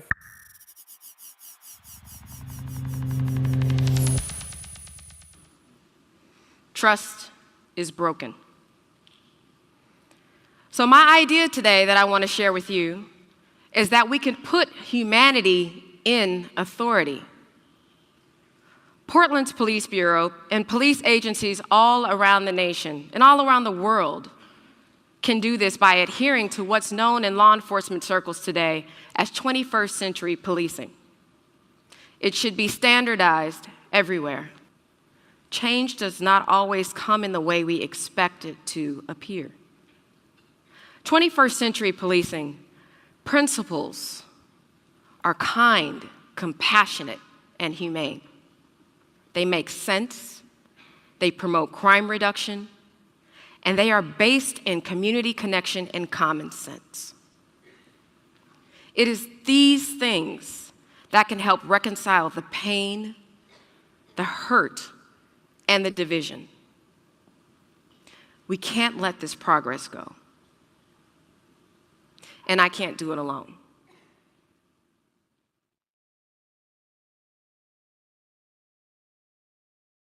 Kristen and I started Swim Strategy 16 years ago, and we believe in the power of gathering people to build movements. And our gatherings are educational events and fundraising events where we really pull people together, gather them in a way to mobilize. Our focus is on social justice organizations and how we can help them to move their mission forward. And our local branch here has been really fantastic partners for us, and when we walk in, they know our name. They are able to move things forward for us quickly. They're able to answer questions for us. So to us, banking with UMCO was about relationships. In order to pivot, you really need firm ground to stand on, and UMCO was there to be that firm ground for us. They were able to help us navigate the options and to secure PPP funding. We're a family-owned business, and like many family-owned businesses, we had to figure out how to adjust quickly. And one of the first things we did was take ourselves off of salary so we could assure that our employees had salaries. That meant that we then had a lot of unknowns, and we had to figure out how to navigate that. And UMCO was quick to be our trusted resource of picking up the phone late at night, answering all sorts of emails, and it was clear to us that their team was working as hard as we were to figure out how to make sure that we continued to survive through this. When COVID-19 first hit, we were spending 20-hour days working harder than we'd ever worked. Every time we had questions, every time we had needs, we reached out and our bank people responded. The day that we secured PPP funding, they called after hours on a Friday night, late at night, to tell us that we had secured funding so we didn't have to wait through the weekend. All of our nonprofits have been able to continue fundraising and have been able to convert to virtual, and that would not have been possible without UMCWA. So on behalf of our family business and the whole team at Swim Strategies, we just want to say thank you.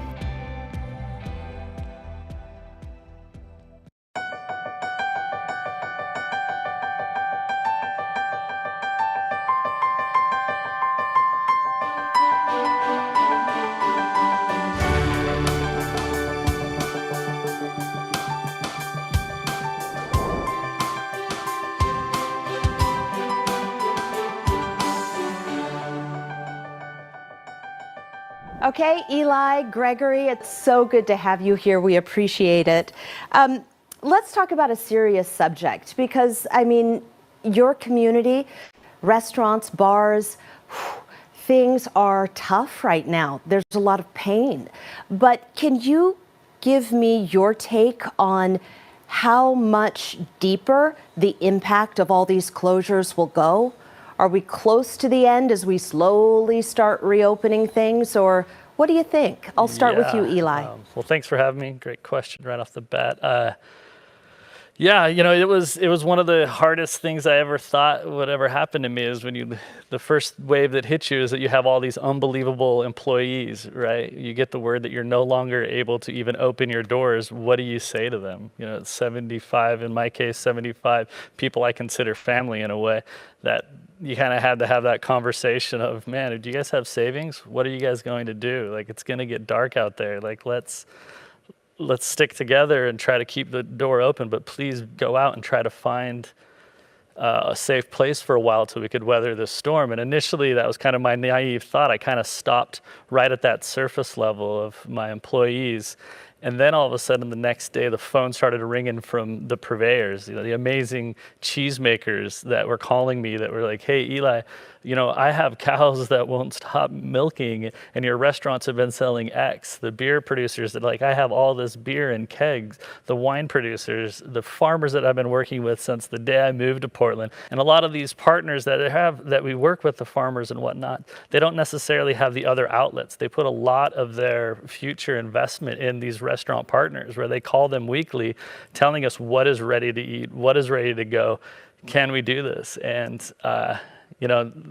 that just really hit me hard on that. It's not just the restaurant community hit it, it's everybody behind that needs some sort of, I don't know, they need support, but they also, I feel like, need the restaurants to get back and get the momentum going so we can continue helping and supporting and see where this all goes. Do I think that it's over in any time soon?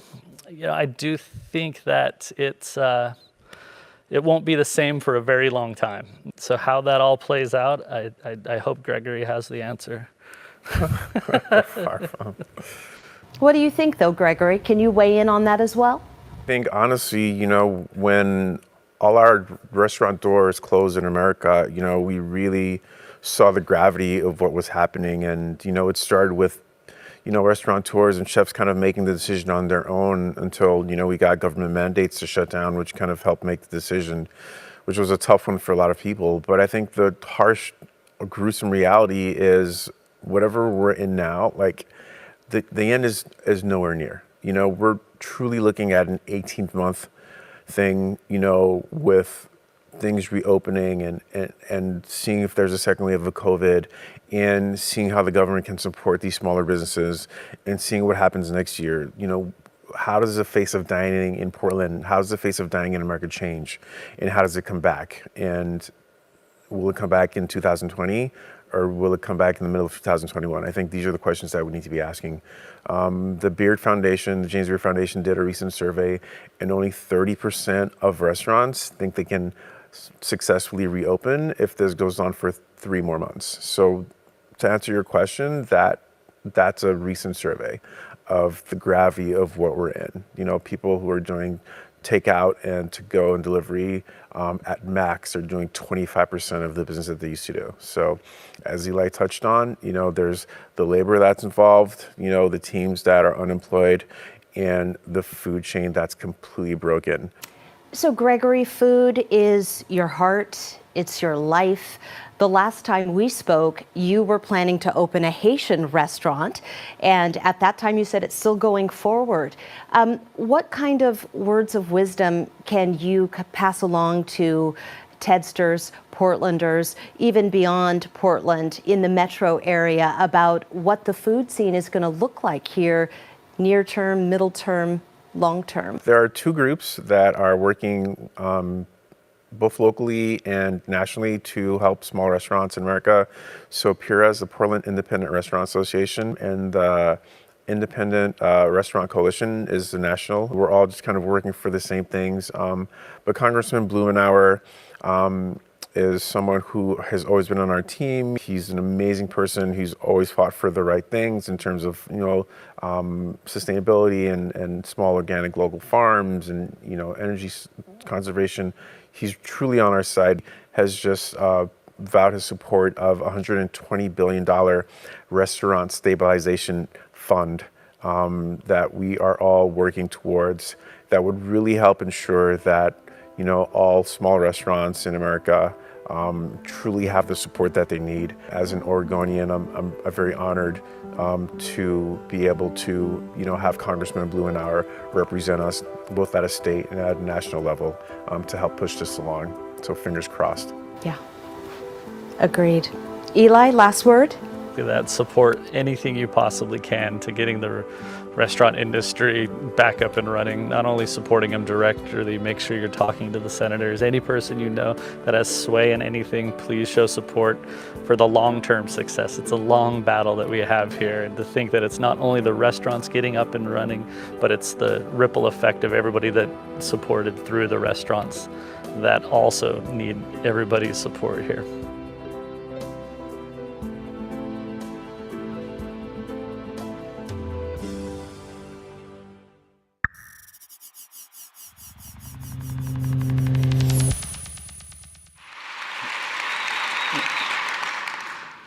So I want you to take a look at me. What do I look like? What do I sound like? Do I represent the person that you expected to solve this access to housing problem? When you see me, do you think beautiful, brilliant, genius? Yeah.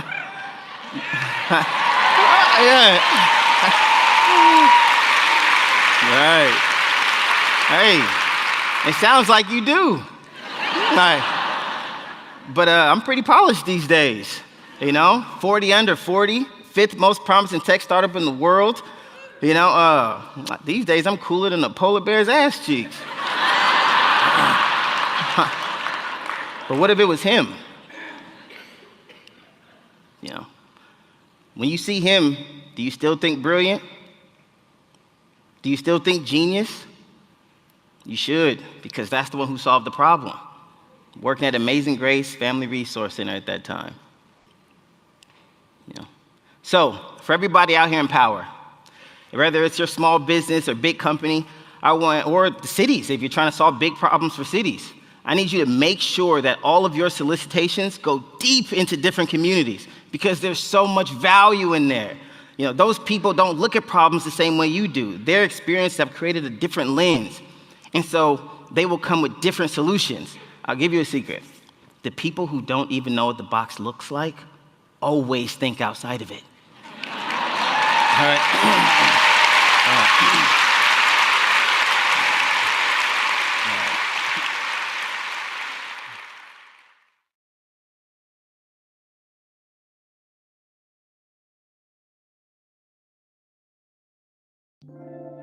My family has been running a knitting company in Portland for nearly 100 years. We are passionate about it. We are dedicated to it.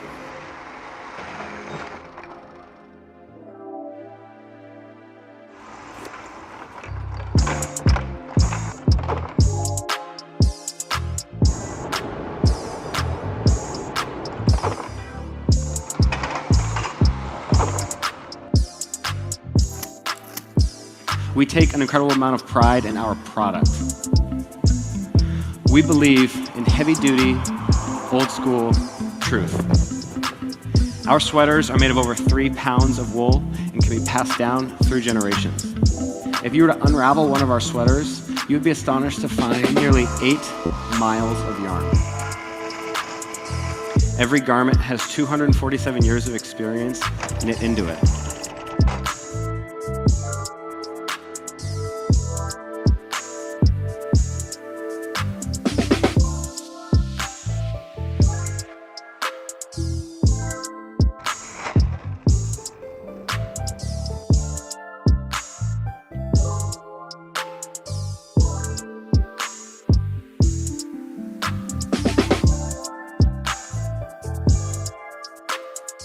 We are proudly American, we are proudly Portland, and we are proudly independent.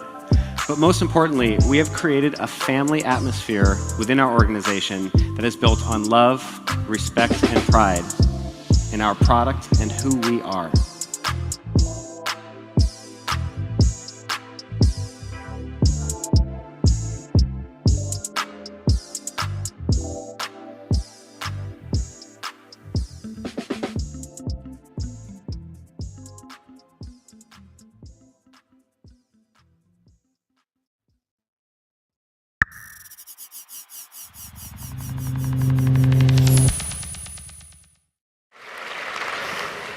Although I stand before you a little terrified of the crowd, I am also really thrilled to be here and to invite you in to my fascination with a really simple idea.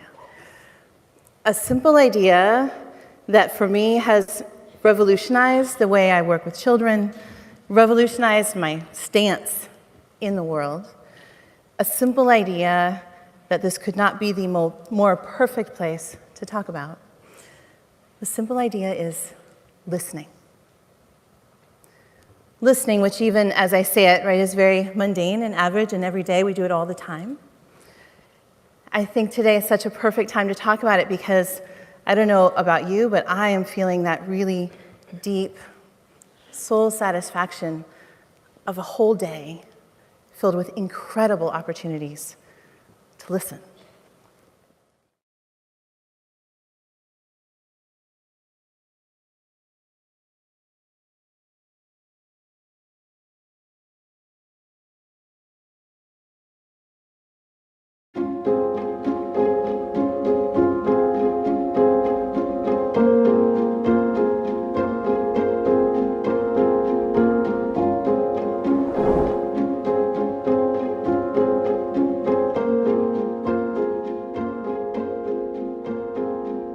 A year ago, we were back at KGW doing a fun piece on Milk Run. I was so impressed with you and your TED Talk.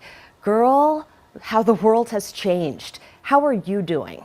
I'm doing well. It has been a journey just in this last, let's say, 10 weeks. It's just been so much, from the external world and trying to understand what's going on there, and then the impact on the food industry with farms, restaurants, kind of being in the center of it, but also kind of being called to duty and being asked to stand up and deliver food safely to the community of Portland. So it's just really been a dynamic time. You were discovered in the Ideas booth. So there were about 300 people who got in, made their pitch in 90 seconds, and then you were the one who was selected to head up on the TED stage. This blows my mind. You had 1 week to prepare a TEDx talk. Well, first when we sat down one day and I had my interview with the PR company, they were like, what would your dream speaking opportunity be? And I was like, well, of course, TED or TEDx, And so when the Ideas booth happened, I remember they were like, you've got to go, you have to submit. And I kept pushing them off. And I was like, I'm just so busy. There's like no way. They showed up and dragged me to it, literally put me in the car. We're like, come on, just get in there. I wrote on the way, just really the idea kind of that I've dedicated my last 10 years of my life to, and kind of the foundation of the work I do now, which is food. It was easy to kind of talk about just in a 30-second clip how food systems or food or the idea of that really is about reimagining the way that we used to do things, but bringing it into the modern era. Are you a different person at some level after doing a TEDx talk? I mean, how are you different? How have you evolved as a person? Not as a business person, but as a person in the last year. I describe that experience as I went in one person and I came out myself. I mean, what a rare opportunity for people to look into your life and say, that's special, that means something. You should share that with the world, and then to really truly have that opportunity to stand on stage, and it's then even published. And people talk about it, even the employees that I have today, like every one of them usually at some point is like, I watched that talk and it meant something. Your business has really taken off in this coronavirus crisis, and you have actually been hiring people who were laid off from the restaurant industry. Can you tell us about those projects and what compelled you to get involved in that way?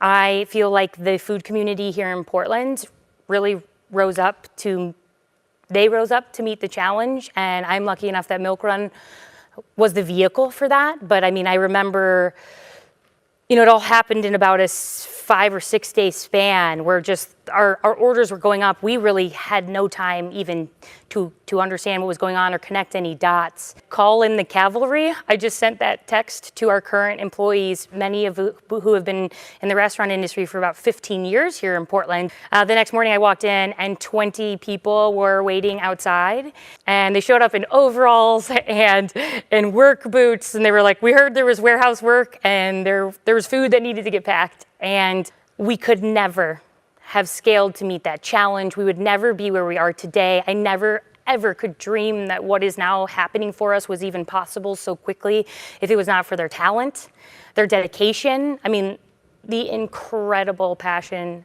behind that community of people who've been feeding Portland forever. Is there something that you are not so excited to return to? Something that you could just leave the way it is? We spent all of this time reconsidering what we do, our impact on others, reconsidering cooking, reconsidering the food we eat, why, where it comes from, reconsidering the idea of food safely delivered to our homes. And I think, in one small way, especially when it comes to food, the effects have been incredibly positive. And I hope that's not lost. I mean, there are farmers who are back in business. There are farmers who are seeing more in sales than maybe they have in their entire life. And my biggest fear, as we spent all this time reconsidering, we spent all this time asking this industry to rise up and be here for us, and if we forget, it could be devastating.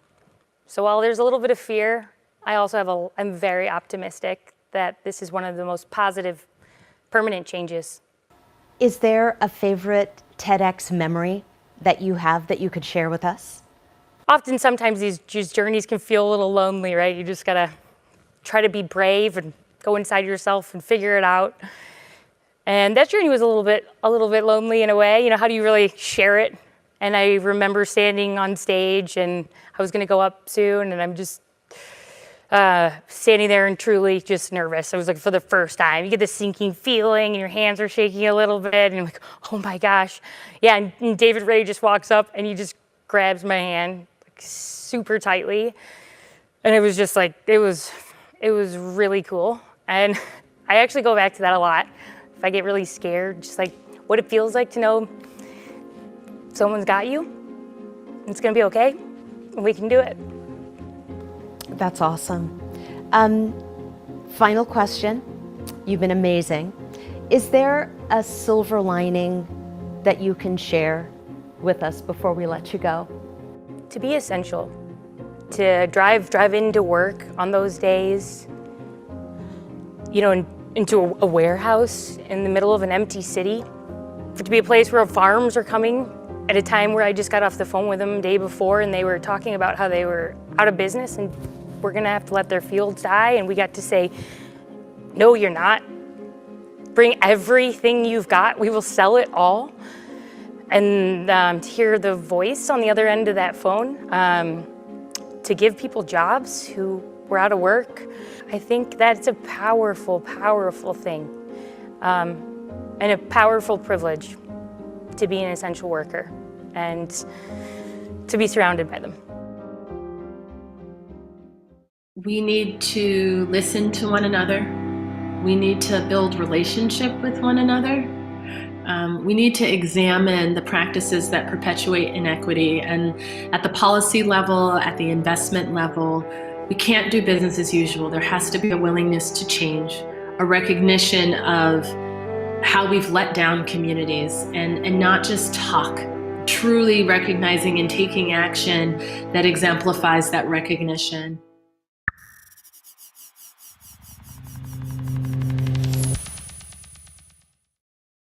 We're here to share an idea with you guys today. And it's bigger than just Portland. It's bigger than blue states, and it's bigger than red states. It's a universal message that can be understood by anybody, regardless of your gender, your culture, your religion, your upbringing, or your orientation. We all encounter love and hate in our daily lives, whether it be directed at us or directed at someone else, and we're just a witness to it. How do we best process the hate and learn how to respond appropriately? How do we find love for ourselves when hated? And how do we find love for those who need it the most, those consumed by their own hate? How do we stop looking at the world as us against them and look at our collective humanity as one worth loving? Brian comes up with this idea that he wants to start an Instagram page based around our beards. And after throwing a few names around and awkwardly taking photos of us trying to look like Vogue models, we weren't sure if we had an idea worth sharing.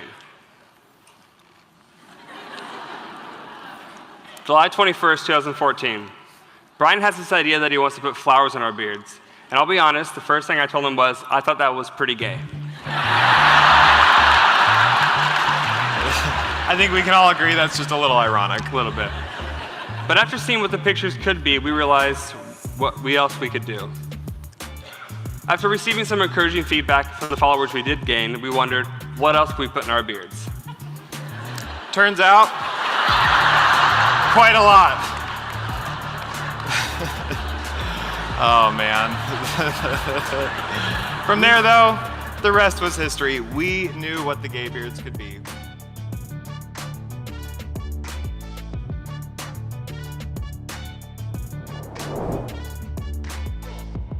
Oh my gosh, Rachel, you were the lead-off speaker last year at TEDx Portland in your sassy pink suit. I loved it. You're looking at it again now. What's going through your mind as you're rewatching? Anxiety all over again. Oh my gosh. Oh no! No, that was so thrilling. It was so exciting, but also very nerve-wracking. And I can even hear it in my voice at the very beginning. Just then, you can hear that I'm a little bit nervous saying hello to this enormous crowd. But you know, what I was told to expect was a very friendly and welcoming audience, and that's exactly what I felt. And I was immediately comfortable on that stage because it really felt like I was about to dive into a conversation with, again, very friendly folks. Did it go quickly? You know, it did. I really did prepare. I prepared, and I remember praying right as I walked out onto that stage for courage, for not perfection, just the ability to deliver the message and deliver it in a way that everybody could understand and feel. Do you have a favorite memory from your TEDx experience? Something maybe that people would be surprised to know? For me, the history of cannabis and its prohibition was shocking. It was shocking.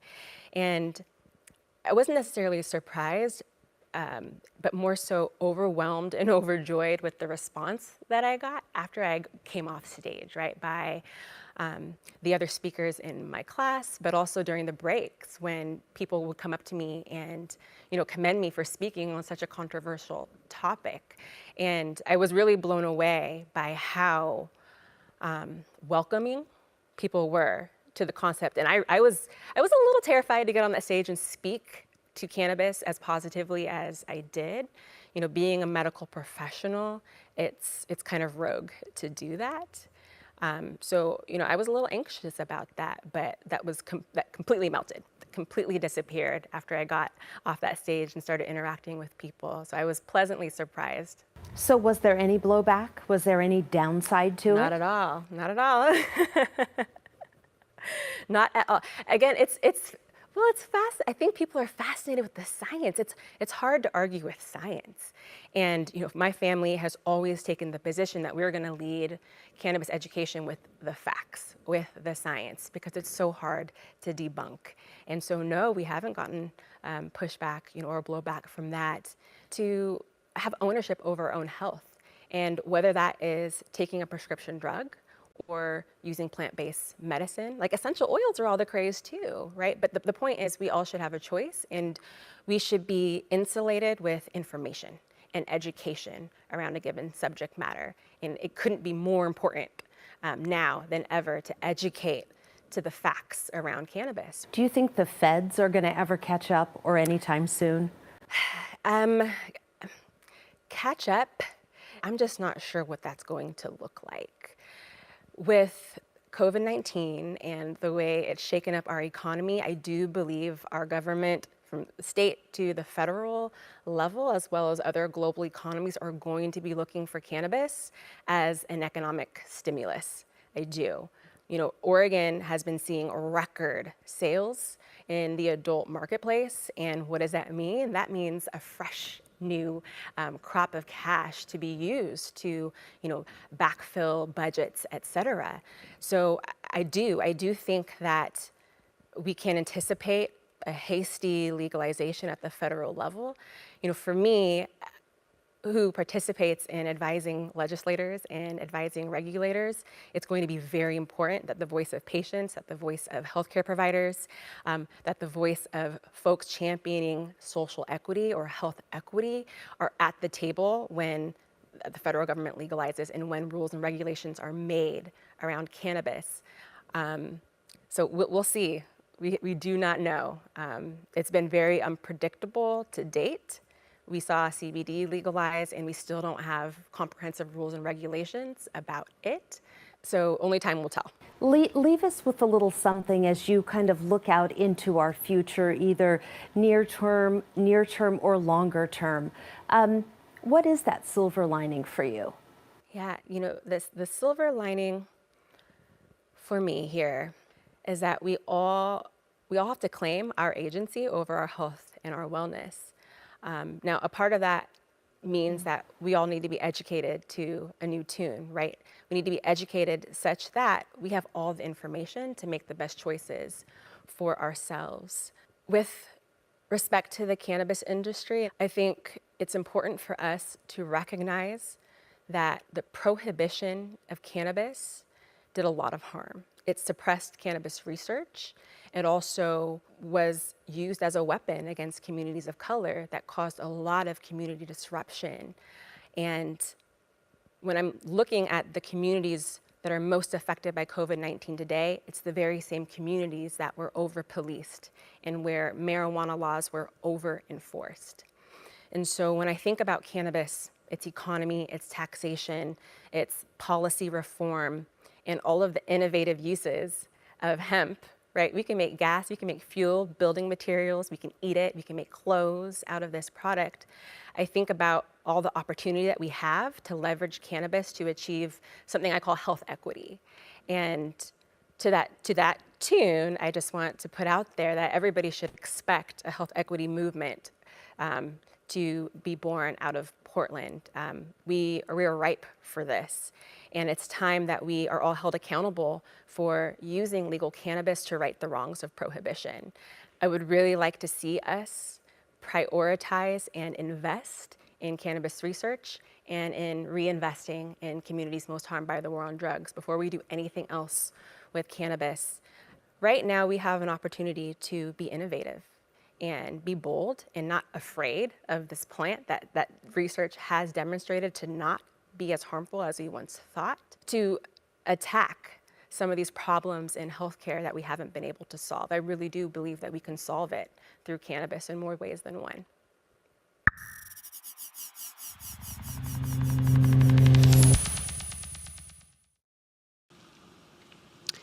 This may be the single most important thing I will ever say, so please listen.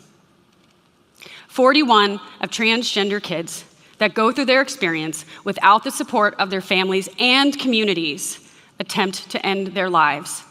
41%. As a parent, when you're faced with a statistic like that, your choice has been made.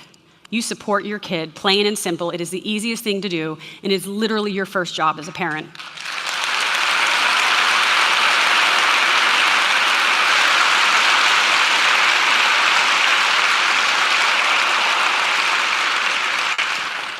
So while Eli has no choice, Chris and I do, and we choose to have a living son and not a dead daughter.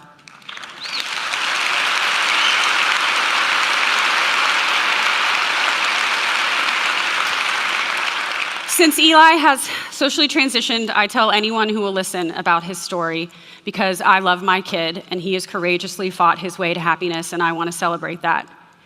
And because I believe in my heart that if others know what life is like for these kids, then maybe I can open some hearts and minds and in turn create a safe space for my son to be who he has always known he is.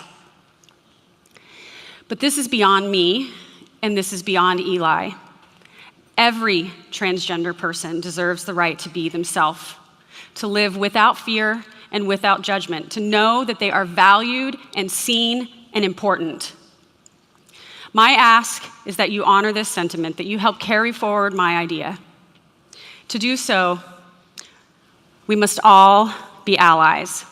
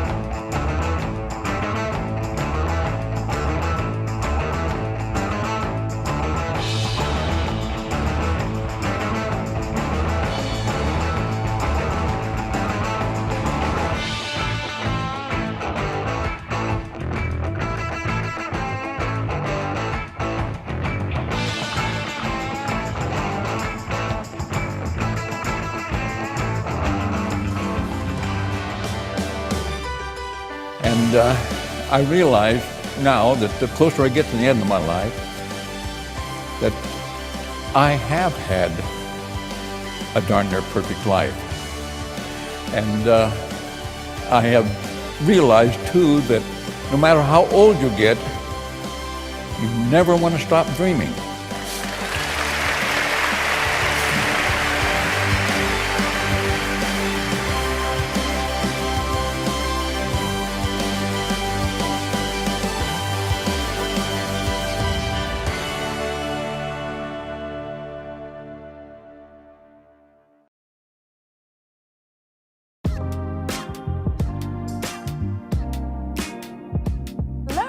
Miss Viva, come on in, girl. Thank you. What a sweet ride. Wait a minute, did I lock you out? I'm locked out. It's been so long since I've been in this thing, I've forgotten how to use it. So, Viva Las Vegas, but what's your real name? My real name is Liv Elise Ostis. Liv is Viva in Norwegian and seemingly unpronounceable for most people. So do I call you Viva or do I call you Liv? Your choice. They are interchangeable, so yeah. You're known as Portland's most famous stripper, but I know that you're a lot more than that. How would you describe yourself?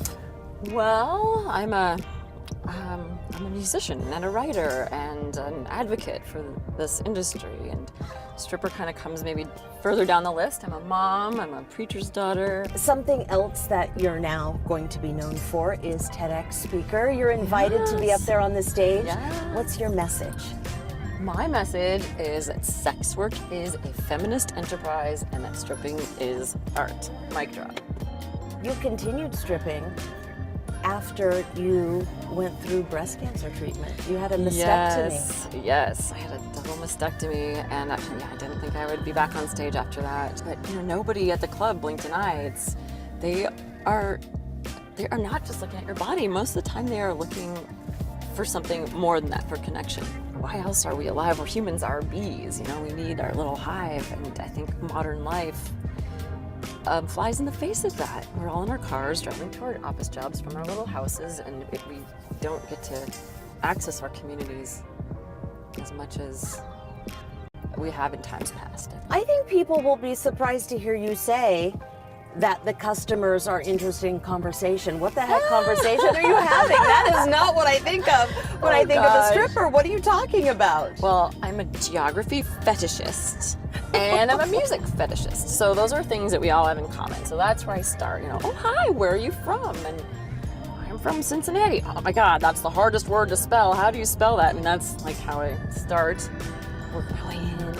And I've lived all over the world. I've lived in Africa and Asia and Europe, Minnesota, South Dakota, Massachusetts, New York. So I have a lot of, talking points, as it were. So we're rolling up to this big old billboard. Oh, whoa, I see the legs.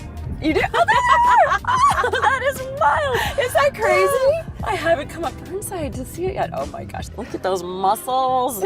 Those are cross-country skiing muscles, by the way. I like it. And or swimming. The queen of glutes.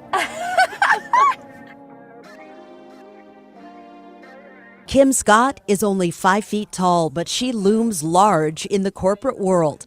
She was a high-level manager at both Apple and Google before branching out to become an author. Her best-selling book, Radical Candor, has sold 500,000 copies worldwide, but she says home is what keeps her humble. My daughter at breakfast the other day said to me, "Mom, I wish you weren't the radical candor lady. I wish you were the lady who minded her own business." Not a chance. Scott is ready to bring her radical candor to the TEDx Portland stage, but she admits the phrase confuses people. Too often, someone will charge into a conference room after I've spent time at the company, and they'll say, "In the spirit of radical candor," and then they will proceed to act like a garden variety jerk. And that is not the spirit of radical candor. That is the spirit of obnoxious aggression. So how do you do it right? Scott defines radical candor as the intersection of caring personally and challenging directly. Caring is about treating everyone you know with common human decency. And challenging in this case means it's okay to disagree and say so, but you also have to listen with respect. And that doesn't really seem so radical, does it? And yet it's so rare that we do both at the same time. It's rare because direct conversations can get awkward and we worry they'll end badly, so we shy away. But remember this. These conversations are usually 2 minutes long, so this should not feel like a root canal. Scott says, go ahead, dive in and stick with it. And if the bad thing does happen, you can adjust. This is not a monologue. You don't have to get it right the first time. It's a dance. Like 9 times out of 10, you'll say the thing and the person will say, thank you for letting me know. But what if you don't ever say the thing because you want to be nice? Scott says that is the #1 mistake most of us make. We care, but we don't dare challenge. She calls that ruinous empathy. So ruinous empathy is what happens when you care so much about the other person and you're so worried about not hurting their feelings that you don't tell them something they'd be better off knowing. So I think we all do that, yes, right? We do. Were we not raised to do that? Yes, if you don't have anything nice to say, don't say anything at all, right? Exactly. Scott says if we can push through that discomfort, we can do better work, and we can do it together. This mission has become my life's work. Lou Featherstone, aka Lou in Louland. Podcaster, motivational speaker, but she calls herself a accidental middle-aged influencer. It was here and during COVID where everything started. Portland changed my life. She lived in Portland for 8 years with her son and husband. After separating from her husband, she brought the world into what she was going through, something that resonated with many women. As I came into my power and found a confidence in middle age, started to share my journey with people online, and women just started coming to my page. Inspired by women reaching out to her on Instagram, she says she needed to meet them, connect with them, be there for them. She crowdfunded an old motorhome she calls Susie, named after her mom who recently passed. I traveled 6,000 miles in 28 states. Preaching women's rights, self-love, and facing your fears. And stopping living by the rule book that society has given us, particularly as women, that we have to be good girls and we have to behave ourselves, and I like having conversations that other people are afraid to have. One of those conversations will be on stage at TEDx Portland. It's going to be very emotional for me coming back to do the talk in Portland. It's a very full circle for me to be coming back. This opportunity is incredibly important and a powerful stage for me to share my mission to empower other women.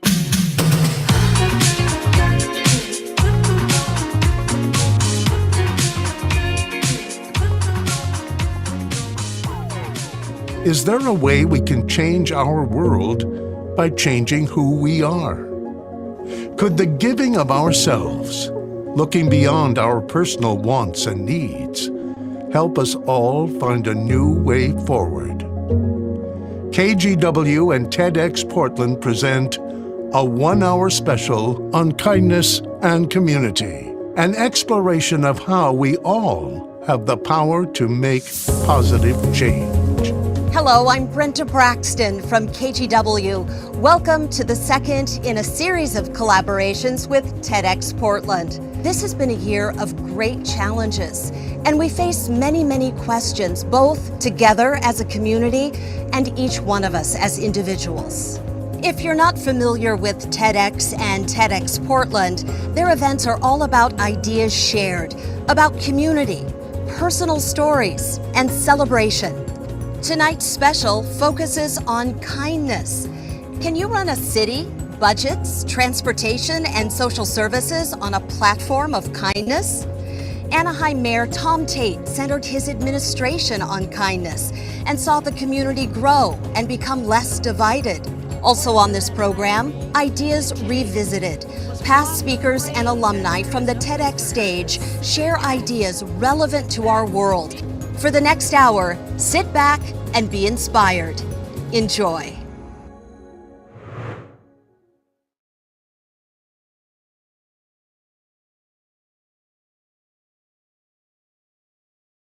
I suppose you're wondering why a former Anaheim mayor is here today in Portland at TEDx. It's because I have an idea worth sharing. The idea is kindness is contagious.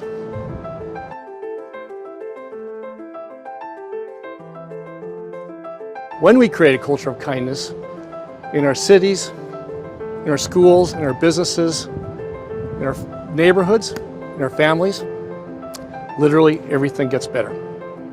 Probably the best way for me to explain this is how I came across the idea in the first place. My story is that back in 1994, I was actually appointed to the Anaheim City Council, and I served there for 10 years. Then 2004, last year on the City Council, I noticed signs around town that said, simply make kindness contagious. It didn't say buy anything or anything like that. It didn't have another message, just simply make kindness contagious. So I had a chance to meet the fellow who put those signs up, and he came to my office, and his name was Dr. Jayevsky. And he told me a story about how he had gone on a vacation and they had lost their young daughter, Natasha, to an accident. And when they had her funeral, the entire community came out in her school and neighbors and friends. And they talked about Natasha and how other kids might have been playing video games and doing whatnot, but Natasha was always talking and writing about kindness. So then Dr. Jayevsky said to me, he said, you know, said in medicine, you can either treat the symptoms or you can stimulate the body to heal from within holistically.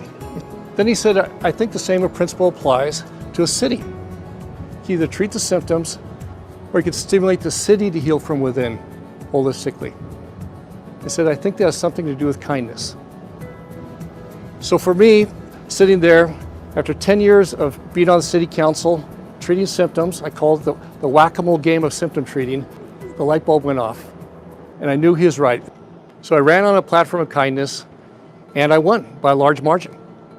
And once I got elected, as probably a lot of people do, you start that first day of office, and I go, okay, I ran on this platform, now what do we do? So we had to come up with some ideas. And one was an idea called Hi Neighbor. And it's simply neighbor meeting neighbor. It's important, there's important municipal reasons for that. One is public safety. The whole idea of community policing is based on people being connected. Also, emergency preparedness. We all know we're one day closer on the West Coast to that big earthquake. It's important that we're connected before that happens. And if the first time you're relying on your neighbors is when that event happens, we're all in trouble. It builds resiliency. It builds resiliency in the community. And the way people meet people, the way people connect in life and in neighborhoods is through acts of kindness. You think about it. That's what brings people together. The kindness is the mortar that holds the bricks together. If you're in a community or a neighborhood that's connected through acts of kindness, and there's studies that show this, not that we need studies, because we all know it, but people are happier. They're happier and more content when they care for their neighbor and their neighbor cares for them. All this happens through acts of kindness, but you have to be purposeful of it. It doesn't happen on its own. After we came up with the Hi Neighbor program, we came up with this idea of doing 1 million acts of kindness. And we knew we had to be led by the kids. So we went to the Anaheim Elementary School District, about 25,000 kids, and we asked them to do 1 million acts of kindness. And they did. Each school did about 45 to 50,000 acts, and we got to 1 million. And I could tell you it changed the schools. Everything got better. One school, one of the more challenging neighborhoods in our city, the principal told me that the calls to the principal were cut in half for bullying. District-wide suspensions were cut in half. Some of these schools even came up with this idea of a buddy bench. Imagine being in a school where kids would go up and it was culture to ask that kid to come play with them or share lunch with them. You think about any organization, you think about any business, what creates its value? It's the culture. If people come in with a culture of kindness, I think everything gets better. So the kids are doing their 1 million acts of kindness, and then I get a call from the emissary for peace for the Dalai Lama, a man named Lama Tenzin. Said he heard about the 1 million acts of kindness and the City of Kindness initiative in Anaheim, and asked me to go visit the Dalai Lama in Dharamsala, India. I thought maybe it would be a brief visit. Turns out to be a 3-day visit with His Holiness, and of all people, Archbishop Desmond Tutu. When I was there, His Holiness the Dalai Lama told me that he believes the path to world peace is creating a culture of kindness in our cities, and particularly our schools. And he said, I'm going to dedicate the rest of my life to that. And he asked me, he said, will you help me? And of course, what do you say to the Dalai Lama when he asks you that? Of course. And I am. It is the path to world peace.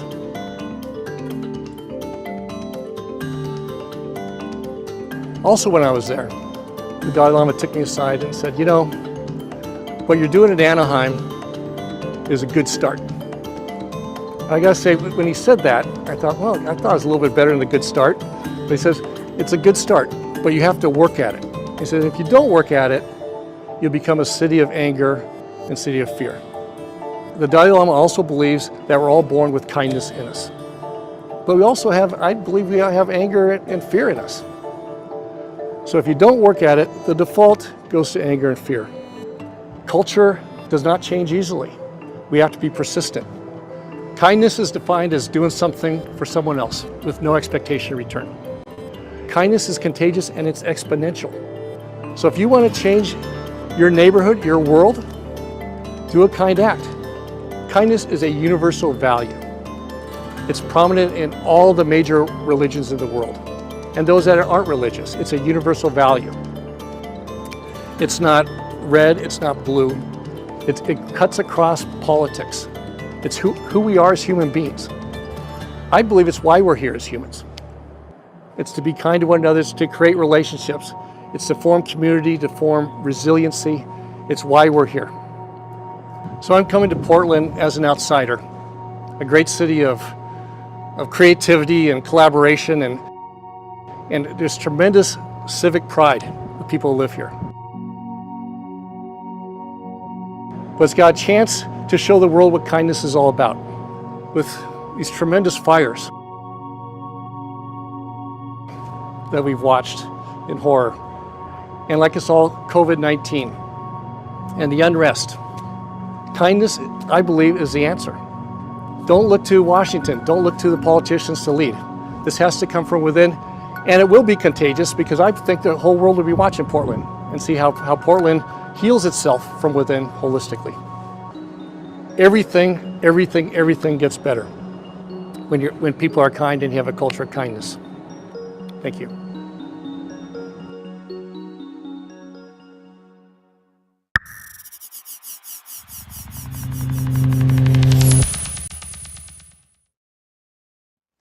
What if I had 3 minutes to change the world? Now, before you start to think it's just another girl with her silly dreams, please do not close your eyes and ears, but listen to me, because I only have 3 minutes to change the world. Well, possibly 4. And I know you're probably thinking, what can I do in 3 minutes that you haven't done in the years before? Well, you see, we tend to put what if and change in the same sentence, almost as if it were a dream. And that's what it seems like. It's a possibility that's too far to reach. And then we start saying things like we tried everything to achieve change. For instance, putting people's pain and suffering on TV. And then we lie back wondering why people still ignore hunger, poverty, and racism. And notice I didn't say we lie back in our beautiful homes, or we lie back in our big offices, or we lie back in the comfort of heat and family.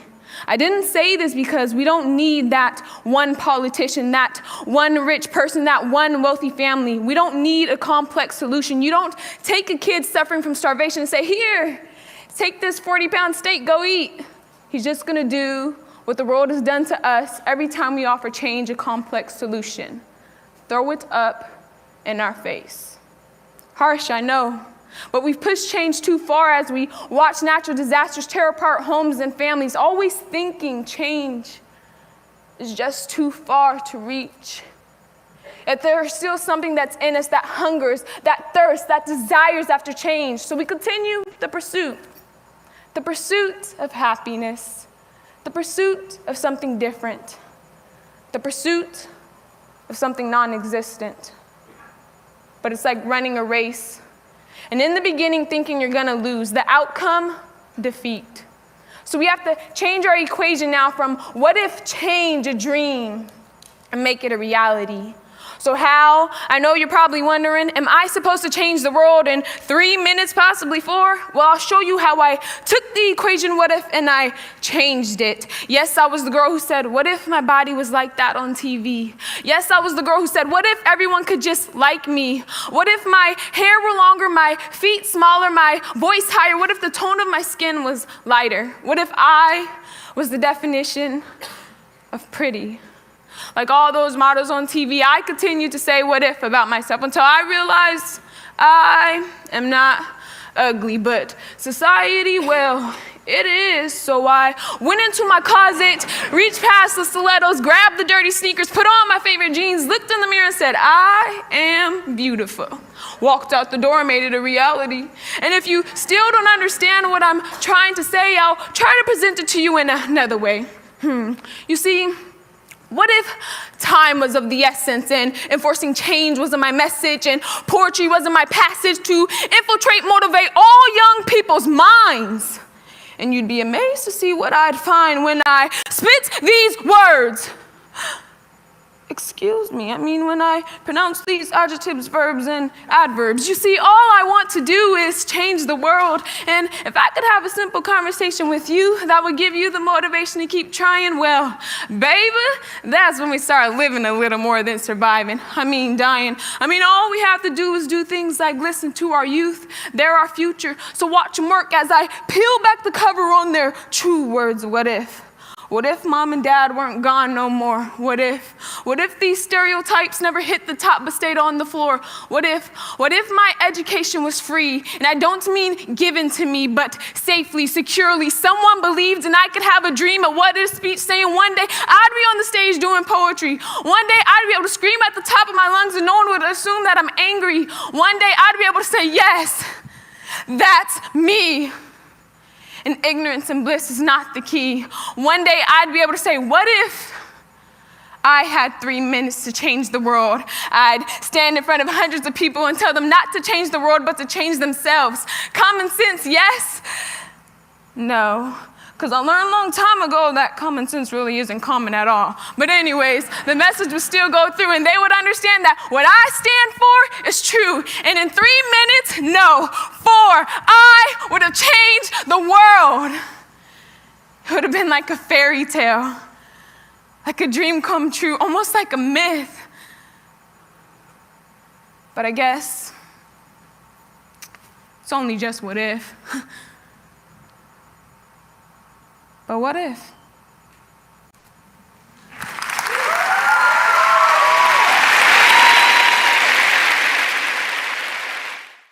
Hey there, this is Marcus Harvey, the owner of Portland Gear and a longtime fan and supporter of TEDx Portland. Some of you may know this, but the 2014 TEDx Portland event was the first place that we unveiled our 1970s Volkswagen bus, which has now become incredibly important and part of our DNA. Fast forward to now, and the organization is celebrating 10 years of spreading love in Portland and sharing this message with the whole world. To commemorate this, we want to introduce a kindness campaign and a challenge of our own to do 30 acts of kindness over the next 30 days. We at Portland Gear want to be part of that kindness campaign. 30 acts of kindness over 30 days times all of the Portland people is tens of thousands of random acts of kindness.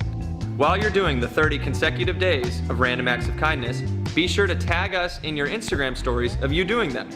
We will randomly send 50 people a TEDx Portland Gear hat, TEDx Portland Hydro Flask, and an upcycled tote bag. The shirts that we're making say just be kind. That's what we want to do. Proceeds from this shirt will go to supporting ticket scholarships for year 10. If we see you around Portland wearing one of our shirts, we might just surprise you with a random act of kindness. Put it on yourself, you can control your own actions and your words, be nice to other people, and let's make Portland a better place.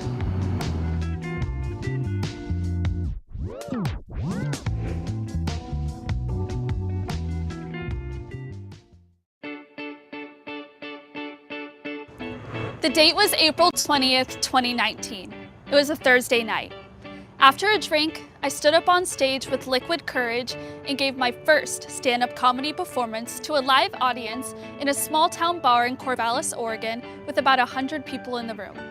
Comedy has always been in my bones. I've always had a sense of humor and was raised to believe that laughter is the best medicine.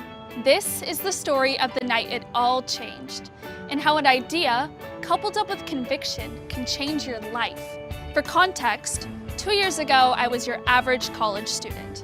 I was going to school full-time and working as a choir director at a local church. Currently, I work 2 part-time jobs. One as a barista at Dutch Bros Coffee, and the other as a music teacher for kids on the autism spectrum. But stand-up comedy has always been a passion project for me, a side hustle, something that has provoked the ultimate curiosity in me. It makes my heart full to charge after that dream, so I hopped up on stage that night, not wanting to live with regret anymore. Fast forward, my reality was graduating college into a global pandemic with a degree that had limited opportunities for employment. So what I want to do here today is combine 2 important things to provide perspective and hope moving forward. 1, a sense of humor, and 2, sprinkle some silver linings on what I have learned after reflecting on what 2020 has brought us, especially with COVID-19. Through laughter, levity, openness, and honesty, I want to create a space for you to reflect, just as I have. Now back to my funny bone. I would like to humor you with a comedy routine. With no laugh track and no live audience, this will be interesting. The virtual pressure's on. 2020 has been a unique leap year. It had 29 days in February, 300 days in March, and 5 years in April. And sidebar, does springtime not feel like it was 2 years ago? No doubt aliens probably ride past Earth and lock their doors, right? My friends and I started addressing the days of the week as this day, that day, someday, others day, Blur's day. Well, on Blur's day last week, I was at the grocery store. I made eye contact with an attractive man in the meat aisle, and I thought it was love at first sight. When he left to go to his car, though, and pulled down his mask, let's just say the bottom half of his face did not match the eyes. I was being catfished by a mask. Mask fishing, if you will. And although masks are not ideal, they are great to wear around the house. Not so much for preventing COVID-19, but to stop eating. Along with wearing masks at home, this brings us to another scary topic, virtual home. Now, I'm a mother and I don't have kids, but I am self-aware enough to know that this has been a hellscape for many families. It's honestly terrifying to think that in 20 years, our country will be run by people homeschooled by day drinkers. When asking people what their hardest experience has been during this global pandemic, I never imagined their answer would be teaching elementary school math. COVID-19 should be renamed the Common Core virus, because this just is not adding up. I went to nanny for a family last week, and the mom was in the back having a parent-teacher conference with herself, while the kids were in the back dancing to WAP by Cardi B. Honest question for future knowledge, does having your child make you mix drinks count as chemistry? Seriously though, shout out to all the teachers out there. We love you and we appreciate you more than you know. Switching gears to Mother Nature, along with the deadly global virus, the powers decided, let's add wildfires to the mix. With cannabis farms burning down, it was incredible to see all the volunteers that came to put it out. Although, 10 minutes into volunteering, they all got contact high and sat around the fire singing Grateful Dead and Fish tunes. They left with a smile on their face, glossy eyes, and ate through the entire 7-Eleven on their way home. During the past 7 months, my days consist of work, eating, thinking about working out, and not working out, ignoring my Thigh Master, and Netflix. How many of us can agree that we have officially finished Netflix? Not a series or a movie, but the entirety of Netflix. And if you're not raising your hand right now, you're lying. I hate when Netflix asks you, are you still watching? And you see a reflection in the black screen. Terrifying. Most recently, I finished watching The Last Dance. I know, I'm late to the game. It came out months ago. But seriously, Michael Jordan's facial expressions were the same faces I was making every single time the lockdown extended another 3 weeks.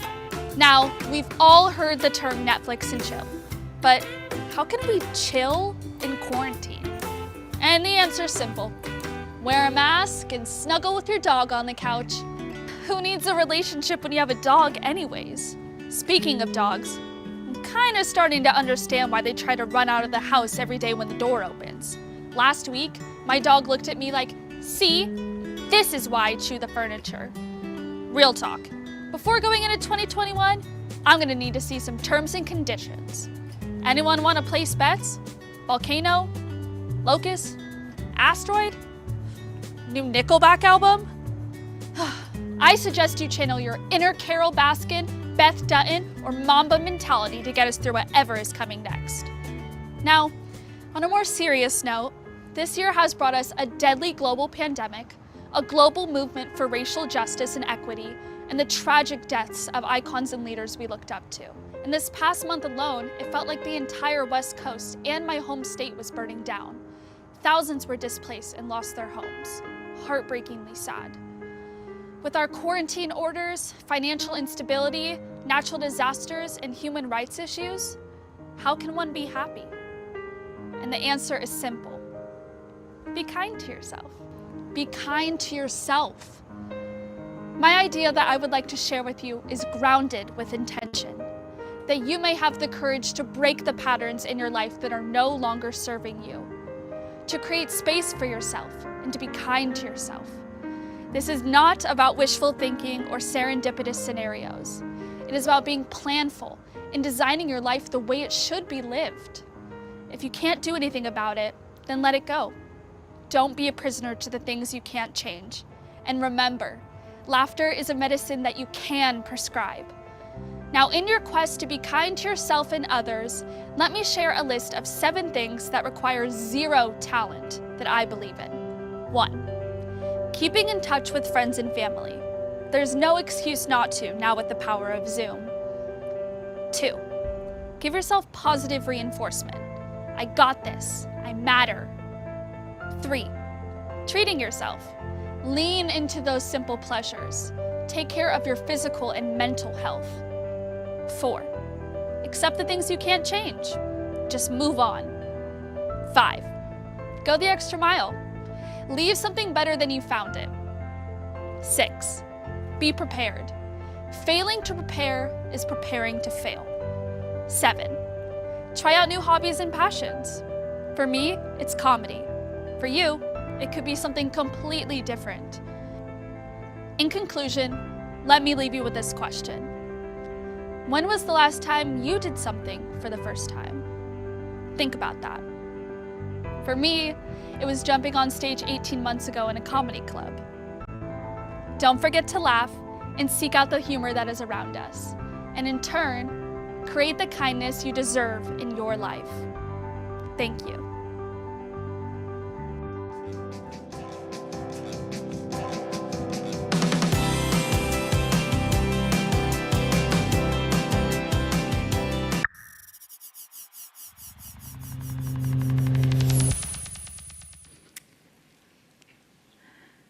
I want you to think about the places that you need to go, the places that you think you can't be at. Who are your advocates? And most importantly, who are you an advocate for? If you can't think of someone right away, then you're not where you're supposed to be. I want you to help us defy statistics. I want you to think about being someone's advocate, about being someone's Jan. We can all be advocates. I want you to think about the places you're not supposed to go, but you should go.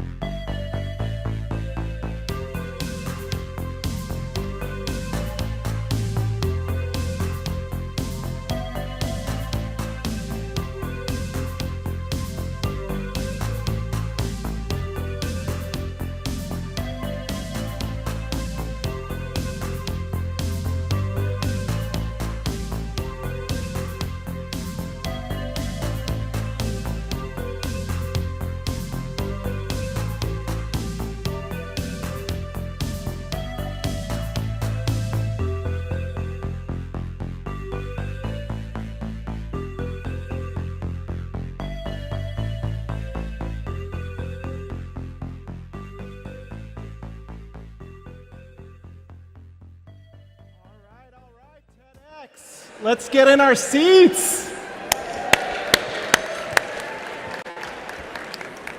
I'm Luis Vargas, and I have the great privilege of being your host for the afternoon. How was the morning? And how was lunch with that beautiful sunshine? I know that's why we're dragging people back in. I thought that I would kick us off with a little kind of day, cool hat kind of vibes to sail into the afternoon. I think a day like today, in these times of uncertainty, it's like using optimism as an act of rebellion. And just was feeling that this morning, right? Feeling that this morning. And a question: what do you guys think is the scarcest resource in the world right now? Couple? Yeah. I think exactly, I heard it there. It's human attention. It's human attention. That's what I believe, right? And thank you for yours. I think live performances are this great alchemy, and we were all saying what incredible energy that you guys brought to us this morning and to all of us. So thank you for that. And yeah. And some incredible gems, right? I was thinking when Brian was performing, like the Kennedy quote of going to space: we do not do things because they're easy, we do things because they're hard, right? We can do hard things. That's unbelievable. Well, listen, let's go ahead and jump in to the programming, and we're going to kick it off with a performance by a band called Small Millions, and it's a reference to an E.E. Cummings poem. And it's Ryan and Malachi. They met at a dance floor here in Portland over 12 years ago. And this band, if you were to think about how to describe them, 2 words kind of came up: visceral and cinematic. And so with that, let's welcome them to the stage. Small Millions, everyone.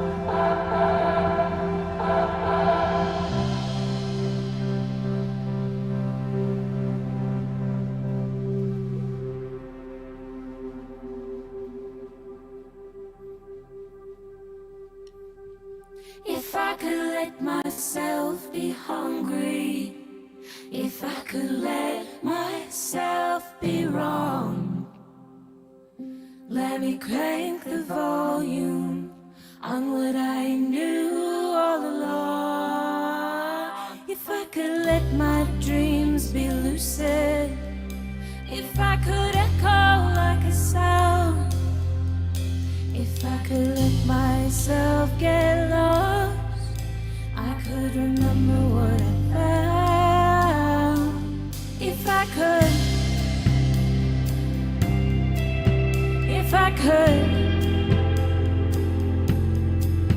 won't make it easy to love me this time. If I could, it was too easy to love me last time. 'Cause I treat people like they're problems. I treat all problems like they're mine.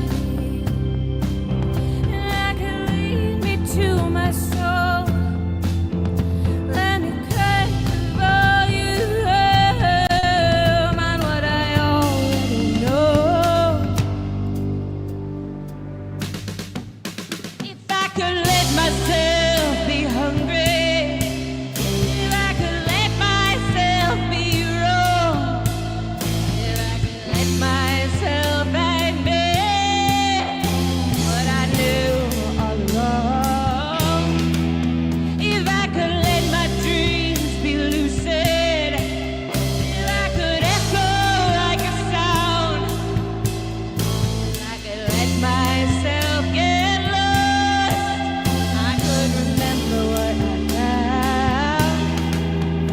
I could let myself be hungry, then I could let myself be free.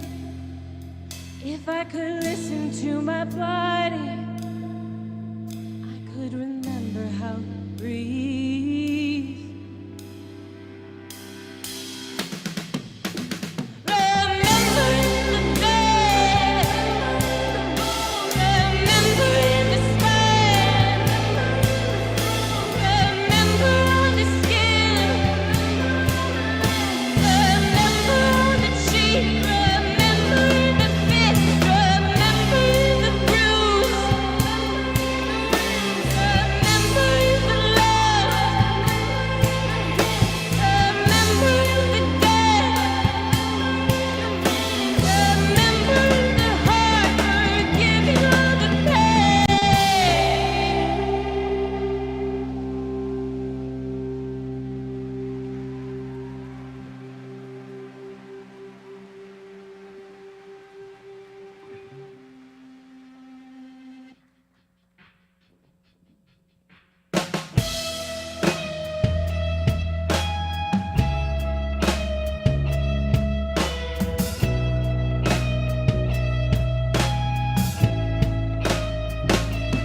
Fear missing out, fear coming down, something about the night and weekend crowd. They're waiting at the spot, lost my train of thought. No one is this stop, but could you let me off? Well, maybe I'll just ride all night, lower the hum and the side to side, flicker the busted light.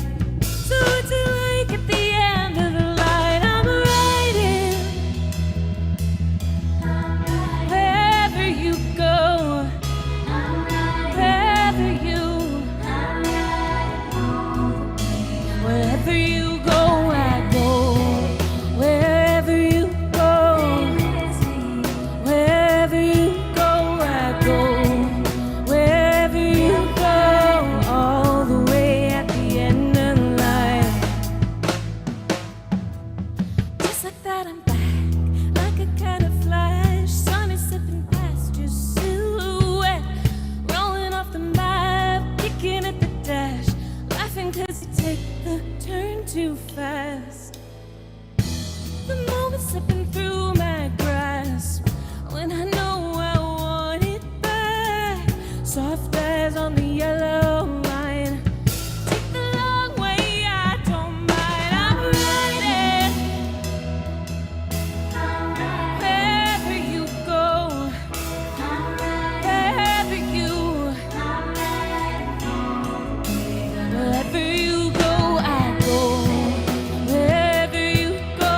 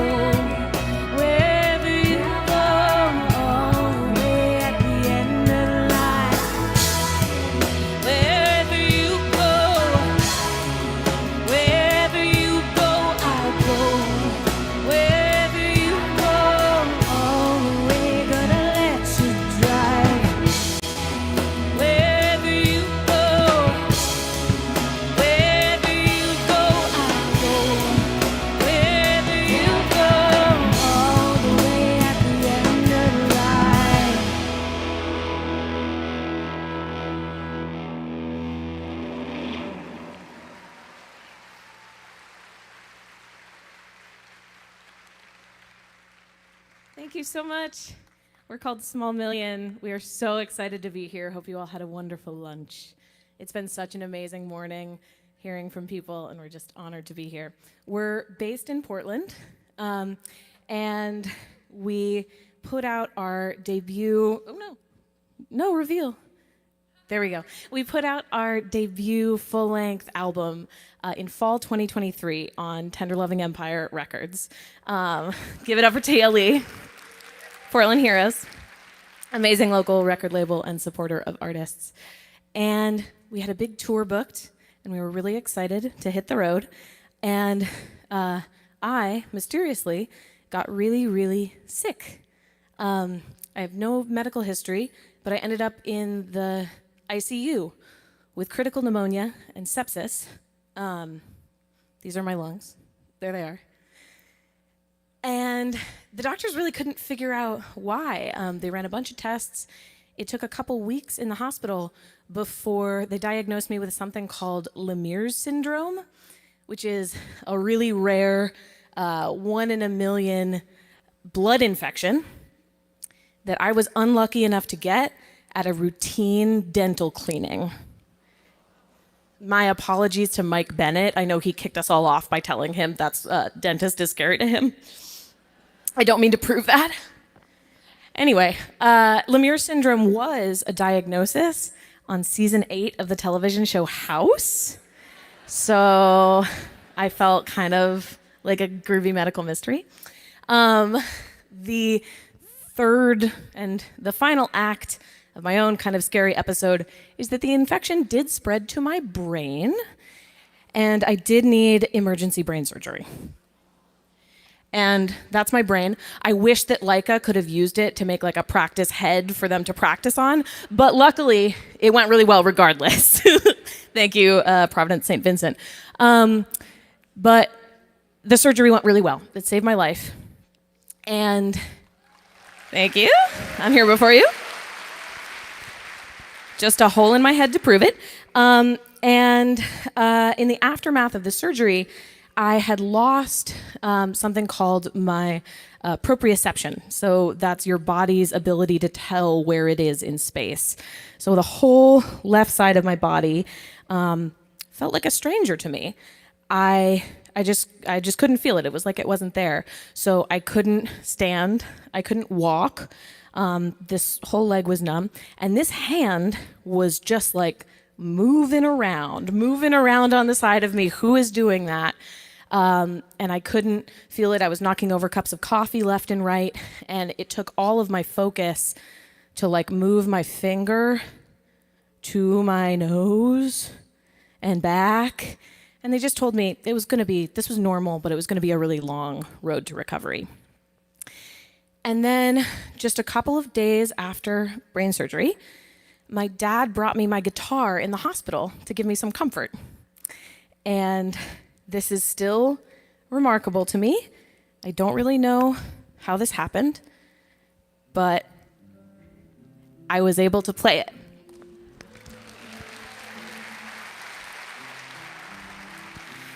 It was like my hand remembered something that my brain couldn't. I couldn't even feel this, and my hand was able to do it. It was able to remember these patterns that I've played over and over again. Like they were just living in a different part of me than I thought they were. And my dad told me in the hospital that he had heard that octopuses in their tentacles have independent neural function from their brain, and that things are carried where we don't even know it. And this was just the beginning of music bringing me back into myself. Music led me back into this side of my body. It was by playing guitar that I was able to use this arm again and gradually feel it. It was standing up to play guitar that I figured out how to stand and how to walk. That was what motivated me in physical therapy.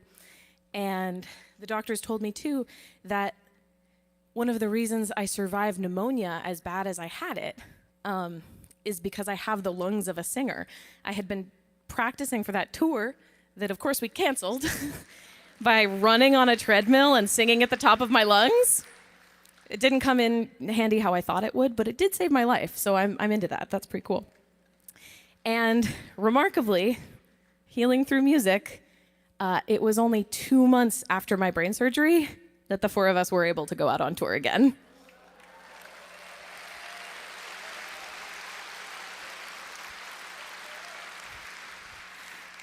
So I think what I took away from this extremely surreal experience is just that there are forms of knowing that exist in so many places beyond our heads and beyond our cerebral existence where we spend so much of our time, that music and intuition and emotion and memory are woven throughout your systems, and it's carried in your body. And you know, a version of yourself from the past can reach out to you and pull you into the present and into your future. And you may not know that it's there until you hit a moment of crisis, but it's there for you all the time. So thank you. It's wonderful to play music today.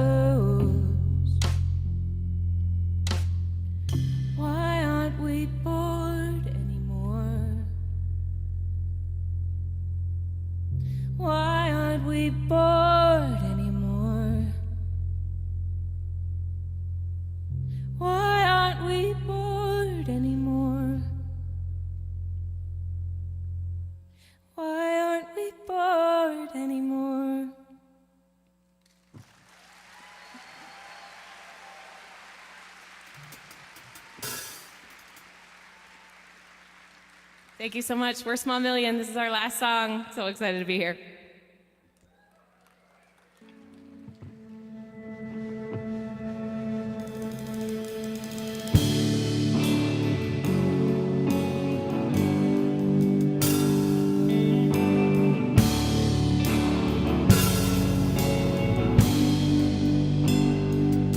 Every time I go looking, all I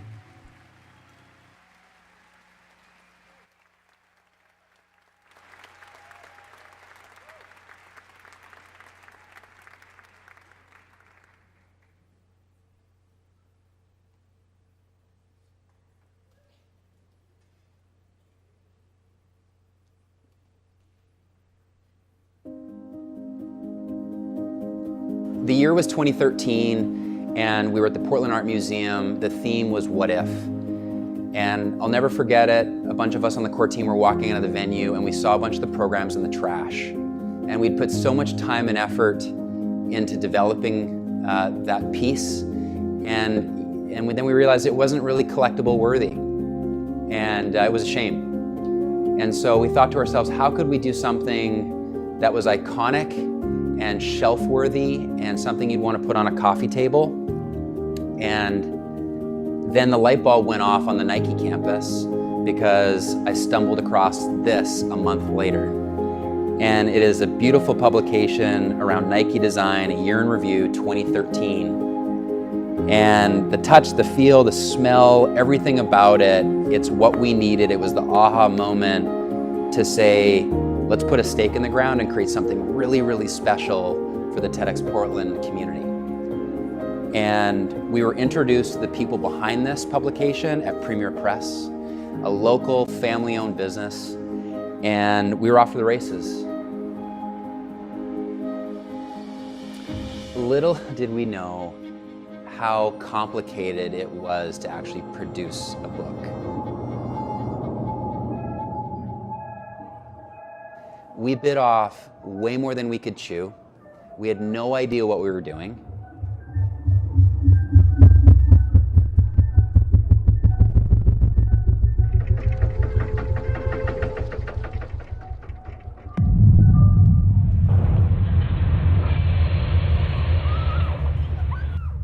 But lucky for us, we had incredible partners that were holding our hands.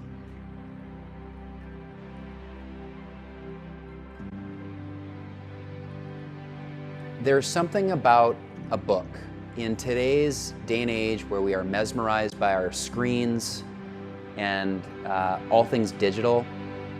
A book is cherished and beautiful, and to be able to pull something off the shelf and go back to a date and time where we had a magical day with TEDx Portland, it is documented.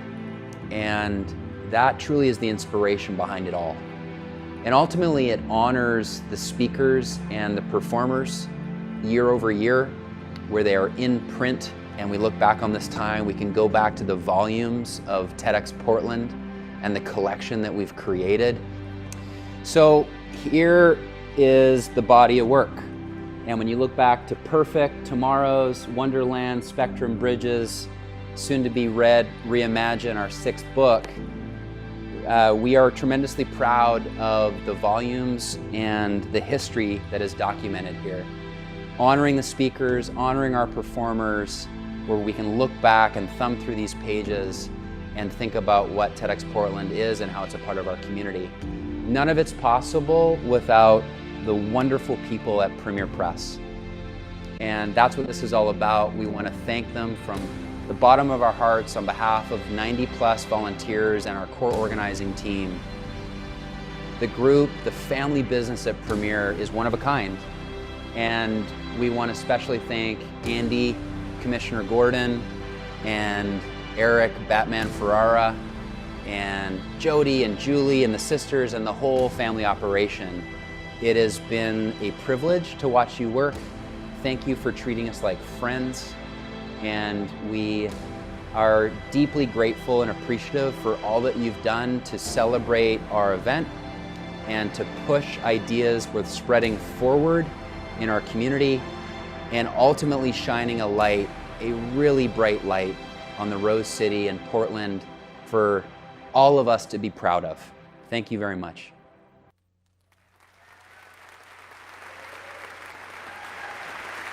All right. Go books.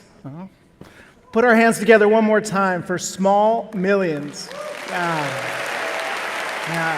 Such a beautiful reminder that we spend most of our time above our neck, but below our neck, right? There's so much wisdom and so much knowing, definitely visceral and cinematic. It's beautiful. Now I have the pleasure of introducing Dennis Connors to the stage. He's from right here in Portland. He lives in Beaverton. And just a reminder of the duality of things, a veteran, a warrior, perseverance, and on the other side, just the pain and trauma and bringing that together, because nothing is impossible. With that, please give me a warm welcome to Dennis.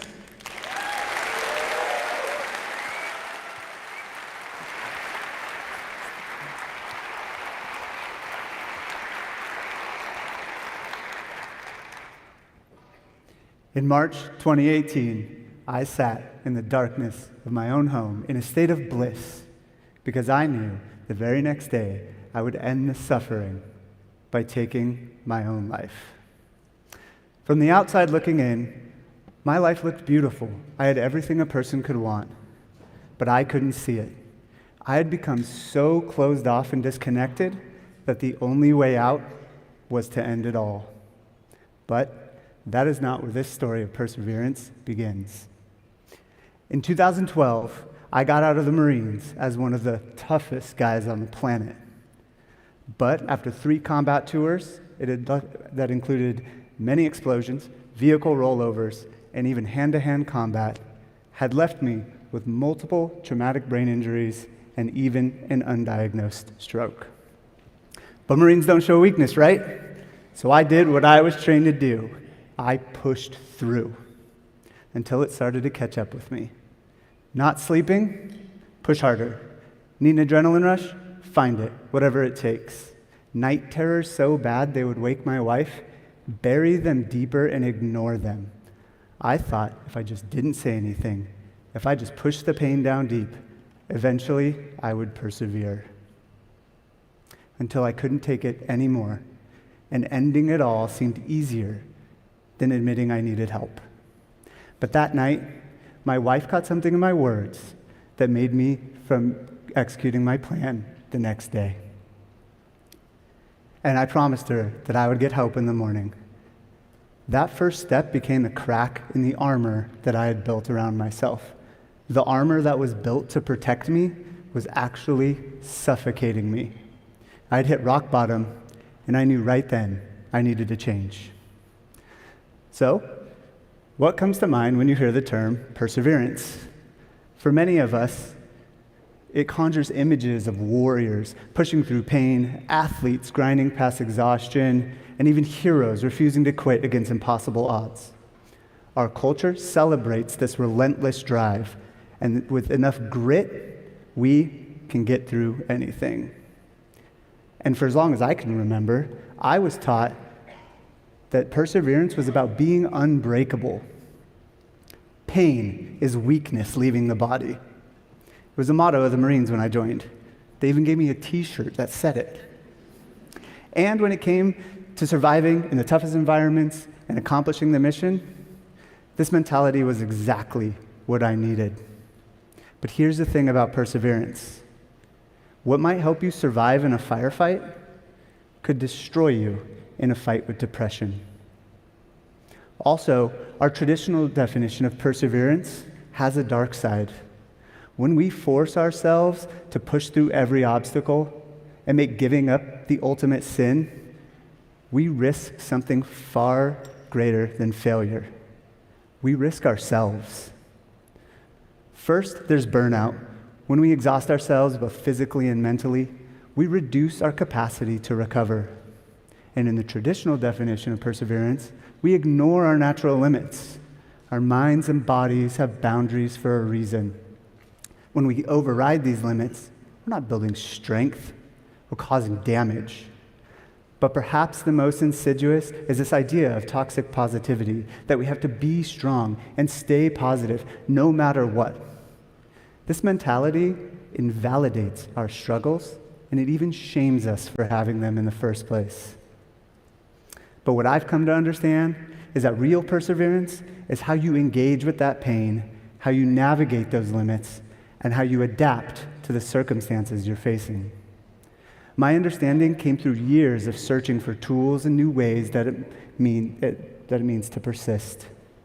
And what I came to realize is that true perseverance rests on a system that challenges our traditional definition. The system involves vulnerability, self-love, community, and discipline action. First, we must have vulnerability. And here I have to credit Brené Brown, who revolutionized our understanding of the concept. Yeah. We oftentimes see vulnerability as a weakness, but it's actually one of our greatest sources of strength. Perseverance isn't about hiding from our struggles or pretending we have it all figured out. Real perseverance begins the moment we dare say, "This is tough, I'm struggling, and that's okay." Vulnerability leads to our second part, self-love. Now, before you go dismiss this as some feel-good fluff, let me be clear. This is perhaps the most difficult part of all. Self-love isn't about feeling good when everything is going right.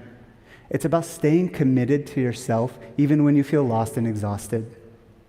It's also about accepting love from others and realizing that you are loved even when it doesn't feel that way. We've been taught that self-love is selfish and that somehow pushing ourselves past our breaking points is noble.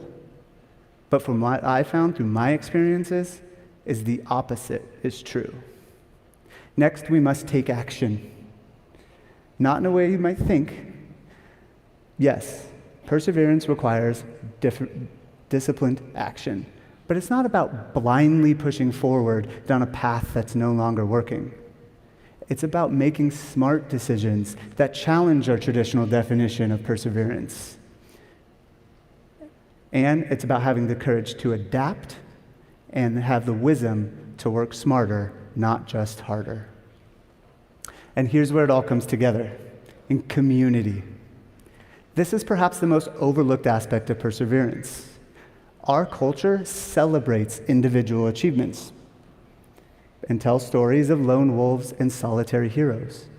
But this isn't how humans are designed to function. Real perseverance is enhanced by the bonds of community. And when we feel isolated or disconnected, our challenges can feel insurmountable. But within a supportive community, we can tap in to the collective strength that carries us through our hardest moments. Now, back to that night in 2018, I was laying there in my bed, holding my kids close, realizing that something had to change. That grit mentality that I had held onto for so long had almost brought my life to an abrupt end. So the next morning, I took my first step in vulnerability and decided to see a therapist. And during one of our sessions, she had me make a list of everybody I thought I loved and that could potentially love me back.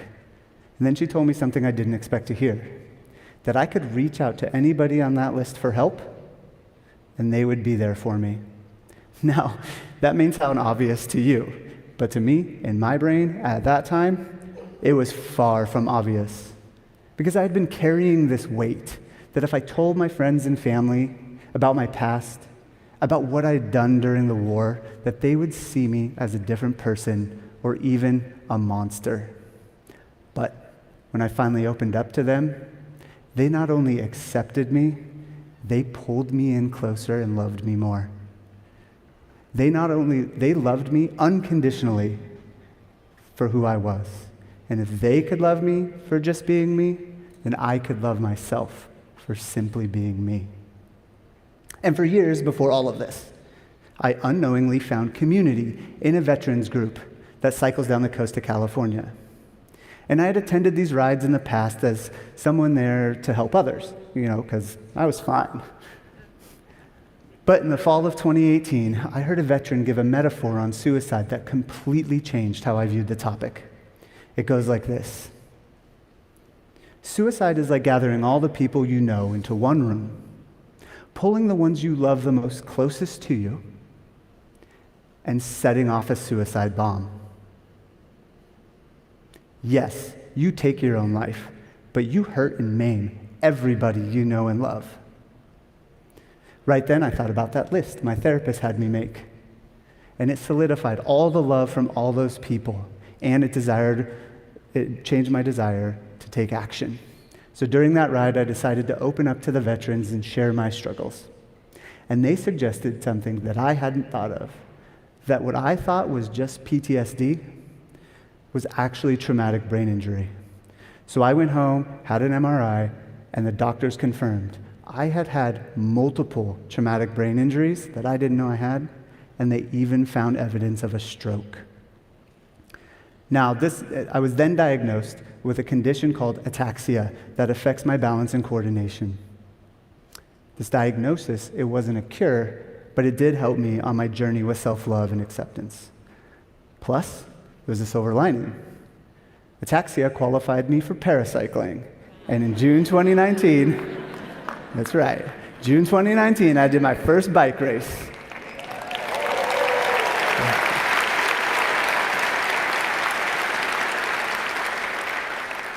June 2019, I did my first paracycling race on a normal bicycle. And I got hooked. I instantly got a coach, I started training, I even set my sights on the Tokyo Paralympic Games in 2020. I was strong, happy, was sleeping through the night, playing with my kids, and the need for therapy had slowed. I had made a 180 from where I was just 2 years earlier. My system was working, and I was crushing at life. Thank you. Then, on May 17th, 2020, my life changed forever. I suffered a second stroke that left me partially paralyzed on my left side and exacerbated my ataxia. Now, this could have easily been my breaking point, but I had already quit one time in my life, and I knew where that path led. I also had this foundation of overcoming something so dark that, yes, the stroke would change my life, but it wouldn't end or ruin it. I knew that by relying on my system, I could do well. And the stroke could be a tremendous gift. With this stroke of insight, I could thrive. Yeah, thanks, Dr. Jill, for that one. So I spent the next 9 months in therapy relearning how to walk and driving my therapist absolutely insane by insisting that I had to get back to bike racing. But after 9 months, I still couldn't ride a bike. So my coach and therapist suggested I try a tricycle. So there I was, former badass Marine, now a partially paralyzed middle-aged man in spandex trying to ride a tricycle. And, yeah, thank you.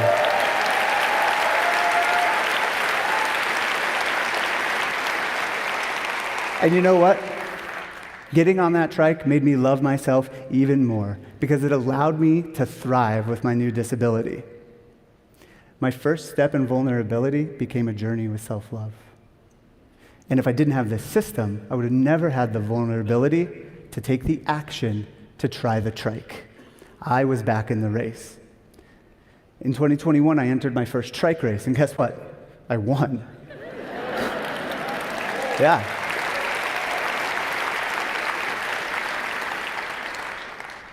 I then found myself at the Paracycling World Championships in Portugal, representing Team USA with my eye on gold. And guess what? I got my butt kicked in that race. Yeah.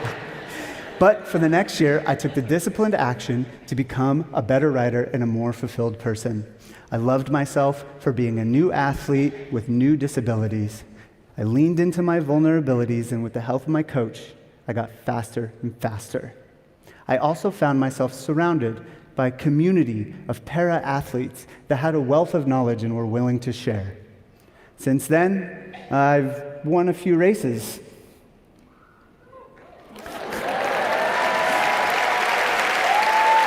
Thank you.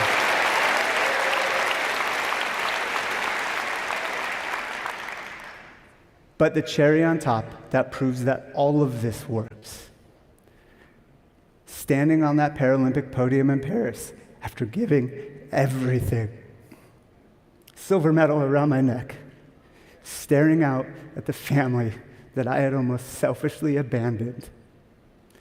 Because without them, without my family, my friends, my coaches, my community of veterans and para-athletes, I would not be here today.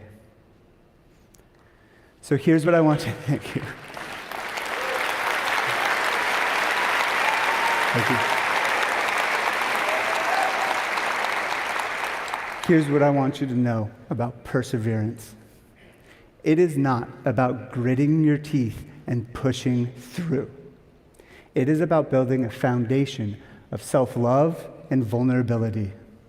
It's about taking action, finding community, and being brave enough to let others in. Thank you.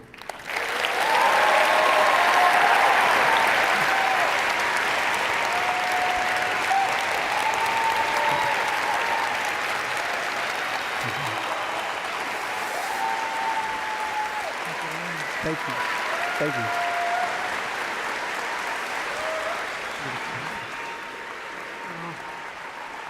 My goodness, Dennis, thank you for that direct deposit of pure inspiration. To talk about nothing is impossible. Now I have the privilege of introducing Tal Sharabi to the stage. And this talk, yes! And this talk is near and dear to my heart, and talk about psychedelics. Yes, which have captured the zeitgeist for so many reasons. And as a personal path to healing, it's been an incredible tool. Tal is a teacher, a friend. My beautiful wife, Jo, and I also had the opportunity to be her speaker coaches. So please give me the warmest welcome to Tal Sharabi.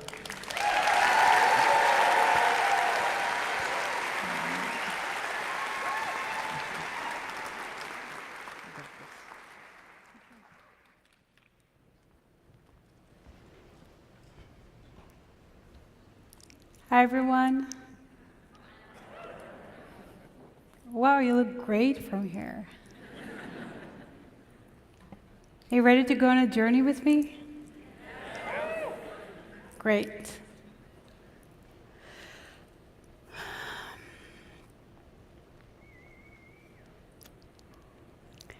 So today I want to invite you into a journey to discover the magic of the psilocybin mushroom.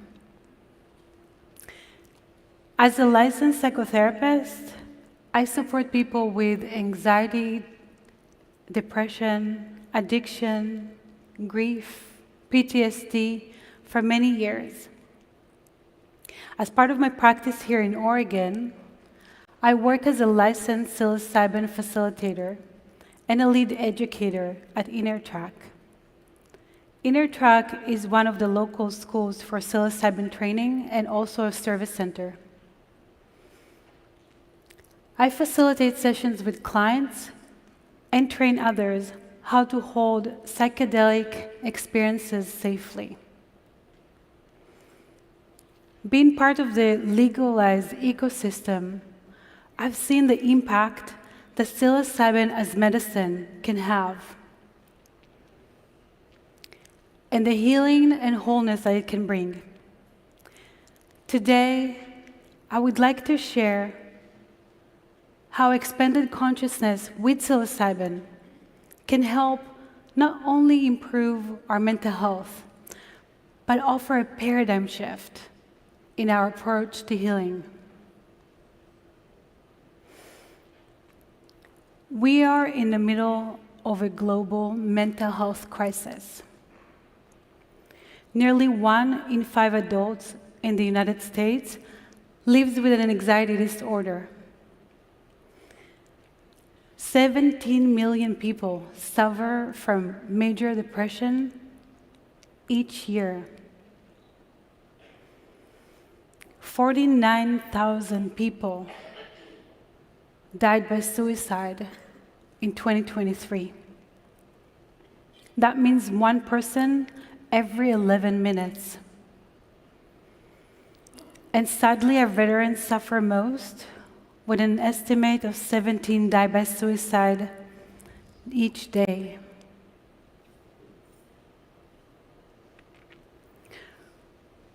So mental health crisis, drug addiction, and pharmaceutical dependency are all on the rise. And our conventional treatment and approaches don't work for everyone. Traditional approaches emphasize the culture of the provider as the expert.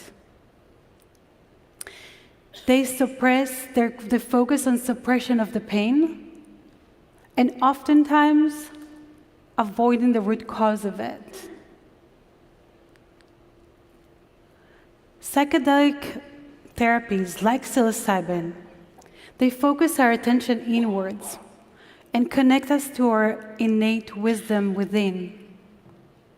They do so by creating an expanded awareness of our consciousness, and by that, helping us connect to our innate spiritual intelligence. This is the paradigm shift for mental and spiritual well-being. In these journeys, in this form of therapy, the journey is led by our psyche, and our facilitator, the facilitator's role is to hold safe space. Psilocybin is a natural, non-addictive medicine. It's backed by science, it's rooted in tradition, and offers us a new path for healing. Leading the way in the field, in 2020, Oregon passed Measure 109, being the first state to legalize the use of psilocybin mushrooms in regulated places. Yeah.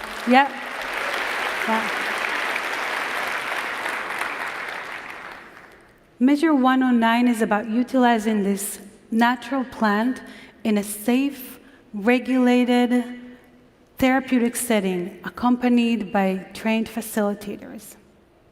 And approximately 60% of the people seeking psilocybin services identify mental health as their primary motivation.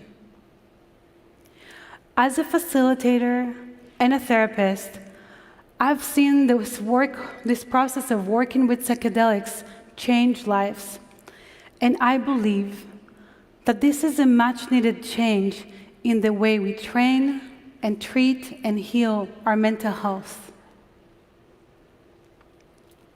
So psychedelics comes from Greek. Psyche means soul, spirit, and delos means to reveal. Psilocybin reveals the soul. So what is psilocybin? Psilocybin is the active compound in some psychedelic fungi, sometimes called magic mushrooms. Where it's ingested, it's converted to psilocin, temporarily altering brain chemistry. It's creating new pathways, creating connections between brain areas that rarely communicate. Oftentimes I'm asked, what are psilocybin journeys like? Well, its journey is unique. It is potent. It is deeply personal experience with inherent mystery. So, mushrooms will take you to the unconscious part of your life story. They can show you angelic realms, all-encompassing love, and equally will take you into the void, areas of pain, areas of darkness. They can speak to you with metaphors, images, symbols. They can speak through feelings and body sensations. Sometimes they will talk to you directly with clear voices, and other times with only energy and nothing else. Psilocybin helps us expand our awareness and access our consciousness. And it's always an invitation to go inward. But it's not a passive experience. It's not a magic pill. It's not something that is done to you or for you. And the healing process is not linear. Sometimes it's a bumpy ride. And it's not a protocol that can be commoditized. So why do I value consciousness medicine? In the words of Carl Jung, until you make the unconscious conscious, it will direct your life and you will call it fate. What if instead of not looking at our wounds and suppressing our pain, we looked inward and explored them? What if we created safe containers to allow our bodies to use their soul wisdom for healing? This is the magic of the mushroom. Each journey, even the most difficult ones, provide the clients with moments of awareness that are either breadcrumbs along their path for healing or flashlights in the dark. Let me share with you some examples of the exploration of consciousness I've seen in my work.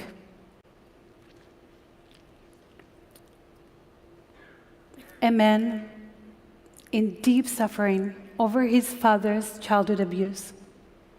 He's been taken into a journey into the collective grief, only to encounter and become the tree of life. An immigrant mother of 4, depressed, missing home terribly. She encountered connectedness and all-encompassing love that crosses borders and distance. She says, "My loved ones are here with me all the time." A 60-year-old man reliving a moment from his childhood trauma. He's letting the calcified pain move through and out of his body and allowing for more peace. But this is not just about ingesting the mushrooms. This process requires preparation and intention setting before. It requires engagement during, and most importantly, your attention afterwards. Within this paradigm shift towards soul medicine, I remind my clients that the real integration is letting the resonance of their journey continue. They can weave in lessons from their own psyche, using their self-inquiry, weaving lessons from their own journey into their life. It might be a meandering road or an uphill path, but the transformation is a more embodied you. This work requires your engagement, your courage, your constant presence and commitment. So why does this matter? Psychedelics are powerful tools and should be used with care and attention, and they're not suitable for everyone. As modern science progresses, we have the opportunity to learn from both the modern and the ancient. Indigenous cultures around the world, such as the Mazatec and Zapotec people, have used psychedelic plant medicine for thousands of years, for healing, for ceremony, for spiritual insight to guide their communities. For them, psilocybin mushrooms are not seen as a drug, but as sacred teachers. Respect, humility, and responsibility are still the guiding values for these communities in their relationship to the mushroom. So as these medicines come back into public awareness, as the healers they are, I want to invite us to use them with reverence. Let me finish with this. In our information-saturated, fast-paced, demanding world, we created habits that numb our experience and foster disconnection. Some of our conventional practices numb our connection even more. They numb our feelings, our connection to purpose, and our connection to our life. I believe that psilocybin can help us deepen our connection to our life story by befriending our experiences rather to numb them. I believe that psilocybin is an act of remembering, becoming members again, reconnecting to ourselves, to each other, to the world. Psilocybin helps us heal our wounds, and they're doing so with unapologetic awareness, delivered with unconditional love. The magic of the mushroom is the gift they give, helping us find our way home, to ourselves, to each other, to the earth. I would like to honor Maria Sabina, the Mazatec healer who first introduced psilocybin mushroom to the West, who suffered greatly for her act of generosity. She lovingly said, "Heal yourself with beautiful love, and always remember, you are the medicine." Always remember, you are the medicine. You are the medicine. Thank you.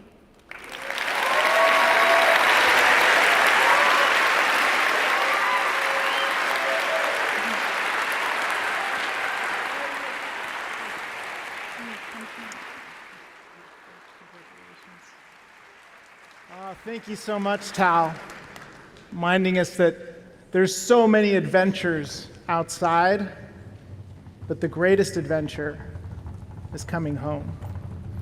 And the fact that here in the great state of Oregon, we can legally have psilocybin therapy. And magic is everywhere, which is a perfect segue to Jackson, a magician. A magician. That's his job, right? He is a native Oregonian. He travels the world sharing his magic. He has 3 Guinness Book of World Records, and we all get the opportunity to see him practice his craft. Jackson. Thank you, man. I appreciate you. Thank you. Thank you. Hello! My name is Jackson Rain, master illusionist, world record-breaking escape artist. How cool would it be if we could control time? Let's find out together. I brought a surprise with me today. I placed it above the stage. It's been in the rafters since this morning. We just brought it down so you could actually see it. Ladies and gentlemen, inside that box, this surprise has been placed inside a time capsule and locked. It is not going to leave your sight. Keep your eyes on the box. Everybody got it? Awesome. In the early 1900s, Harry Houdini toured with the fastest escape of his career. He'd be locked inside a trunk and covered with a huge curtain cabinet. His wife Bess would slowly clap her hands. Once, twice, 3 times. Approximately 5 seconds later, Houdini would emerge victorious. On stage, we have a solid, see-through box, solid on all sides. The lid is hinged at the back. In a moment, I'm going to step inside. We're going to lock that lid into place using these 2 front chains, allowing me absolutely nowhere to go. In Europe, 18th century prisoners who acted out would be disciplined to confinement for days at a time in boxes very similar to this. They called them sweat boxes. I remember being a kid and being scared. Ladies and gentlemen, yeah, thank you. I remember being a kid and being scared. It was a dramatic moment, thank you. I remember being a kid and being scared at the mere thought of somehow, some way becoming trapped in enclosed spaces. Oftentimes, my escapes are derived from my fears as a child. Today, ladies and gentlemen, I present to you my recreation of the Harry Houdini trunk escape. I call it the sweat box.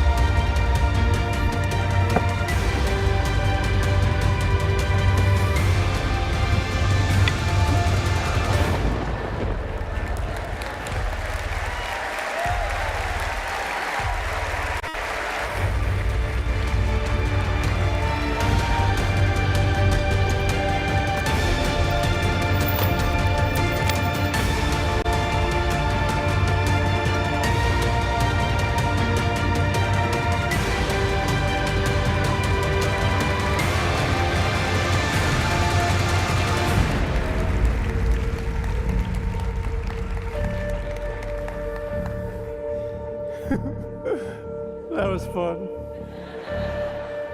It's true, I have broken multiple world records, and most recently was published as a comic strip for my work in Escape, and I thought it would be fun to give you all an introduction into my newest world record endeavor.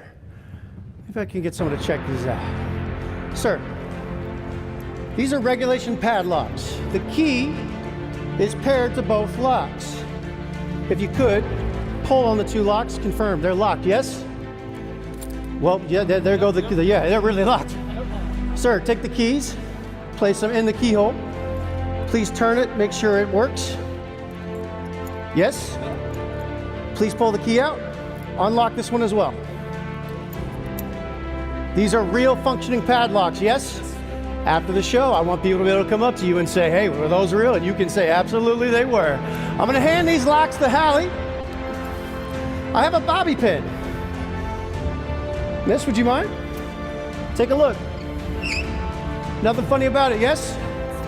Excellent, thank you very much. Ladies and gentlemen, the lock-picking community says it is impossible to pick open two padlocks and one set of handcuffs by touch in under 60 seconds. Respectfully, I disagree. And today, I'm gonna try to prove them wrong. The cage you see behind me is surrounded by bars on all sides except for the front. In a moment, I'm gonna step inside. We're gonna lock those panels into place. I'm gonna be handcuffed. The only way out is to pick my way through those cuffs and these two padlocks by touch. 60 seconds. Check it out.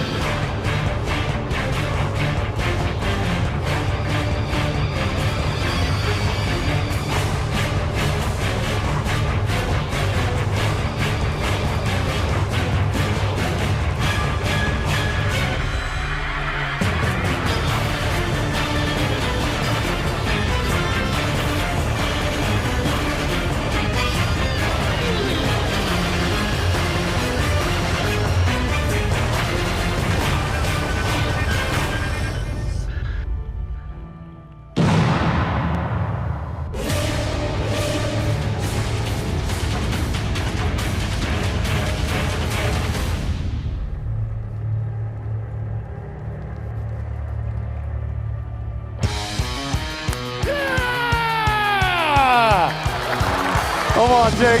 That's pretty cool, man. Woo! All right here. Come on, come on, come on.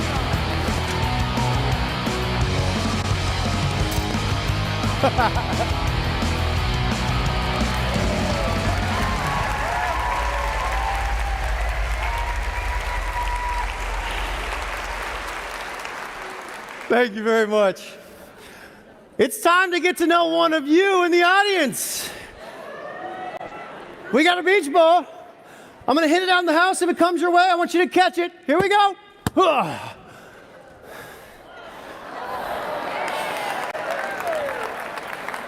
Good catch. What's your name? Zarina. Zarina? Zarina, would you mind joining me on stage? Give it up for Zarina.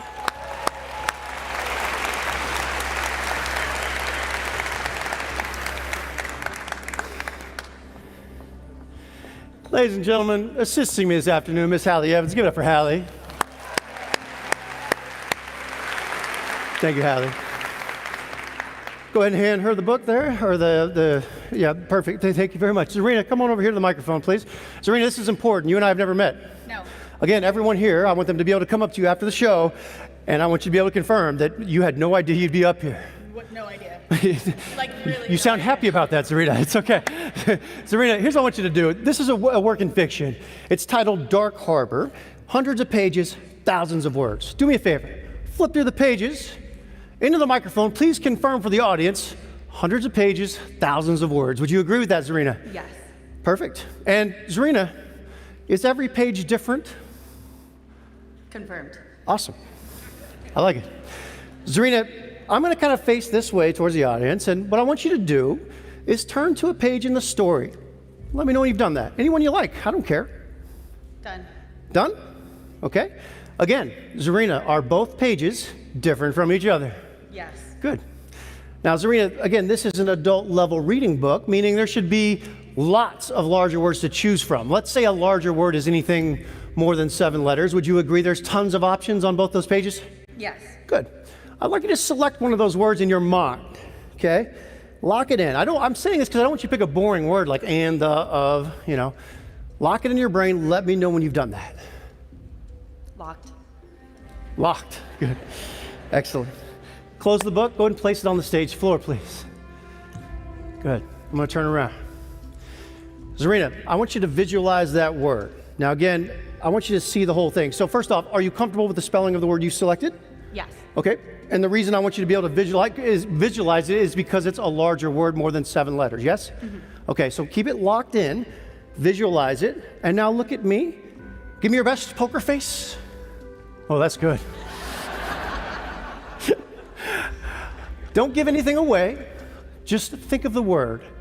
This is an attempt at a concept called muscle reading, and I'd like to try this here. This is tough. Think of the word, visualize it, see it. Interesting, Zarina. You're actually kind of tough to read. I'm picking something up, though. I am. I'm picking up a word that actually starts with an S, but I can feel that that's not correct.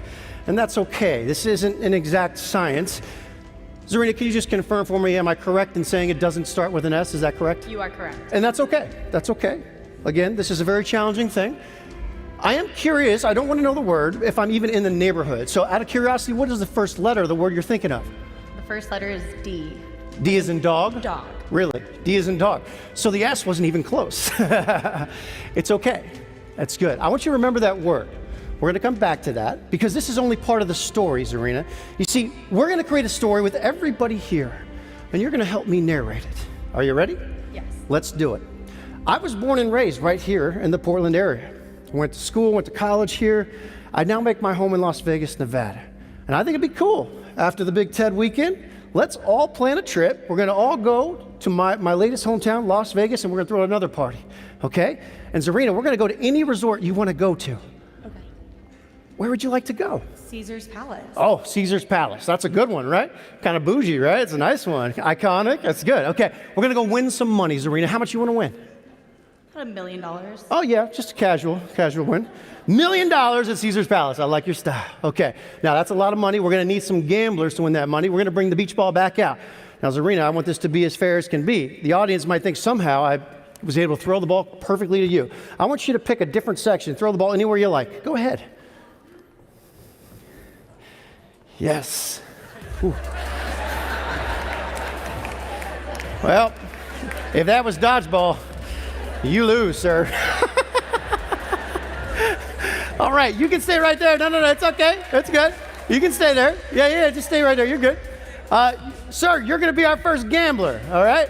So we're going to go to Caesar's Palace. We're going to go win that money, that $1 million. Now, we need a craps player, which means you're going to roll 2 dice. Now, the total of 2 dice can be anything from a 2 to a 12. You get to decide in our story. What's it going to be? We roll a 5. I like it. We roll a 5. Take the ball. Hit it anywhere you like. Hit it towards the back. Go ahead. Hit it hard. Yes. Good catch. All right. I got lights in my eyes. It looks like we got a miss here. Miss, if you could. You're going to be our roulette player. You're going to go to the table. The wheel spins. The ball falls into a number. Let's say it falls between 1 and 36. I need your help remembering all this, by the way, Zarina. You got this? Okay. Miss, what number does the ball fall on? 23, did I hear that right? 23. Is it red or black? Red. 23 red. I like it. Miss, hit the ball nice and high, far to the back. Go ahead, anywhere you like. 23 red. Yes. Who's got it?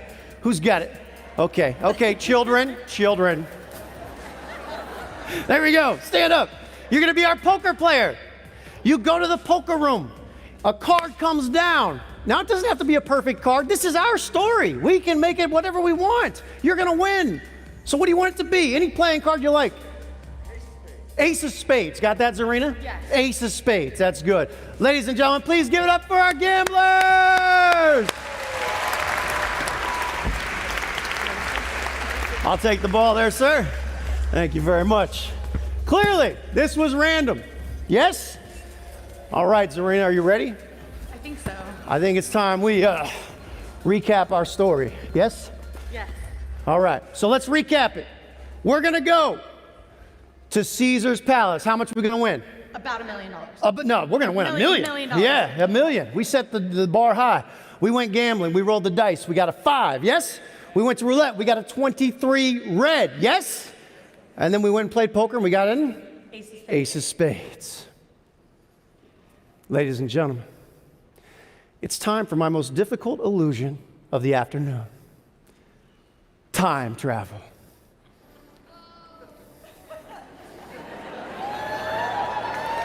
That's right. While you were applauding our gamblers, I took that opportunity to snap my fingers and travel back in time to exactly 1 hour before the doors even opened this morning. And guess what? I took our story with me. Yeah, I locked that story high above the stage inside this box. We're bringing it down. I got the keys. It hasn't left your sight. This is cool.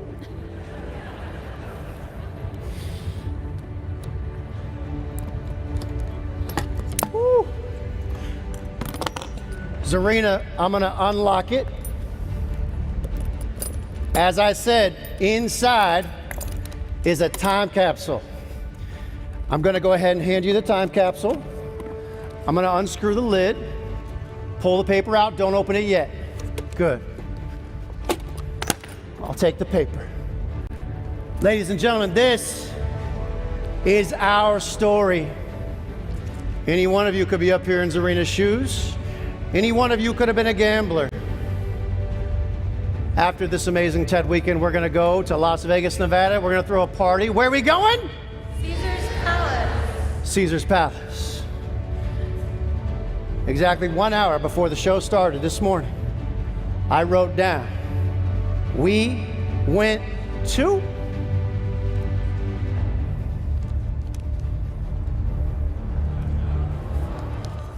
Caesar's Palace. Thank you very much. We went and we played craps. Craps, we rolled a 5 roulette. We got a 23 red. I wrote craps 5 roulette. 23R for red. And we won $1 million with the Ace of Spades. spades!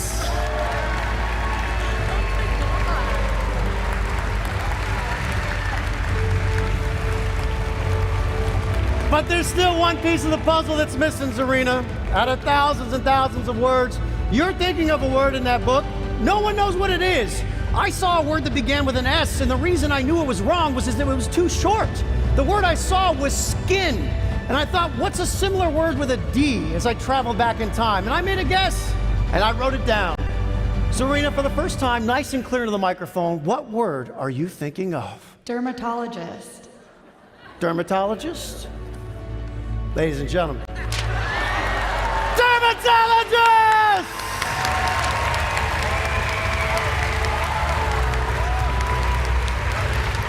Isn't that cool? Oh, thank you. Did you like it? It's yours. Thank you very much, Zarina. Stairs are right over there. Thank you. Give it up for Zarina!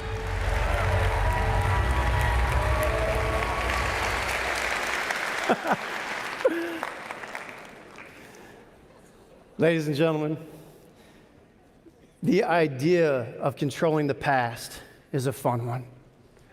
But what I hope is that everyone here is able to take the inspiration and the amazing memories from today's talks and events and apply it to the parts of time that you can control, the present and the future.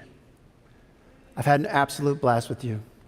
My name is Jackson Rain. Thank you, Portland TEDx, for having me. Thank you very much.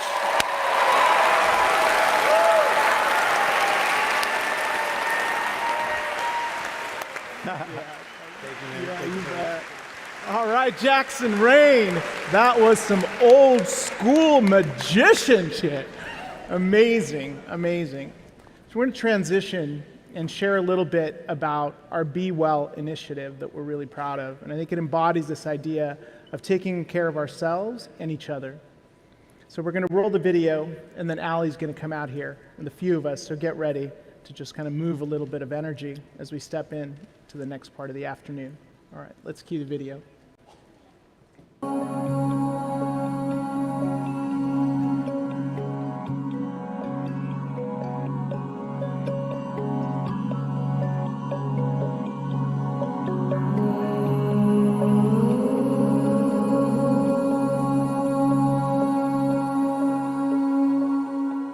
We talk to people and say, I hope you're well. Are you doing well? You might sign a correspondence, be well, right? But what does that actually mean?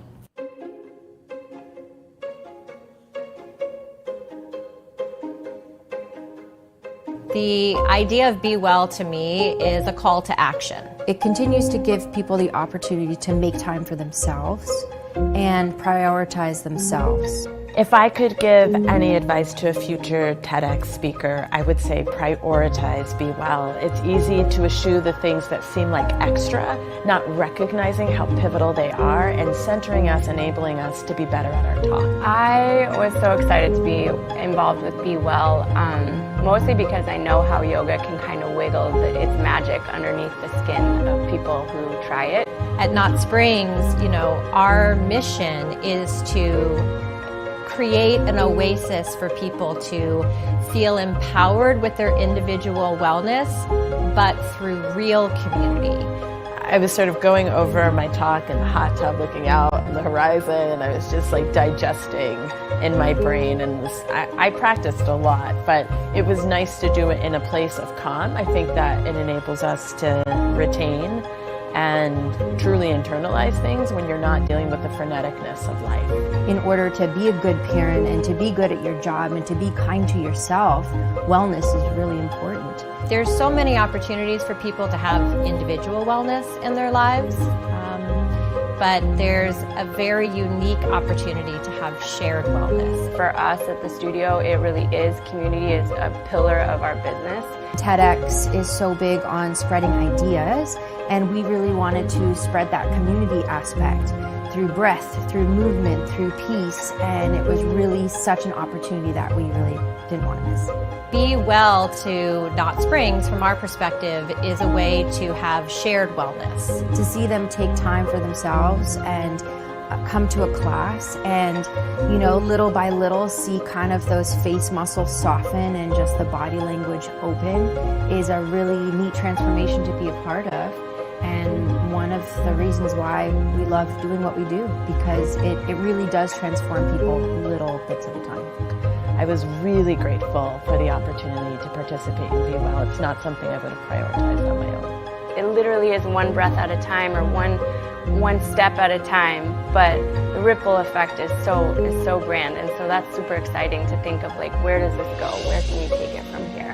In order to support the speakers, the volunteers, all of the people that show up to support TEDx around the globe, this is our opportunity with TEDx to support their wellness as well. We can provide opportunities for people to connect, to share wellness throughout their own community, to bring their own individual wellness to the forefront, and really make a difference. So now's the time.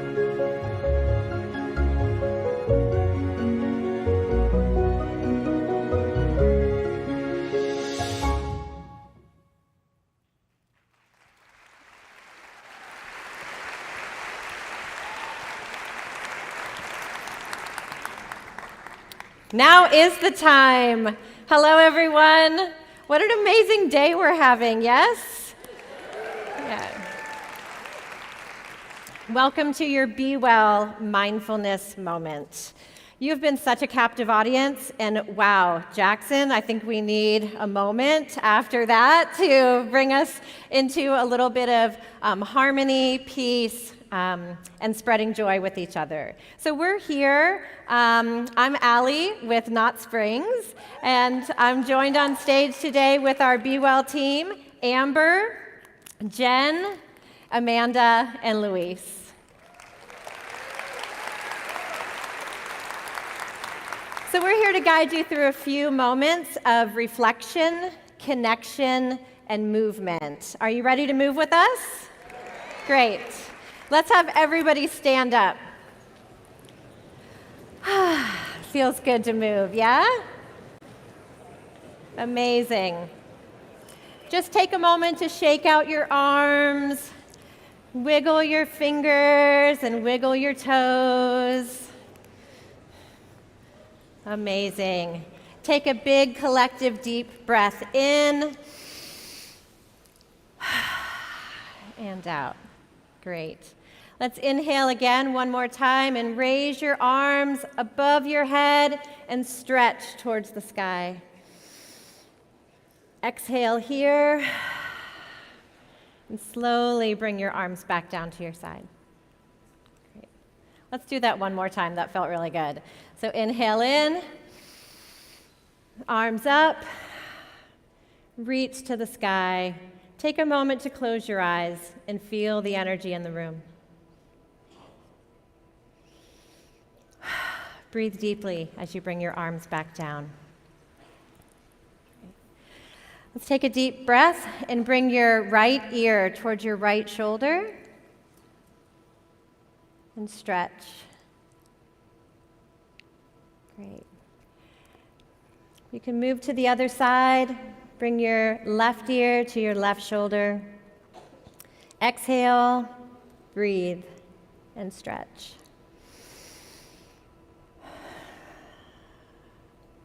Great. Feels good to move. Yes. So we wanted to take a moment with you to reflect on the continuum of wellness. Wellness is not an all or nothing concept. Our physical, mental, and emotional wellness can and will change over time. And how we react to those changes is really important to take a few moments to reflect upon so that we can understand and have clarity how we have moved from struggling to surviving to thriving. As you've seen today through our Be Well board outside, that we all have tricks and tips and tools in our wellness tool bag. So why not share them with each other, right? We can learn so much through shared wellness. So we want to invite you to take a moment to turn to someone next to you in the crowd that you haven't yet met, a new friend. We're going to give you 2 minutes, so 1 minute each. Yes. Yes. So say hello, and please take a moment to share a wellness practice that has positively affected your life. When your time is up, you'll hear us clap.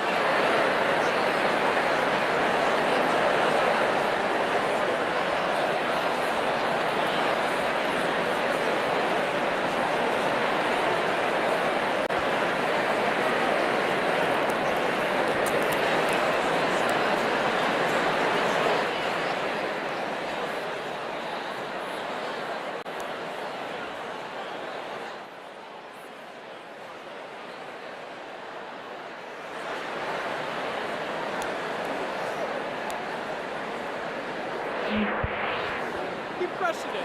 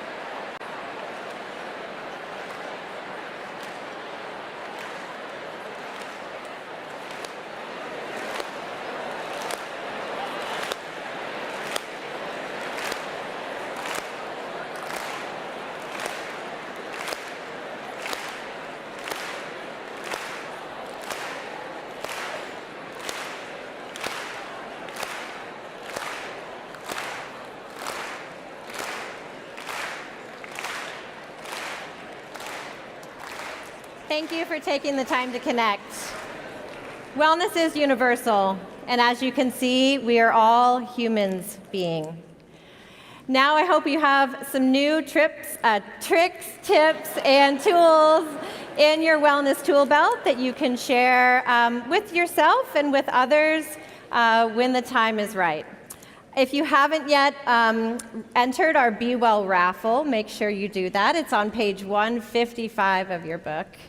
And we hope to see you again at Knot Springs or Moto Yoga, or if you're interested in volunteering or being a part of the Be Well initiative and collective with TEDx Portland, we really invite you to come and talk with us.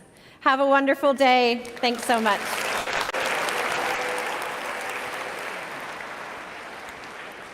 Thank you so much, Allie. It felt good to just kind of wiggle a little bit now. And one of the most challenging, it's like maybe climbing Everest is a little bit harder, but to get 3,000 people to come back together, it's really high in technical difficulty. I think we did a wonderful job. I'd like to introduce our next speaker. Her name is Ariana Vargas. So, I mean, that last name alone, right, is pretty compelling. It's in a pure act of nepotism. We are unrelated. In fact, we just met yesterday. But she comes to us from Kansas City, and she's a documentary filmmaker, and she's here to talk to us about stigma. And we found her through an incredible project where she traveled around the country and gave people the space, the container, to talk about stigma. right? From a very personal point of view. So with that, let's give a warm welcome to Ariana.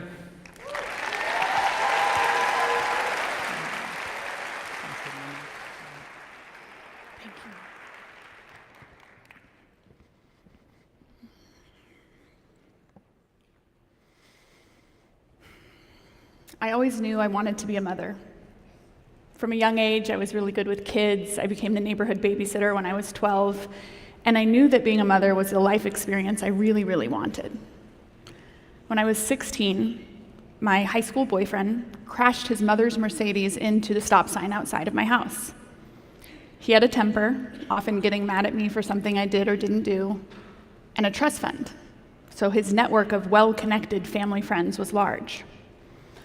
He wasn't going fast enough that night to get hurt, but the wreck was bad, he had been drinking, and the police were on their way.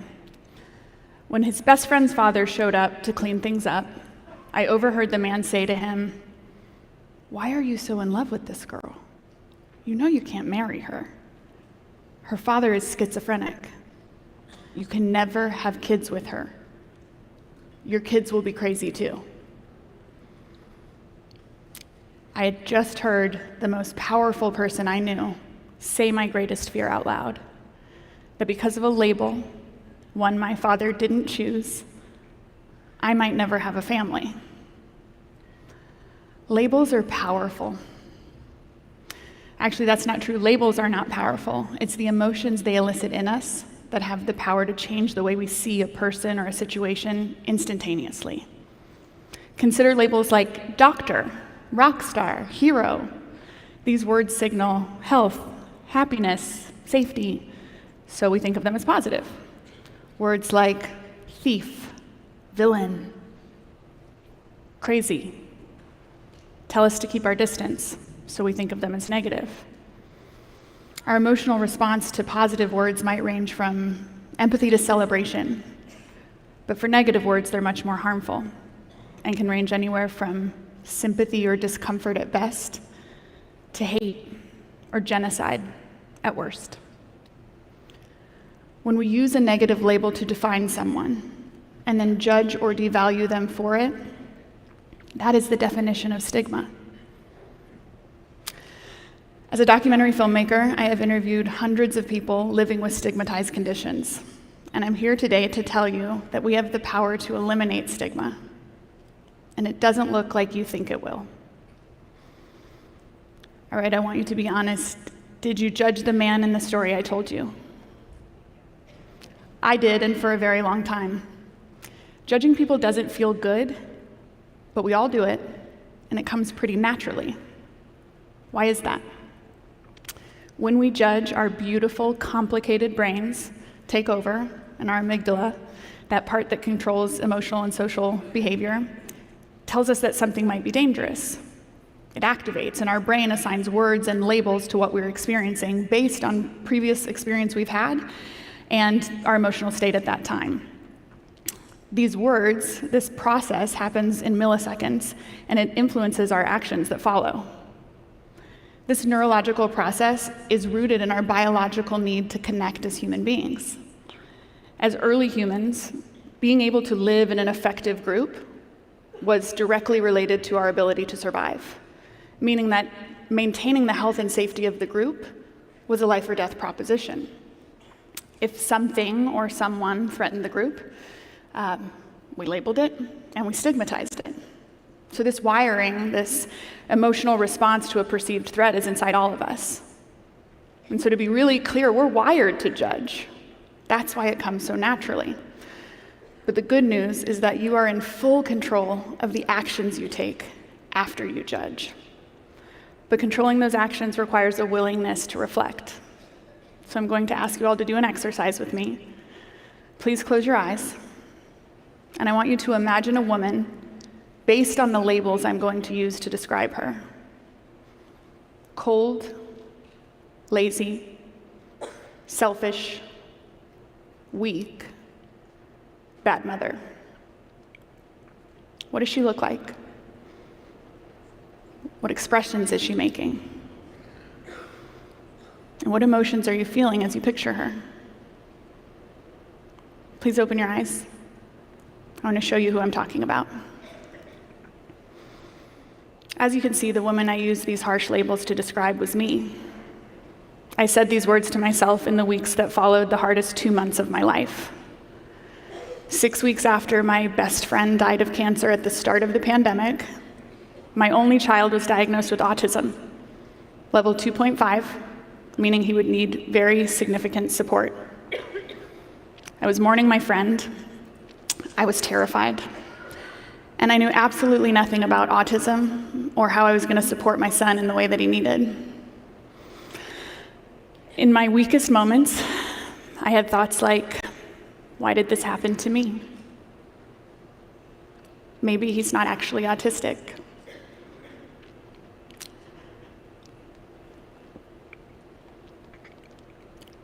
I wonder if there's a cure. I told myself in these moments that this wasn't something bad happening to me. This was my child, who I loved, and he deserved better than my fear and my judgment. But most days, the story I told myself sounded like this: you're a monster. What kind of mother doesn't love her kid exactly as he is? And what would people think if they knew what you were actually thinking?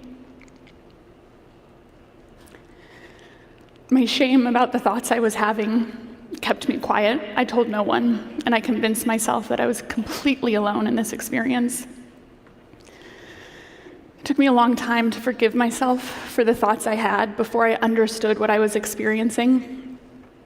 Even these days, despite a lot of work on self-love, I'll have moments where I'm feeling really grateful for River, and a voice inside me sneaks up and whispers, "Don't forget, you were in denial. You wished a part of your son's identity would go away. You're a bad mother." We judge others easily, but there is no one we judge more harshly than ourselves. So if you are in this audience right now, and something in your life is making you talk to yourself the way that I told you that I have, please know this: you're not a monster. You might just be afraid, and you are most definitely not alone. I finally forgave myself in the summer of 2021, and I stopped judging, and it didn't happen through traditional methods of healing like medication, meditation, or therapy. It happened through storytelling. After my son's diagnosis, I went all in, trying to figure out a way to influence the world to see him as more than just a misunderstood label. And I found peer-reviewed research that said that the most powerful way to combat stigma was through media campaigns, where people shared their lived experiences. As a documentary filmmaker, I knew that I had the background to be able to contribute stories to the public conversation about mental health and shift people's perspectives. So over the course of 3 years, I interviewed over 200 people who lived with stigmatized conditions. And I asked them to tell me what it was like to live with labels that people judge and devalue. I shared these stories on social media, and I even built an app called Stigma to host the stories and empower people to ask for messages of hope from strangers who shared their lived experiences. This vision and goal I had to normalize conversations about mental health through storytelling was something the world noticed. And in 2022, 3 months after launching the app, I got a message from Google.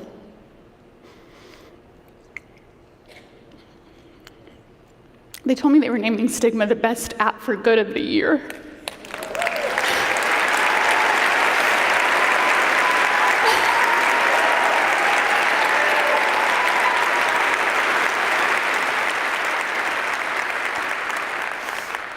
The visibility the Google Award got us exponentially increased the number of people using the app. Our videos of real people sharing their stories were viewed millions of times across social media. And most importantly, we inspired people who were struggling in silence to reach out and ask for help. While the Stigma app no longer exists, It taught me a really important lesson. When we talk about stigma, it's important to be specific about the type of stigma that we mean. Research told me that media was the way to eliminate stigma. And if the comment section of our social media posts were right, or kind of were an indicator, that research was right. It was a beautiful comment section, which almost never happens. But that type of stigma was social stigma. That's the negative beliefs and discrimination that is directed at individuals by society at large. And it wasn't until one of my subjects that I had interviewed sent me a message a year after her interview that I realized the much more powerful impact our stories have. "Thank you for helping me share my story," her email said. "I've had a really hard last couple of months, and I wanted to tell you that every time I'm feeling low, I watch that video you made of me, and I remind myself that that is also me." It was really hard to measure if society was judging people less, but I continued to see proof that people who shared their stories publicly were judging themselves less. And this was a much more important type of stigma. Self-stigma is when we absorb and adopt the negative attitudes that society has placed on labels that we carry. It leads to shame, low self-esteem, and most dangerously, it reduces our willingness to ask for help. For 3 years of my life, I got to be a mirror to brave and misunderstood people, showing them the strongest and most beautiful versions of themselves. The process of sharing their stories and then having those stories to come back to as proof that they were strong in moments they felt weak ended up being an incredible antidote to self-stigma. And the reason is that our realities are shaped by the stories we tell ourselves. So I want to ask you, what stories are you telling yourself right now? What labels are you using to describe yourself? Are they positive or are they negative? And what might you achieve when you stop judging yourself? At the end of every interview, I asked every participant the same question. What made you say yes to sharing something so vulnerable in such a wildly public way? For the record, I asked myself that question backstage like 8 times before I came out here. Every person answered some version of the same question. If sharing my story means that one person who feels alone feels hope, it will have been worth it. Hope. Thank you, hope.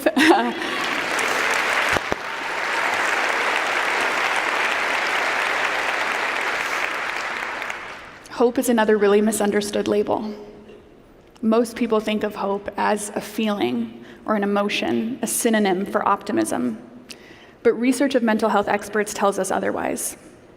Hope is a skill. And like all skills, it's something you have to practice. Practicing hope is simple, and it looks like this. First, accept reality.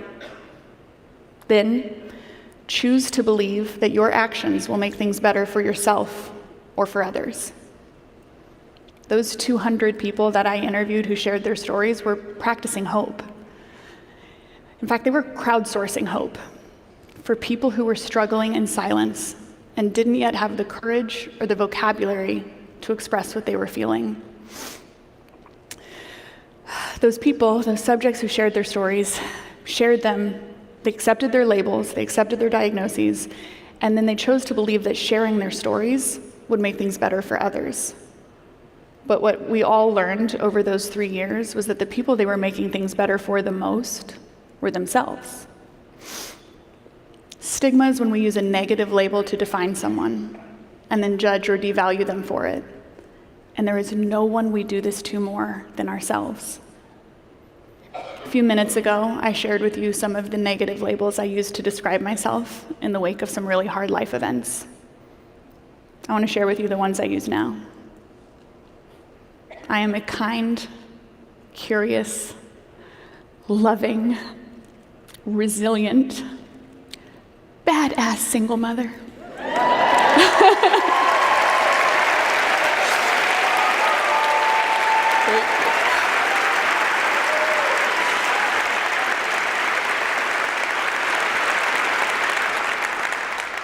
I accept the hard parts about my life, and I choose to believe that sharing our stories is the key to eliminating stigma. Every person in this room has the power to eliminate stigma, and it's not going to happen with a campaign on TV or billboards. It's going to happen inside of each of you. When you find yourself judging, remind yourself that it's a signal. It's your brain's way of telling you that you're experiencing something that you fear or you don't understand. And it's a perfect time to practice hope. Accept reality. Say to yourself, I am judging, because you know when you're doing it. And then try really hard not to label. And instead, do as my favorite mental health advocate, Ted Lasso, would do. Just be curious. I set out to build a better world for my son, and in doing the work, I got a glimpse of one. It is a kinder world, one full of self-acceptance and accountability for the ways in which our fears lead us to judge. I have watched stigma disappear simply by practicing hope. So I'm here today to ask you to join me in crowdsourcing hope so that this world is brighter for everyone who is misunderstood. Thank you.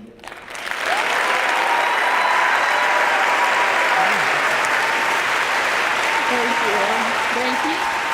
Stay there. We're doing it.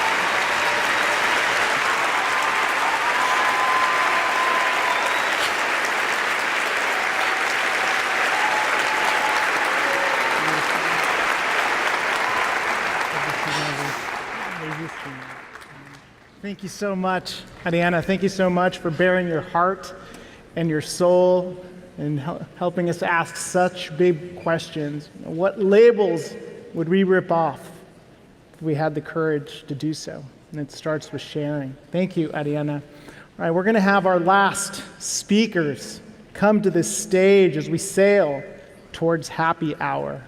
And I have such a pleasure of introducing two friends that are going to come out here and have a chat. These two friends have known each other for 20 years. They were roommates. They've done a couple of things together. They've won some Olympic gold medals. They brought a championship to our fair city of Portland. That's right. And they are the driving forces and part of the movement of making Portland the epicenter for women's sports. So help me welcome Christine Sinclair and Karina Leblanc to the stage. Let's go! PT! FC! PT!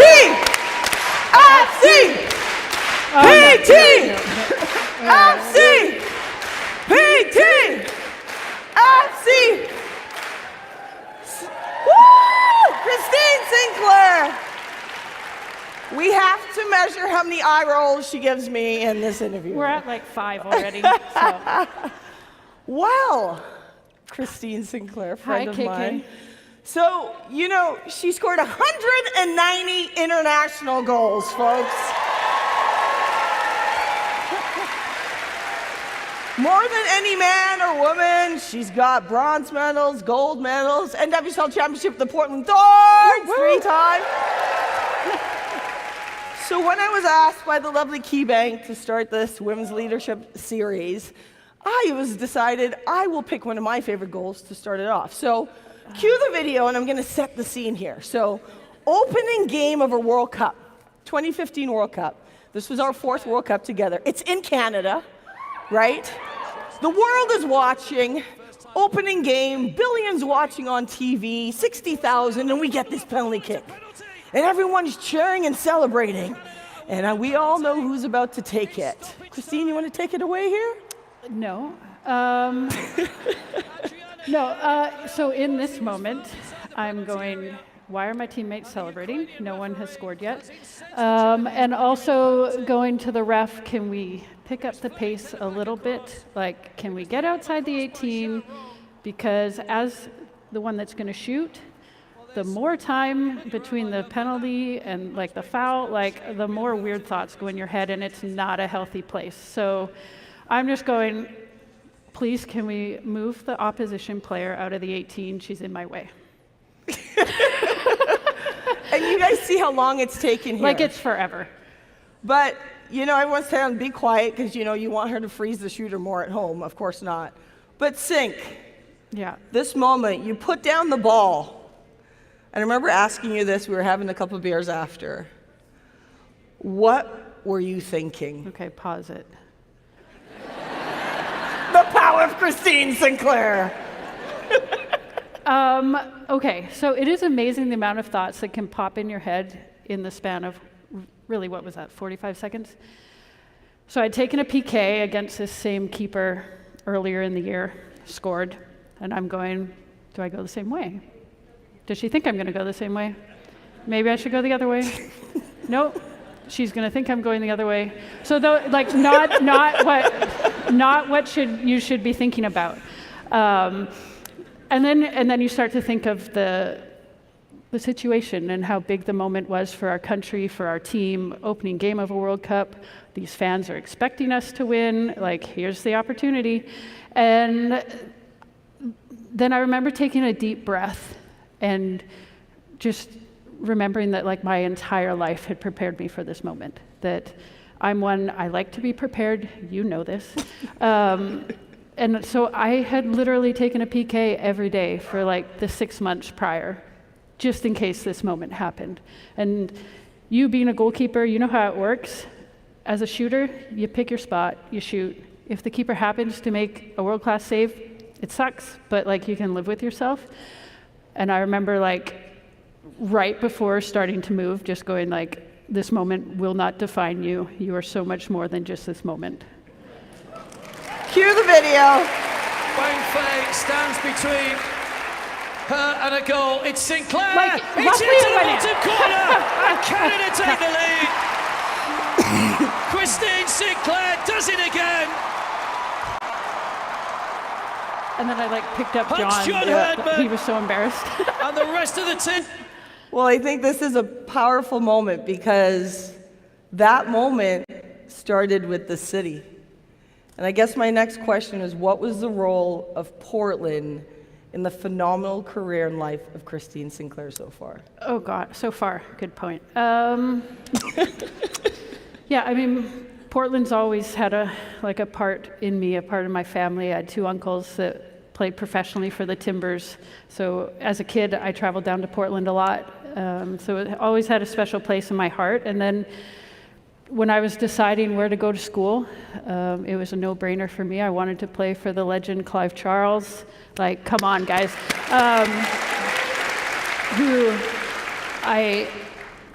Soccer in this city would not be where it is today if it wasn't for him.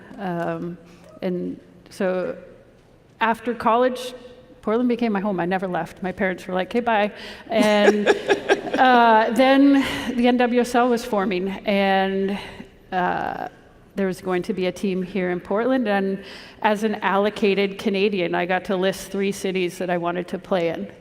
And no joke, I wrote Portland, Portland, Portland.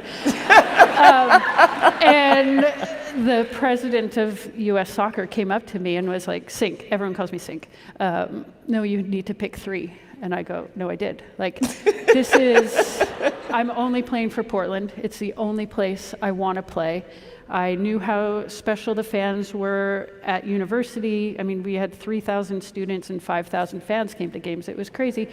And so I knew it was possible, and I knew the community here was going to embrace this club. And to the day I retired, you know this, I was not playing anywhere else. The city is the one that allowed my childhood dreams to come true, both professionally and then on the international stage. And there's a reason I still call this place home. Home. Yes!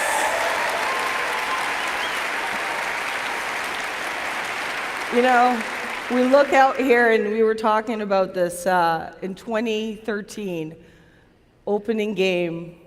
I was right behind you, and we've played in Olympics and World Cups together, but I'll never forget walking out on that game day and feeling the energy of the crowd and the energy of the city. And when we start talking about legacy, right? I'm talking to her like she's old. You as a player, what legacy meant, because in 2011 and 2012, we came dead last at the World Cup. We were supposed to do well. Highlight. Woo, yeah. It wasn't a good performance. And then a year later, we step in the podium and we win an Olympic medal. And the shift in that was legacy. So I want to go back to legacy of what it means for you as a player, what it meant for you now, and when you look out in this audience, what does legacy truly mean to you? Deep.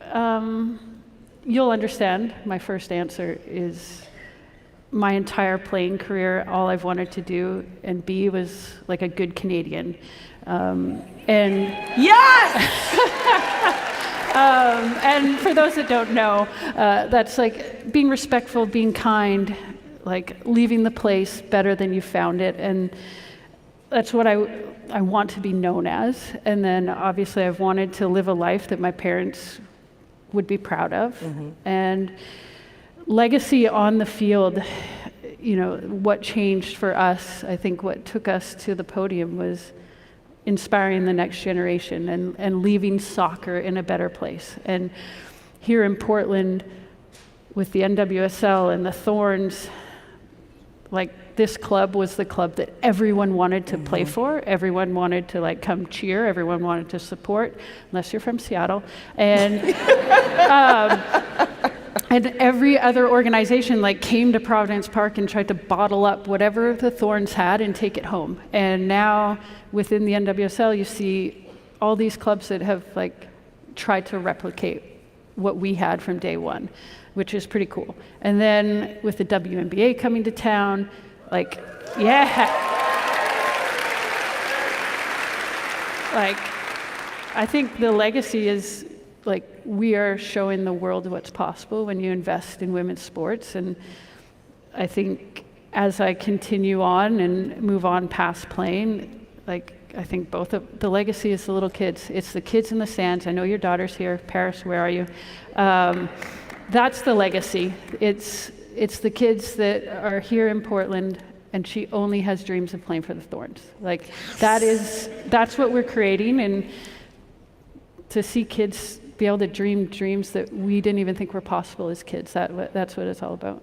It's the shift, yes.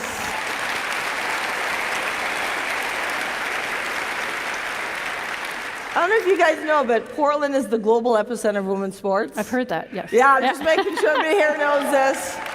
I mean, we look at the WNBA, we already have 8,300 season ticket deposits. We look at the Thorns, who tomorrow, game 1 p.m., who literally most championships. And like, she keeps saying we, but we had a conversation in 2013 about making the city different, and she has captained the team who has made the biggest difference in the NWSL, so round of applause to you. No. Stop. I hate this. Cue the eye roll. Retirement. Change. It's so good. You know, for a lot of athletes, they call it the first death, because you lose your identity. And this is to a lot of people in the audience who've gone through change, and you have to pivot and shift, and it's hard. And I see retirement as like the next chapter is your best chapter, which is pretty incredible because you know what she's done already. But talk about retirement and how change has been for you. So everyone was really concerned about me because soccer's been my life since I was 4. But it's interesting. I mean, I don't see it the way you described it. First of all, I know as a person I'm so much more than a soccer player, and so it's just the next step in whatever my life brings. But also, as a human, I've experienced like real loss. So my last couple years playing professionally, I lost my dad to cancer, my mom to MS, and so it's especially with my mom's journey and her tackling MS with bravery and courage and a whole lot of stubbornness. It taught me a lot of perspective, and so I've never seen it as a death.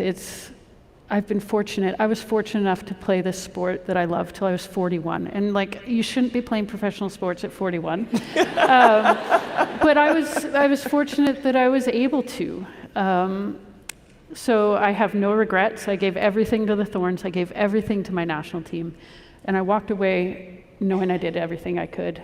And I am enjoying this change in life. I am enjoying making up for lost time with my family. We went on a vacation. The last time I had a summer vacation, I was 10. So I'm very much looking forward to like a break and taking care of me for a little bit, and being okay with the unknown, being okay with the fact that I don't have a clear path. I'm giving myself a year to figure out what I want to do next. I'm still involved in the sport. Helped start a professional league up in Canada. So, I mean, every athlete's journey is different as they enter into retirement. I mean, I've witnessed you like go from world-class goalkeeper to just absolutely flourishing in life. Like, here's someone that doesn't have to be in Portland, okay? And is not only changing soccer, not only changing like women's sports, but I see you day in and day out changing the lives of everyone in this city. And those of you that have met her, you know that her energy and passion is infectious. And yes.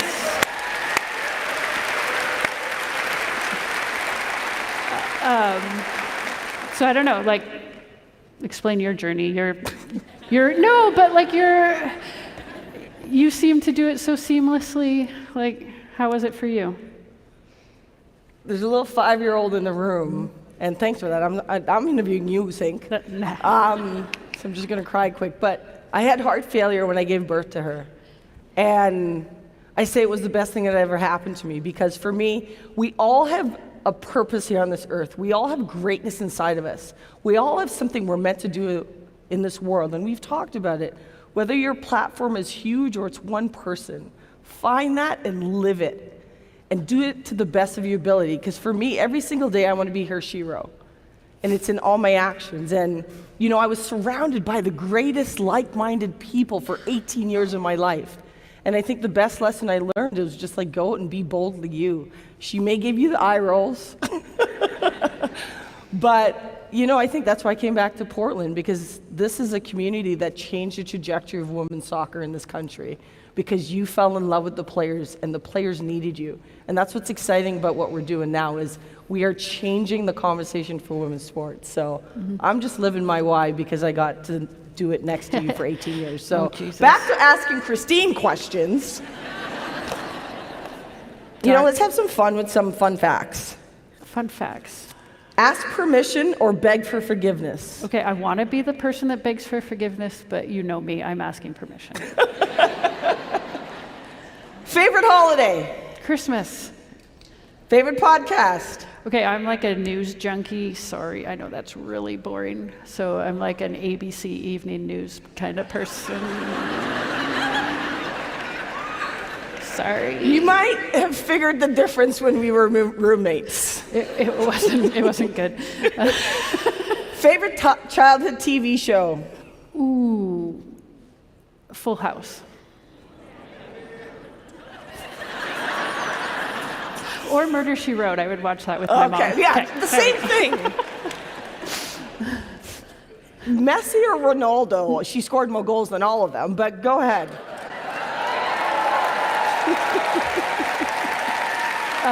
Messi. Do you snore? I don't think so. I don't remember. I can't make fun of you. Favorite teammate of all time? It's taking you Karina. too long. You can pay me later. Oh, no. Just kidding. Name your Mount Rushmore of iconic Canadians. Oh, this is tough right now. Celine Dion is on there, obviously. Terry Fox. And okay, Chris let's Hadfield. we'll leave it go there. on the next one. Let's Let's leave talk it there. about leadership. Because I think I remember watching you evolve as a leader. And I remember she was 16 when she first came into camp, and I was a goalkeeper. And I remember, if you know soccer, like we were within the 6 yards, and this 16-year-old who had a mullet I did. places the ball into the back of the net. And I was like, wait, what? Because most shooters will try to kill it at that point. I'm like, who is this kid? And she was the shyest kid in the world. You couldn't get her to speak. And then she started to evolve because she was our captain of Canada. And I remember in 2011, we said we came dead last at that World Cup, which was quite embarrassing. But again, we stood in the podium a few months later and won an Olympic medal for our country. And leadership changed. Do you want to tap into leadership and how you've evolved, but literally that year, what you've learned? Well, I think I was named captain of the national team at a pretty young age, and I remember being like in my hotel rooms thinking I was a failure for the team because I'm not, she nailed it. I'm shy, I'm an introvert, I'm not the rah-rah type person, and I always thought that's what a leader had to be and a captain had to be, besides good at coin tosses. And I was definitely not that. And after we finished dead last at the World Cup, a new head coach, John Herdman, joined our team, and he took like 6 of us, I think it was, through leadership training. And that was my first experience with that, because he said we were a leaderless team. And as the captain of the team, that's like, ouch! You know, but it's there that I realized that I didn't have to be everything, that as long as within our team we checked all the boxes, we would be fine. And he helped me find the power of my voice and when to use it. And then he introduced to us the concept of creating a leader-full team. And in a national team, you've got 16-year-olds, you've got 35-year-olds. Everyone needs to feel welcome. Everyone needs to feel valued and that their voice matters. And that's how you get the most out of everyone. And then he introduced what is it? You got to win their heart before you can take their hand. And the idea was that you got to get to know your teammates. You got to get to know how they tick. You got to be vulnerable in front of them, truly get to know them, because when you're in extra time of a gold medal game and you look at your teammate in the eye, if the only thing that's bonding you is trying to win this game, you're not going to win. So it's truly getting to know each other and at a deeper level, and all of us became like lifelong friends because of it. And that's why we got on the podium in London after literally less than a year. We were dead last to the World Cup, and I think it was the leadership that John brought to us, but that then we all brought to the team. Yeah, it's amazing because we joked, we're like, let's do something when our 90-year-old selves we'll be like barely able to walk. We'll be able to look over across the street and say, we did it in a way that we're proud, because we won our first Olympics, we went and win a medal, we didn't win a medal. Then we went to inspire the next generation, and that's what we did. So here we are in Portland. You know, the incredible Portland Thorns brought us to this city. We're both from Vancouver, Canada, not Vancouver, Washington. You got to drive a little further. And like, I just have goosebumps sitting in this space because I know the human beings in our city. And I think we should end with a call to action for this city. Yeah, just simple. I can't with this girl. I'm no expert.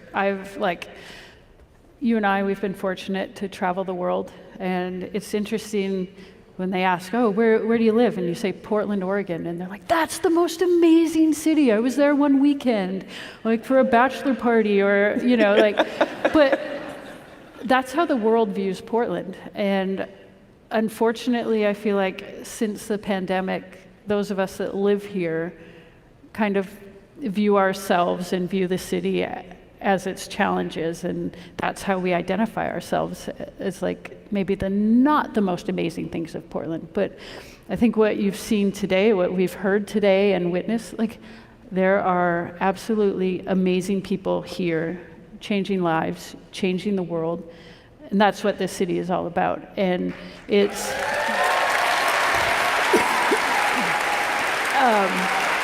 and for me, like, not everyone, I understand not everyone has the same platform to make change, and I get that and I appreciate that, but everyone has the ability to make a little change. And so that's I guess my call to action is to be proud of this city and then do the little things to make it even better. Woo! And I got you. I know this is like your jam, because this is, you live for it. Like what, let them hear your call to action. Yep. All right. Here we go. Well, we all know what I love. Listen, this comes back to the global epicenter of women's sports, and I think the world needs to be feeling the eruption of this city. We have a WNBA team, we have the NWSL team. It starts with buying the tickets, buying the merch, showing up at the games. When you see the players, be their cheerleaders. But like, what I'm telling you to be the cheerleaders of the Thorns and the WNBA, I want you to be the cheerleaders of each other. I want us to see us walking through the city, high-fiving, giving the energy that we all need and deserve, but most importantly, understand that we are boldly, unapologetically the best city in this world, the city of women's sports, and most importantly, the city that we call home. All right, let's go. Thank you. Thank you, guys.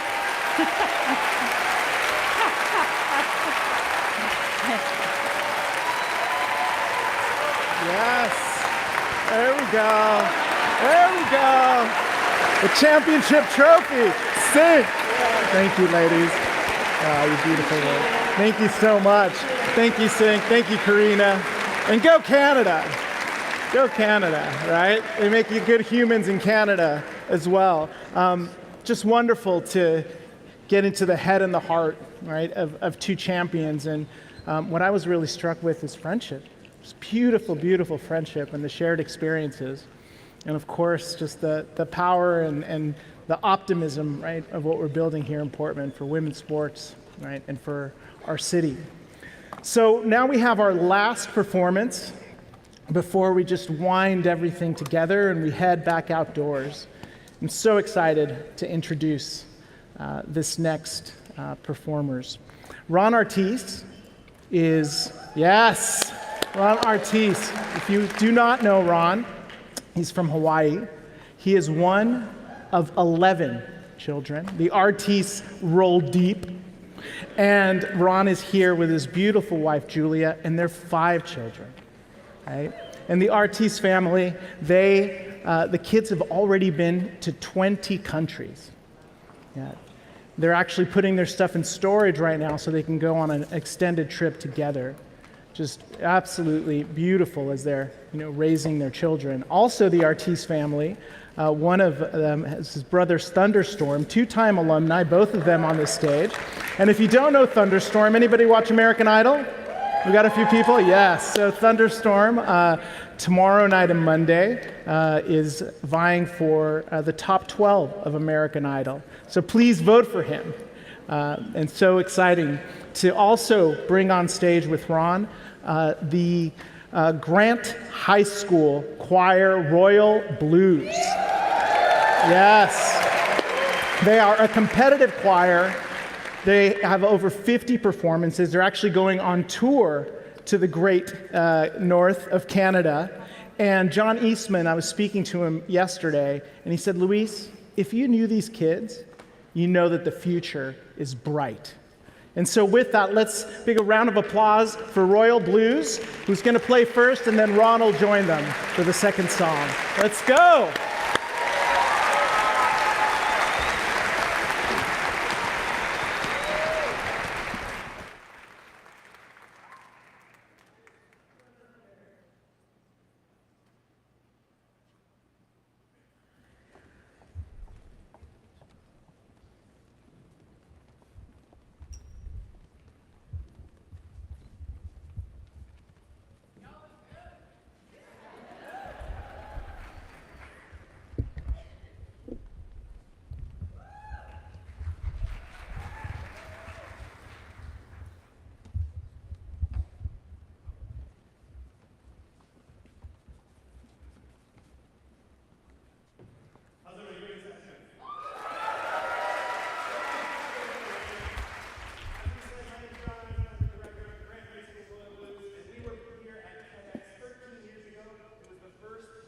my career, and it totally changed my life. It set me on a path of helping all of these incredible kids become the next generation of the movers and shakers and ideas people. All of these kids have what it takes to be on this stage someday, and you bet they're going to be up here someday changing the world. So thank you all.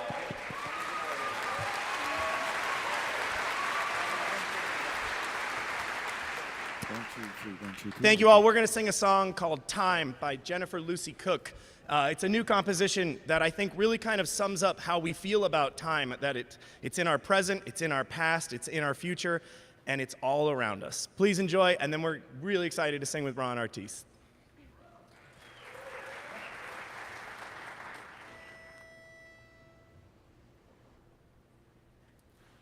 Time, you can spend it. When you spend it, then you're running out of time. You can save it, but to save it is to take a little time. In a minute, when you're in it, can you feel the passing time? It's an illusion, there's confusion when they tell you now it's time to get older, time to work and time to waste, and there's no time left to hold or time to tell them how you feel while there's still time. 3, 2, 1, 11:30, 2 a.m. then dinner time. Not to kill, I said I will, and still it flies and flies, oh time.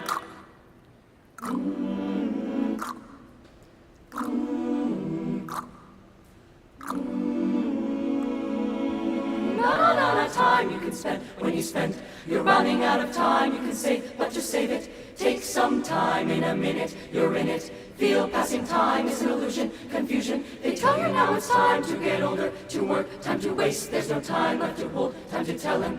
While there's still time, 3, 2, 11, 2 a.m. dinner time. Not to kill, said I will, still it flies, oh time.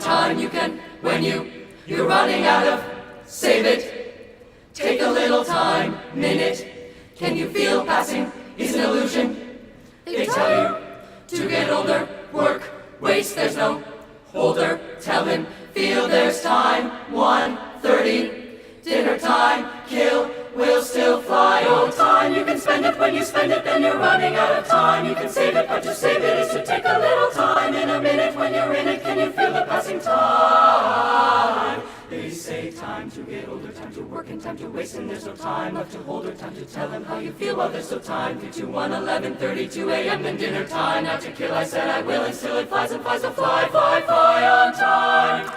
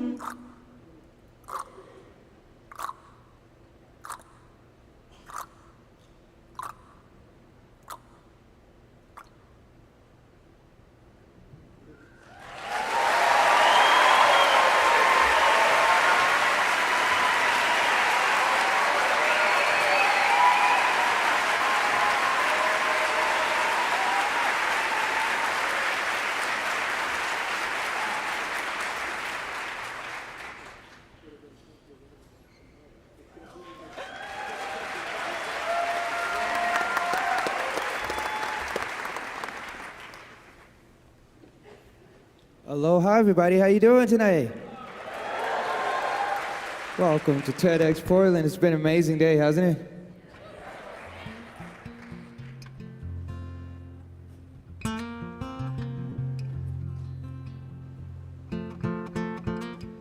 This song here is called We Are Not Machines. And the message behind it is, it was inspired by this crazy idea that we make space for every living thing on this planet to have seasons except for ourselves. You ever think about that? We pursue this artificial consistency, and every time there's a dip, we think there's something wrong with us, or we try to self-medicate or hate ourselves, when sometimes you just need to go sit underneath a tree and breathe for a minute. And that's what this song's about. Hope you enjoy it.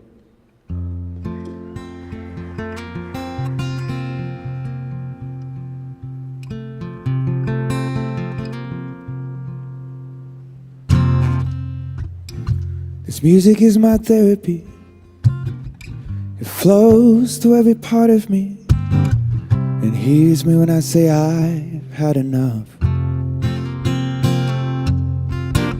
But my perfect pics on Instagram lie and say I'm doing fine, when all I need's a hug or time alone.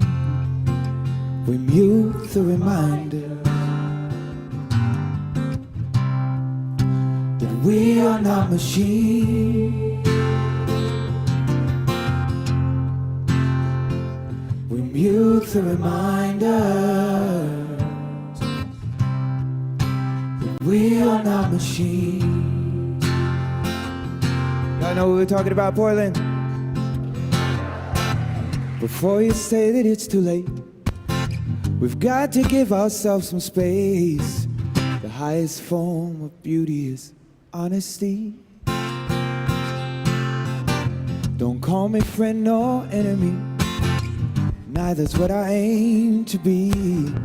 Just the truth I hope will set you free. Don't mute the reminders, oh, that we are not machines. Oh, Lord, don't mute the reminders that we are not machines.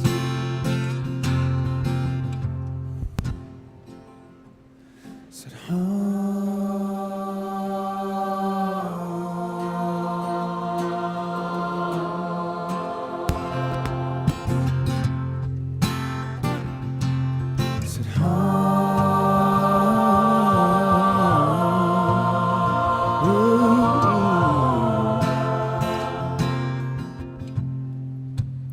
so don't mute the reminder that we are not machines. You guys want to help us sing that? Come on. So don't mute the reminder. Let me hear you, come on. That we are not machines. Hold on, you guys. Y'all sound beautiful, but y'all awful quiet tonight, Portland. Come on. Come on, I need you guys to believe in yourselves for a second. Can you sing that chorus with us? Can I get a yeah? There we go. 1, 2. So don't mute the reminder that we are not machines. Oh yeah, y'all sound so beautiful. One more time, come on. So don't mute the reminder that we are not machines. You guys sound so beautiful. Here's the reason why, y'all. 'Cause you are the light of the world. Hey, oh, see, you are the light of the world. Oh, let's give it to him.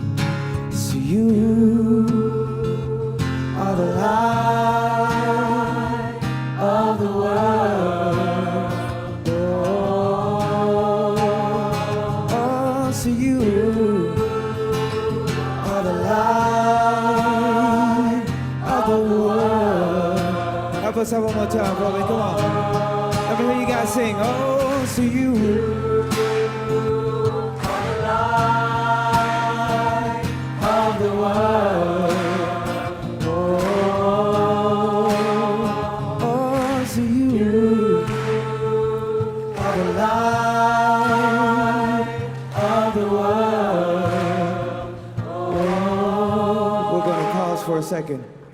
We're gonna pause for a second, y'all. When I sing these words, I saw noticeably a lot of people pause and have a hard time believing that they're the light of the world. And it's crazy because we start thinking that we are our worst moments. I don't know if you know what I mean. It's hard for you to think that you could inspire someone else or give somebody some love, because we start thinking that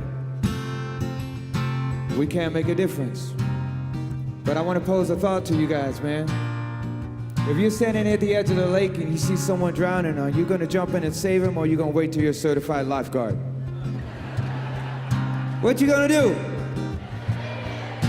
So when we sing this chorus, I'd love to hear y'all sing it out with your heart, knowing that you got the power to inspire someone, to save someone. All the beautiful stories and things we've learned here today at TEDx Portland is amazing. Can I hear y'all sing it one time? Come on. Oh, so you.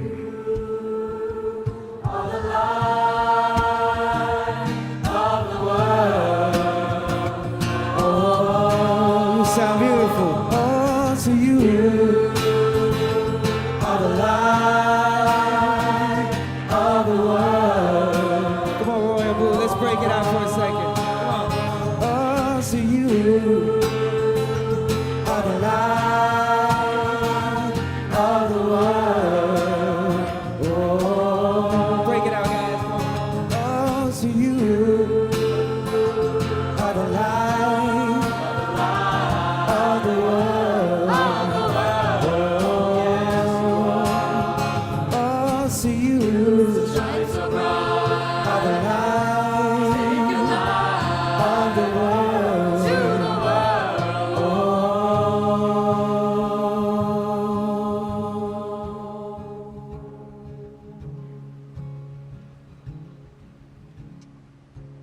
So don't mute the reminder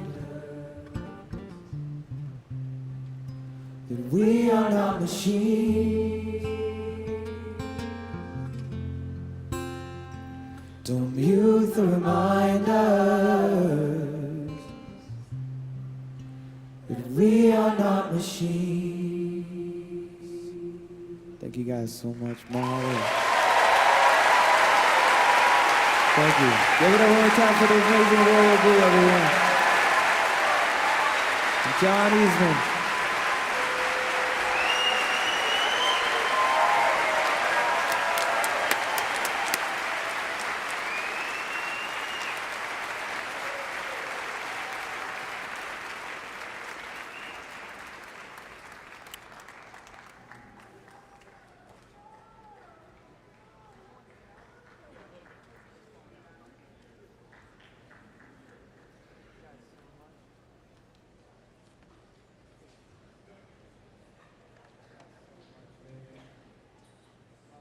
I have a song with you that I want to share with you that actually was written by my wife as a poem.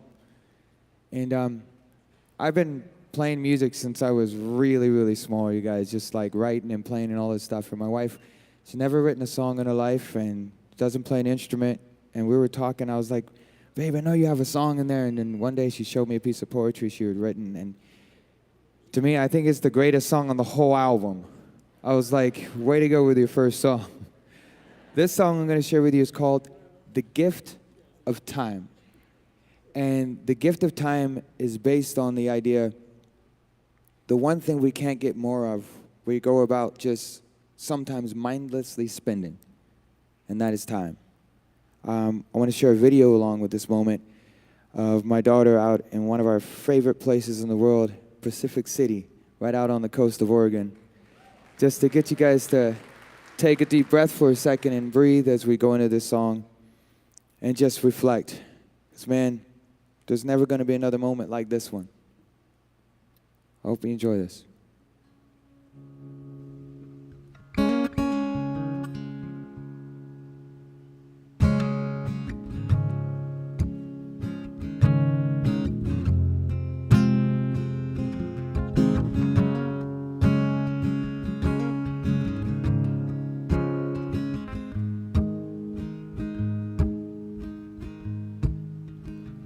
Watch your children play, the sun fade away.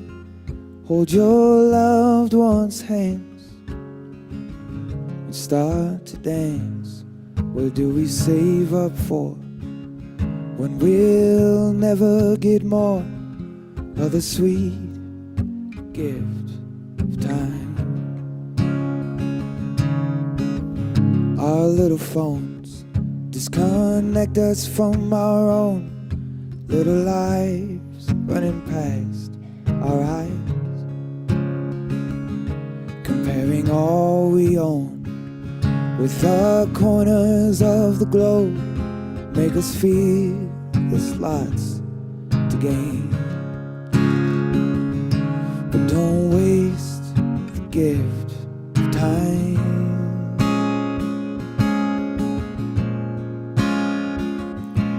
Don't waste the gift of time.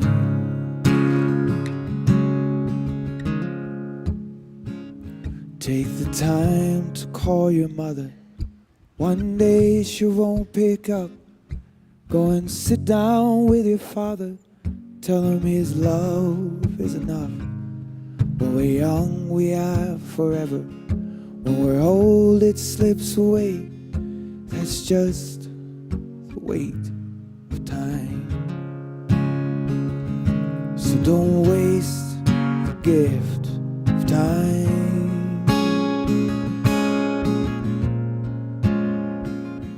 So don't waste the gift of time.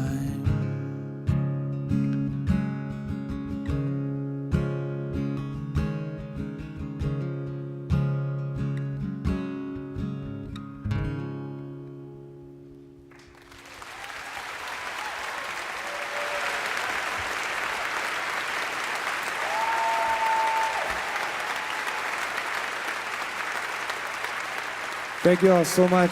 Love you guys. Thank you so much. Mahalo. God bless you. Thank you so much. I'm Ron Artis. Thank you.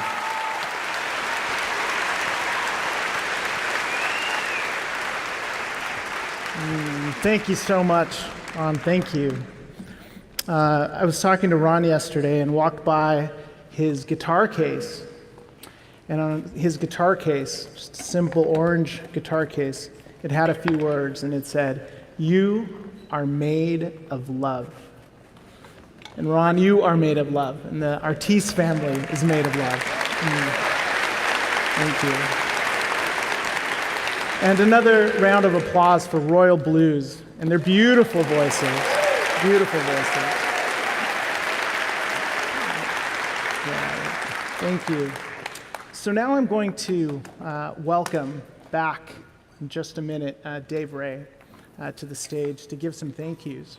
And just for context and really kind of drafting off of the Go Portland and just taking that step back and seeing our city with a fresh set of eyes, TEDx Portland is the largest TEDx in North America and one of the largest in the world. Cool. Yeah.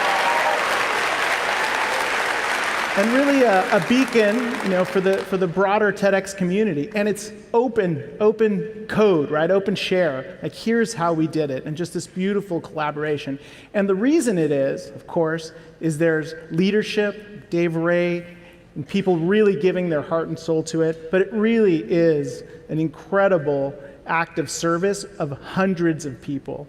And so when Dave comes out, he's going to give thank yous, and people are like, there's a lot of thank yous. And there is, because without them, none of this would be possible. There's so much to be proud of. And at the heart of that is generosity and giving and having some skin in the game. And so it's amazing that each and every one of you are here, and so many of you is what makes all of this possible. So with that, let's bring out our favorite Canadian, the force of nature that is David Ray.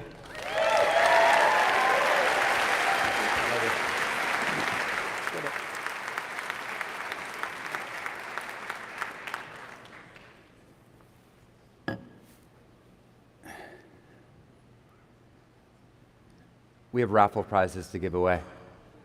65 of you in the audience will win 13 pairs of shoes. Thank you to Elizabeth Brock-Jones, Michael Berger, and Tinker Hatfield for making these happen. Thank you to Harry Chima and Jeanette from Alaska. We ride with you, we fly with you, you're amazing. We have 13 $500 gift certificates to use. Thank you to Knot Springs, you got 13 massages and a soak. And thank you to Moto Yoga, another 13 packages, 1 month free yoga, a mat, a towel, a tank top. So we will distribute the shoes at a later date. We will get your size and try and fit you. But the next slide, oh, excuse me, forgot my homie, Eli, Marcus. 13 packages of Portland gear, right? I think we're, so one per item, red bag, take a shirt. Marcus pulled his VW bus up here in 2014 and only had a hat. He had a skew, a navy blue hat. He's like, hey, I really want this to be the New York Yankee hat, the symbol of our city, with the Oregon in the P. He had me at hello. I said, say less. And he just started selling hats 11 years ago. And now he's doing luggage and all the stuff. Just so proud of it. Eli, 10 years, way to go. So 13 packages there with our friends from Portland Gear. The next slide will be all the names, okay? And we will manage the chaos at the happy hour. Alaska, Zizi Sanzaki, who helps with the Patron Society, is right here. So that's what Zizi looks like. For the Alaska winners, you're just gonna find Zizi at the Tender Loving Empire tent and get your $500 coupon right then and there. All right, can we get a drum roll, a clap, something? Yeah? Find your name. Read the fine print. We got columns. Nike, Alaska, not. Yeah. Round of applause for these incredible sponsors, these partners of ours.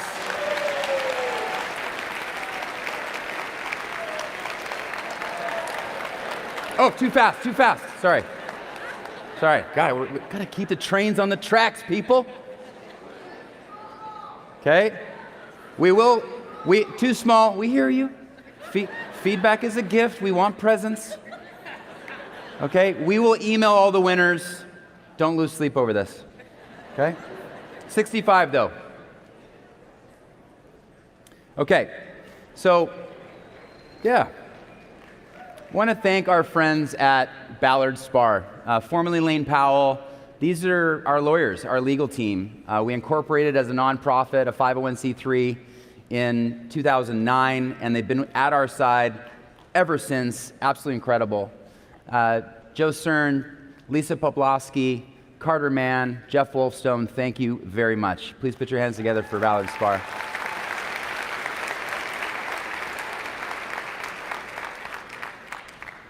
Saw the TED Red backpack. Thank you to our friends at Hampton. Just Kristen, your leadership. Randy, thank you very much. Jamie, we've been working together now for 2 years, and it's just getting better and better and better. You saw the film earlier today, and I feel we're just getting started. So thank you very much. Please put your hands together for Hampton Lumber.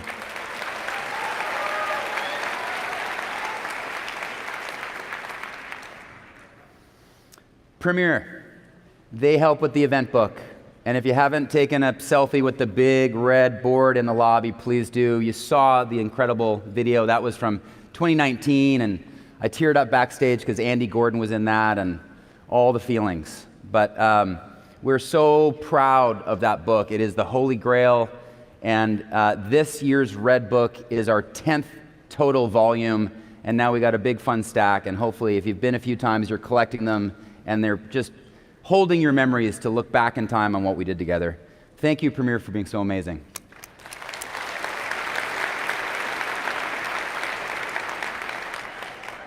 Yeah, this is our production partner for Good & Co. You've met Tristan from Legends, and from Jerry Green and Bella, Matt Anderson, it's great to be back on the horse again with you. Behind this 70 wide, 35 tall cyc, it's called a cyclorama, and the X, which Michael Curry helped design and build for us, is a video village of 50 people, 50, putting all of this together. And it's with indigo lighting. Thank you so much, Steve, for your leadership, making this all come to life with a lovely lighting plan. But for Good & Co. is the tip of the spear and putting this world-class presentation together for all of you. Warm round of applause for Good & Co. Thank you.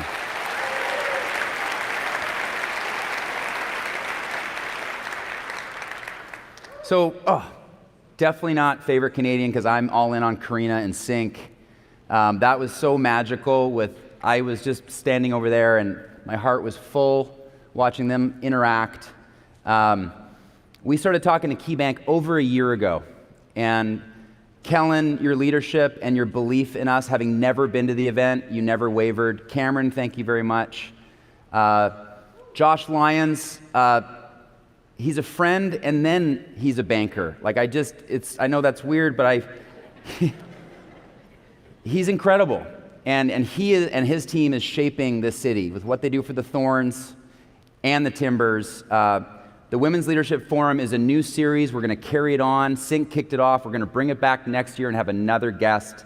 And KeyBank is now our bank as well. So thank you to all of you at KeyBank. Angel Reyes, thank you very much.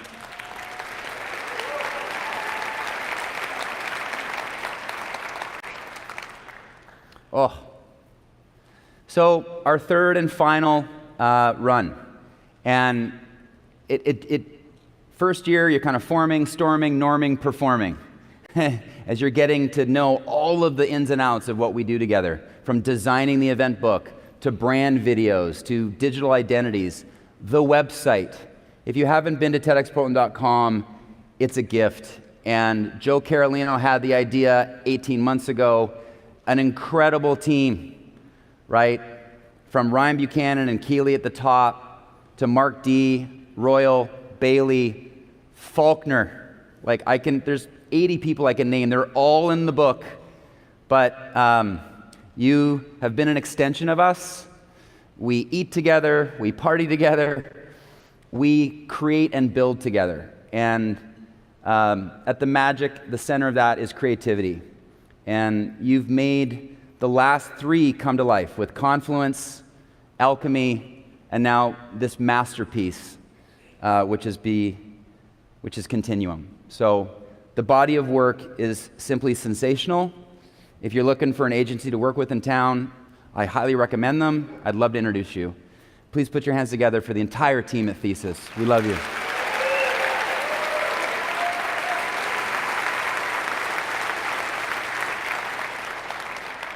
If you'd like to partner, I am still going to work on this stuff. I really enjoy it. So I am going to sunset, but I really enjoy this work. And I'm going to continue to work on the Patron Society. And at the core of that are really lovely partnerships and really good people. And if you want to work with us, me in particular, just please send me an email.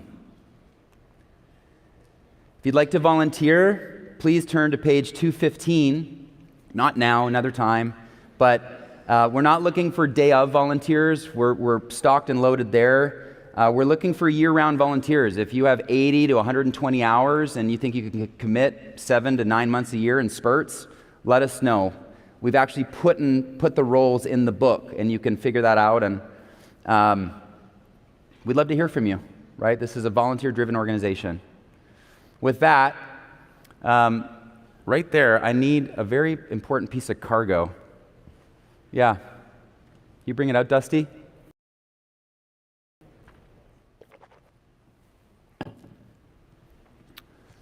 This is our skull.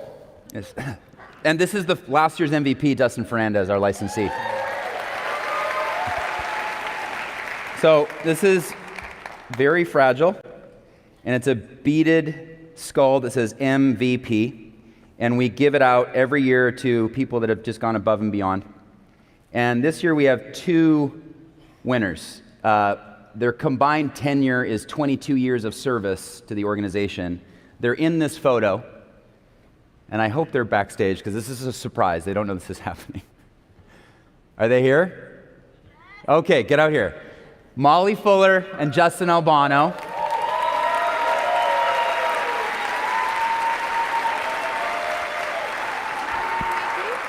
I love you. Please have your moment. Please, co-share, co-MVPs. Molly's in the corner here on the left.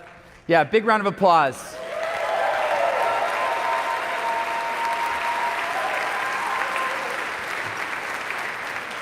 I just wanted just the dedication to understand. Molly's dad was in the hospital yesterday in Seattle. Got up this morning. Yesterday morning? It's all a blur. But you're amazing. Thank you. And what you do for us, I think you're 14 years in. Yeah. and we love you with all our heart.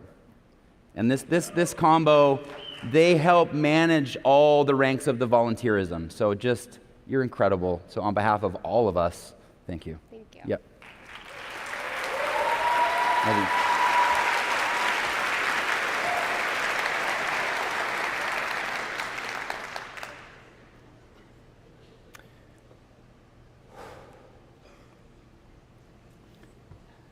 We lost a titan on Thursday in Bill Stoller, a mentor to many of us, an entrepreneur, a family man, a winemaker.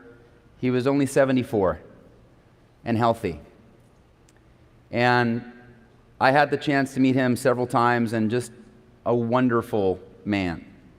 He's the type of builder that believes in our state and believes in Portland in building our backyard. And so today's happy hour is even more special. They have done wines with us for the last 8 years, a custom bottle across a rosé, a chard, and a pinot. And it will be served for 3,000 people. All of you get 2 drinks. And when you're thinking and talking about the day and debating and discussing and meeting new friends, just pause and remember Bill and his entire family. Our love, our prayers, our thoughts are all with the Stollers.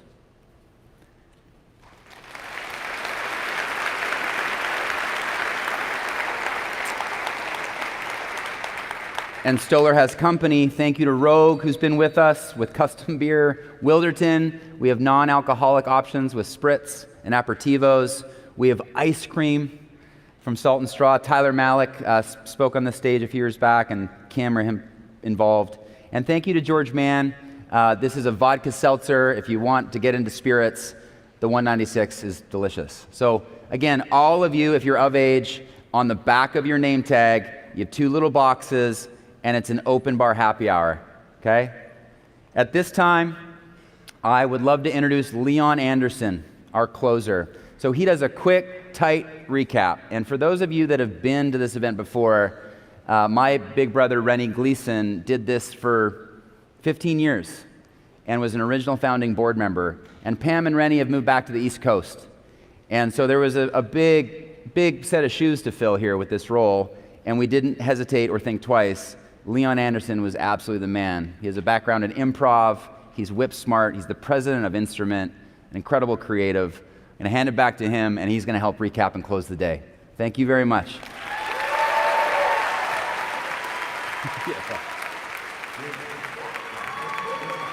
I got my own. I come prepared. Yo, how y'all doing? Good. Here we are.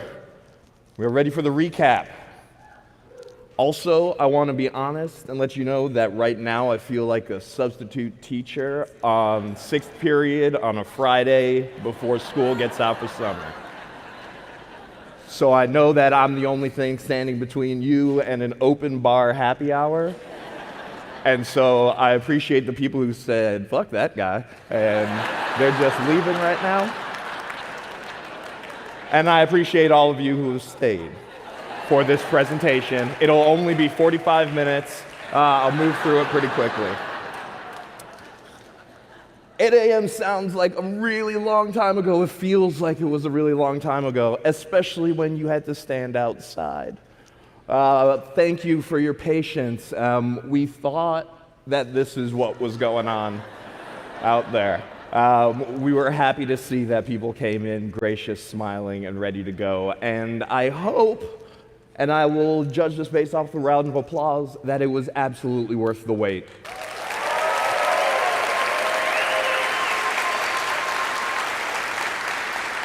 We started out with a morning rave from Layers.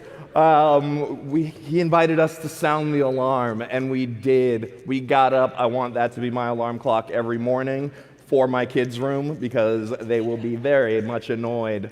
But I was able to get some actual live footage from the security cameras backstage. You can tell by the hair, that's Dave right there. It was a really fun time that we were having this morning. And then we switched up to Mike Bennett. Give him a round of applause, please. Thank you.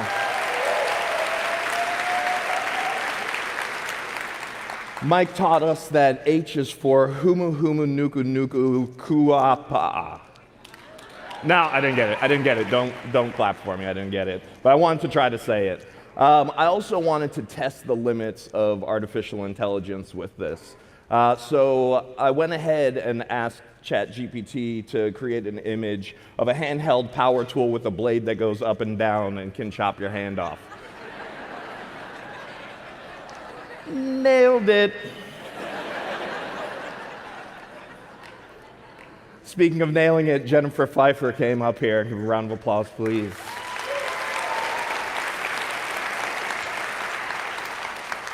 My favorite line, science doesn't care if something feels true. For my children, you can replace that with, your father doesn't care if something feels true.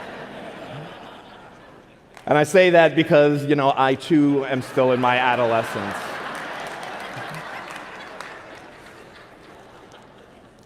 All right, Ivan McClellan.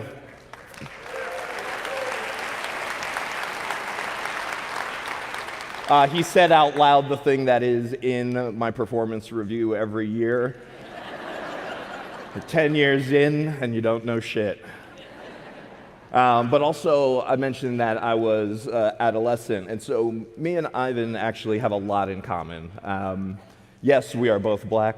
Yes, we are both devilishly handsome. But also, we seem to have the same conversations, just the context may be a little different. This is Leon's 8-second rodeo. I too walked into the bedroom, and I too said to my partner, babe, I need to do a rodeo.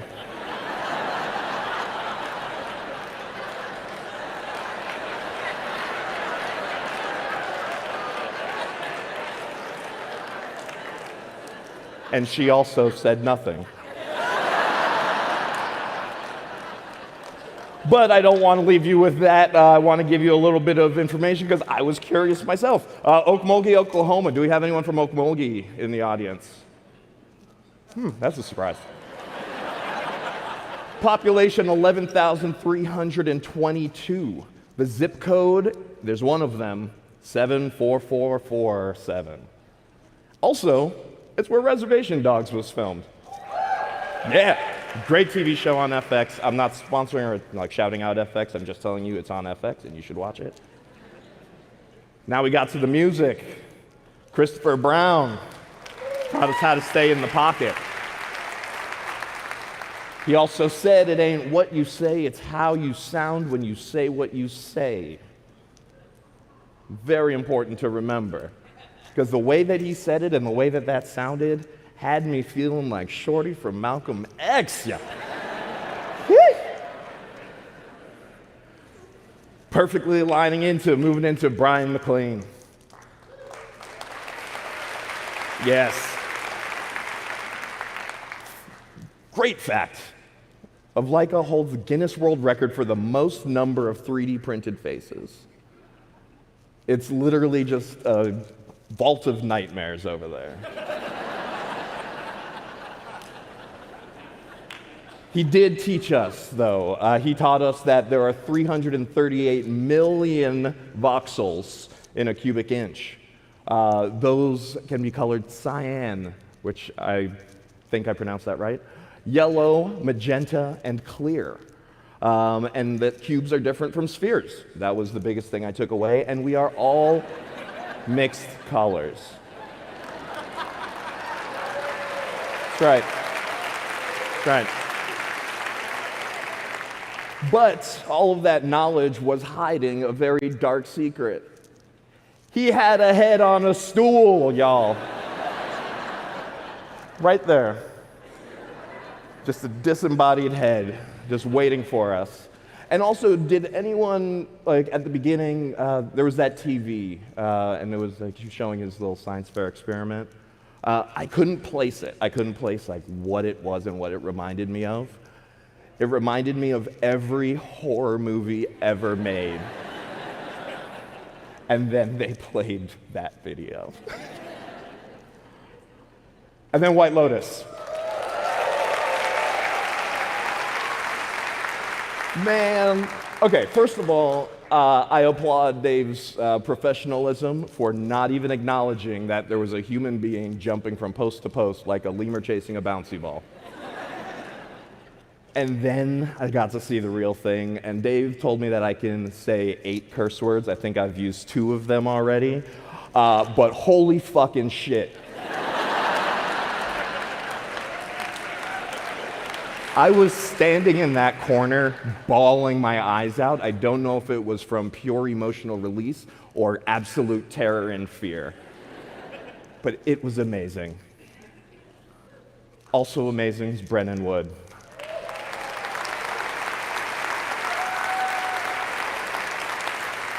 She reminded us that when hard things happen, we are not alone in this world. You know, grief, it's complex. She told us it's deep. She reminded us to feel, not fix. Feel, not fix. And it's a lifelong journey. And this is something that I know all too well as a Portland Trailblazers fan.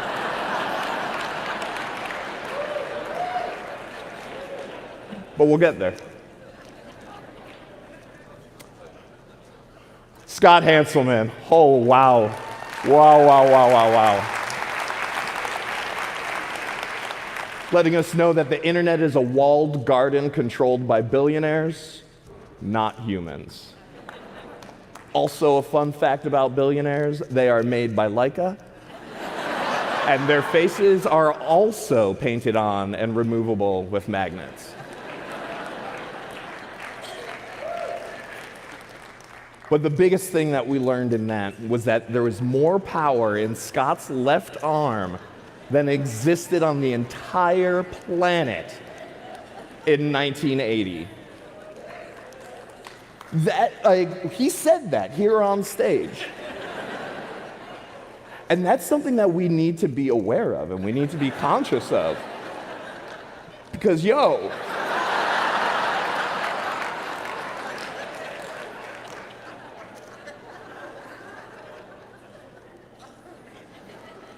Jukebox AI, Michael Weller.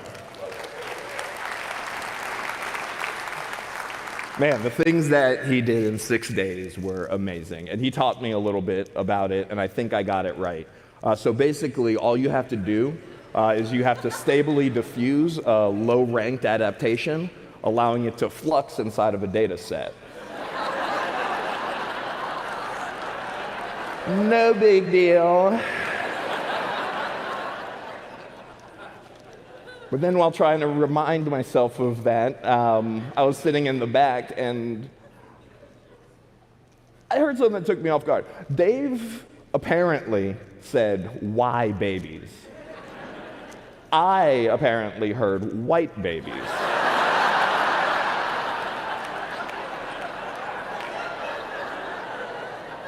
And then I watched the video and realized that, 80% of the time I was right. Small Million brought us back in from lunch. Man, it's like floating. They told us that, there are versions of your past self that can pull you into the future. That was the original log line for Looper. And if you haven't seen Looper, I highly recommend it. It's a great movie. I'm not endorsing it. I'm just letting you know it's a great movie. And you can probably find it on FX.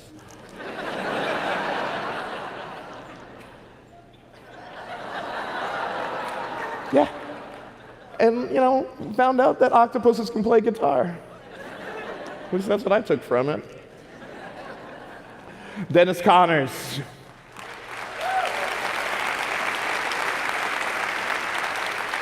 Teaching us to be brave enough to let others in. If people can get past my wall of humor that guides and shares and protects me, then, they can come in. But you'll have to persevere. We learned the equation for perseverance. Self-love plus vulnerability and action. Easy to say, hard to do. But it can turn you from a Marine into a mammal. And yes, I did spell mammal correctly, because it's an acronym, and it stands for Middle-Aged Men in Lycra. You learn something every day. Tal, psilocybin offering a new path of healing. Psychedelics come from Greek. You learned some Greek today, for soul and reveal. I do feel like I was a bit misled, though, because I thought that there would be free samples. And I'm still waiting, or at least I thought I was still waiting, until I saw Jackson motherfucking Rain. That's 7. I have one more. He challenged us to keep our eyes on the box. Okay. I'm going to clarify that my lawyers asked me to put this in for the protection of TEDx. The act of magic includes inherent risk. TEDx Portland and any and all of its subsidiaries or partners shall incur no liability or mental, physical, or emotional damage related to or not related to the participation or observation of any act of magic, sorcery, witchcraft, or such shenanigans. And that is a picture of Mr. Jackson Rain, although he does look like a lawyer. And today was the first time I ever saw him not wearing a full suit. And in fact, he was borrowing my vest, which, he can thank me later. But what he should really thank me for is that I, too, am a time traveler.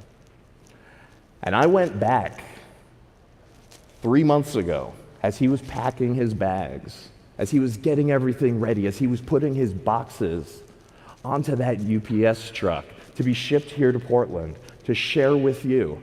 And when I was there, you know what I did? I slipped that word in the box. That's right. It's been me the entire time. And then Ariana Vargas.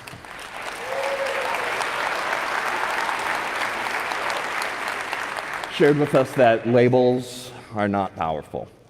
It's the emotions they have in them that are powerful. And that hit me deep. It took me a while to understand it, so I needed to make a little, pictogram for myself to really get it. So, a label is just a box.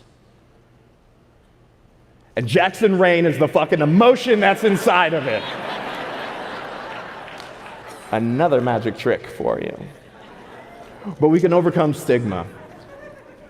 We overcome stigma by accepting that reality, by choosing to believe your actions will make a difference, by being curious, and by sharing your story. It feels good. It feels really good. And thank you for sharing your story, Ariana. And then we had the powerhouse duo, Christine Sinclair and Karina LeBlanc,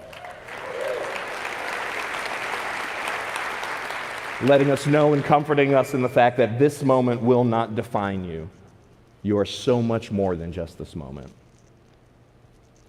Now, it just so happens that the 2025 rankings of the Goodest Canadians just came out. And so I wanted to share that with you. Number 5, Donovan Bailey, also a Jamaican track star, amazing. Number 4, A.G. Bell. Y'all probably know him as Alexander Graham Bell. Number 3, Full House's own Dave Coulier. That's right, he's in the audience back there. Thanks for being here, Dave. Mr. Terry Fox.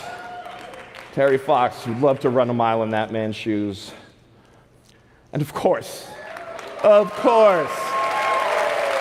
Christine Sinclair. The province, state, city of Vancouver does want me to apologize to Dave Ray. Apparently he hasn't gone and visited his parents in a while, so he got cut off the list of Goodest Canadians. And then we finished off with Ron Artis.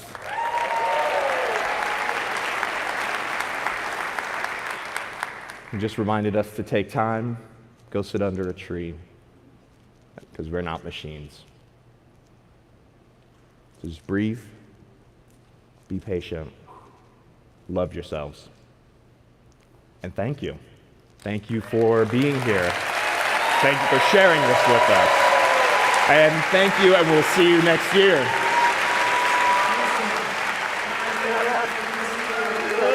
But first of all, the closer. Thank you so much. And right now, let's bring Dave Ray on the stand.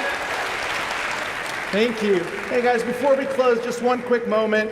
And I think it's a really, just taking a little bit of a beat to recognize that Dave Ray, which I'm sure if it's your first time or you've been here every year, realize just what an incredible engine to the train that TEDx is. And he leads with heart and with care and really brings everything together. And this year, he's going to be transitioning into a softer role. He's not by any means leaving his family, but he's going to transition. I just really want to honor that. And if you know, you know. So please just give a big round and lots of love to Dave Ray.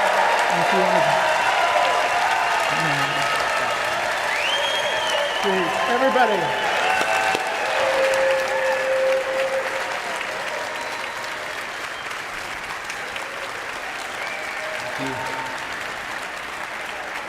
Thank you, Louis. Great job. Great job. It's truly been an honor.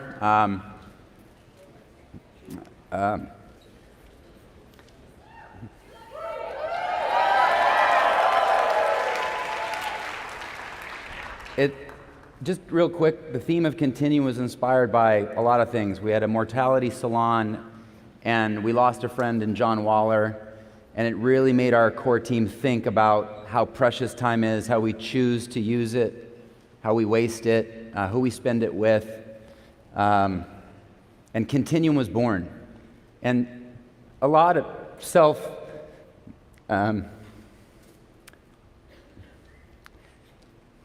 it's time.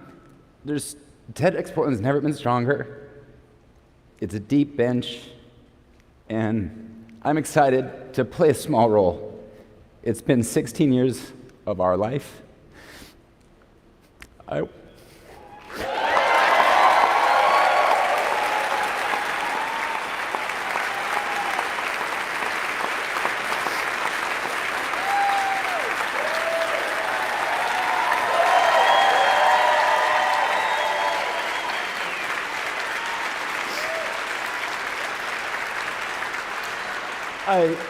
I want to thank my wife. She's been to every one of these. Honey. Thank you, honey. As long as we've been married and together, TEDx Portland has been in our relationship. You know it's a lot. And it's going to change. And just thank you for your unconditional love and support. I want to thank my parents who are here.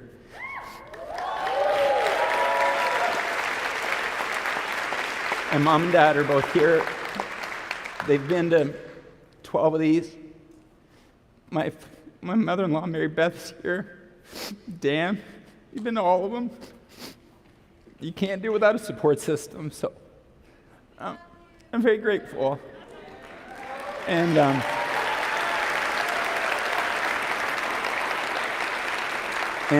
to my Vancouver crew who's come down year after year, you're wind in my sails, and I really love you.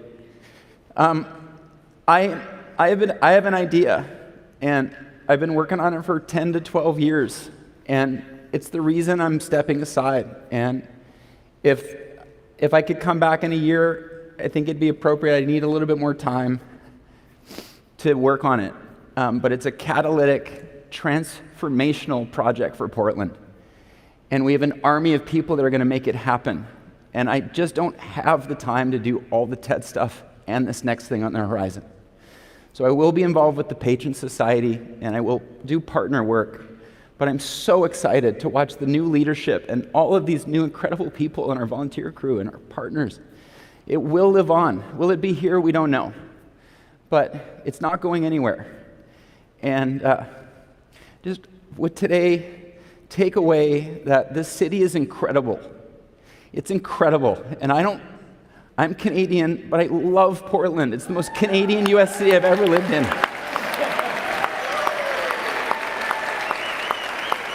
So with that, I would love to see all of you on the street for a drink. But before we do that, I want to bring everybody out for a curtain call, the entire speaker and performer class.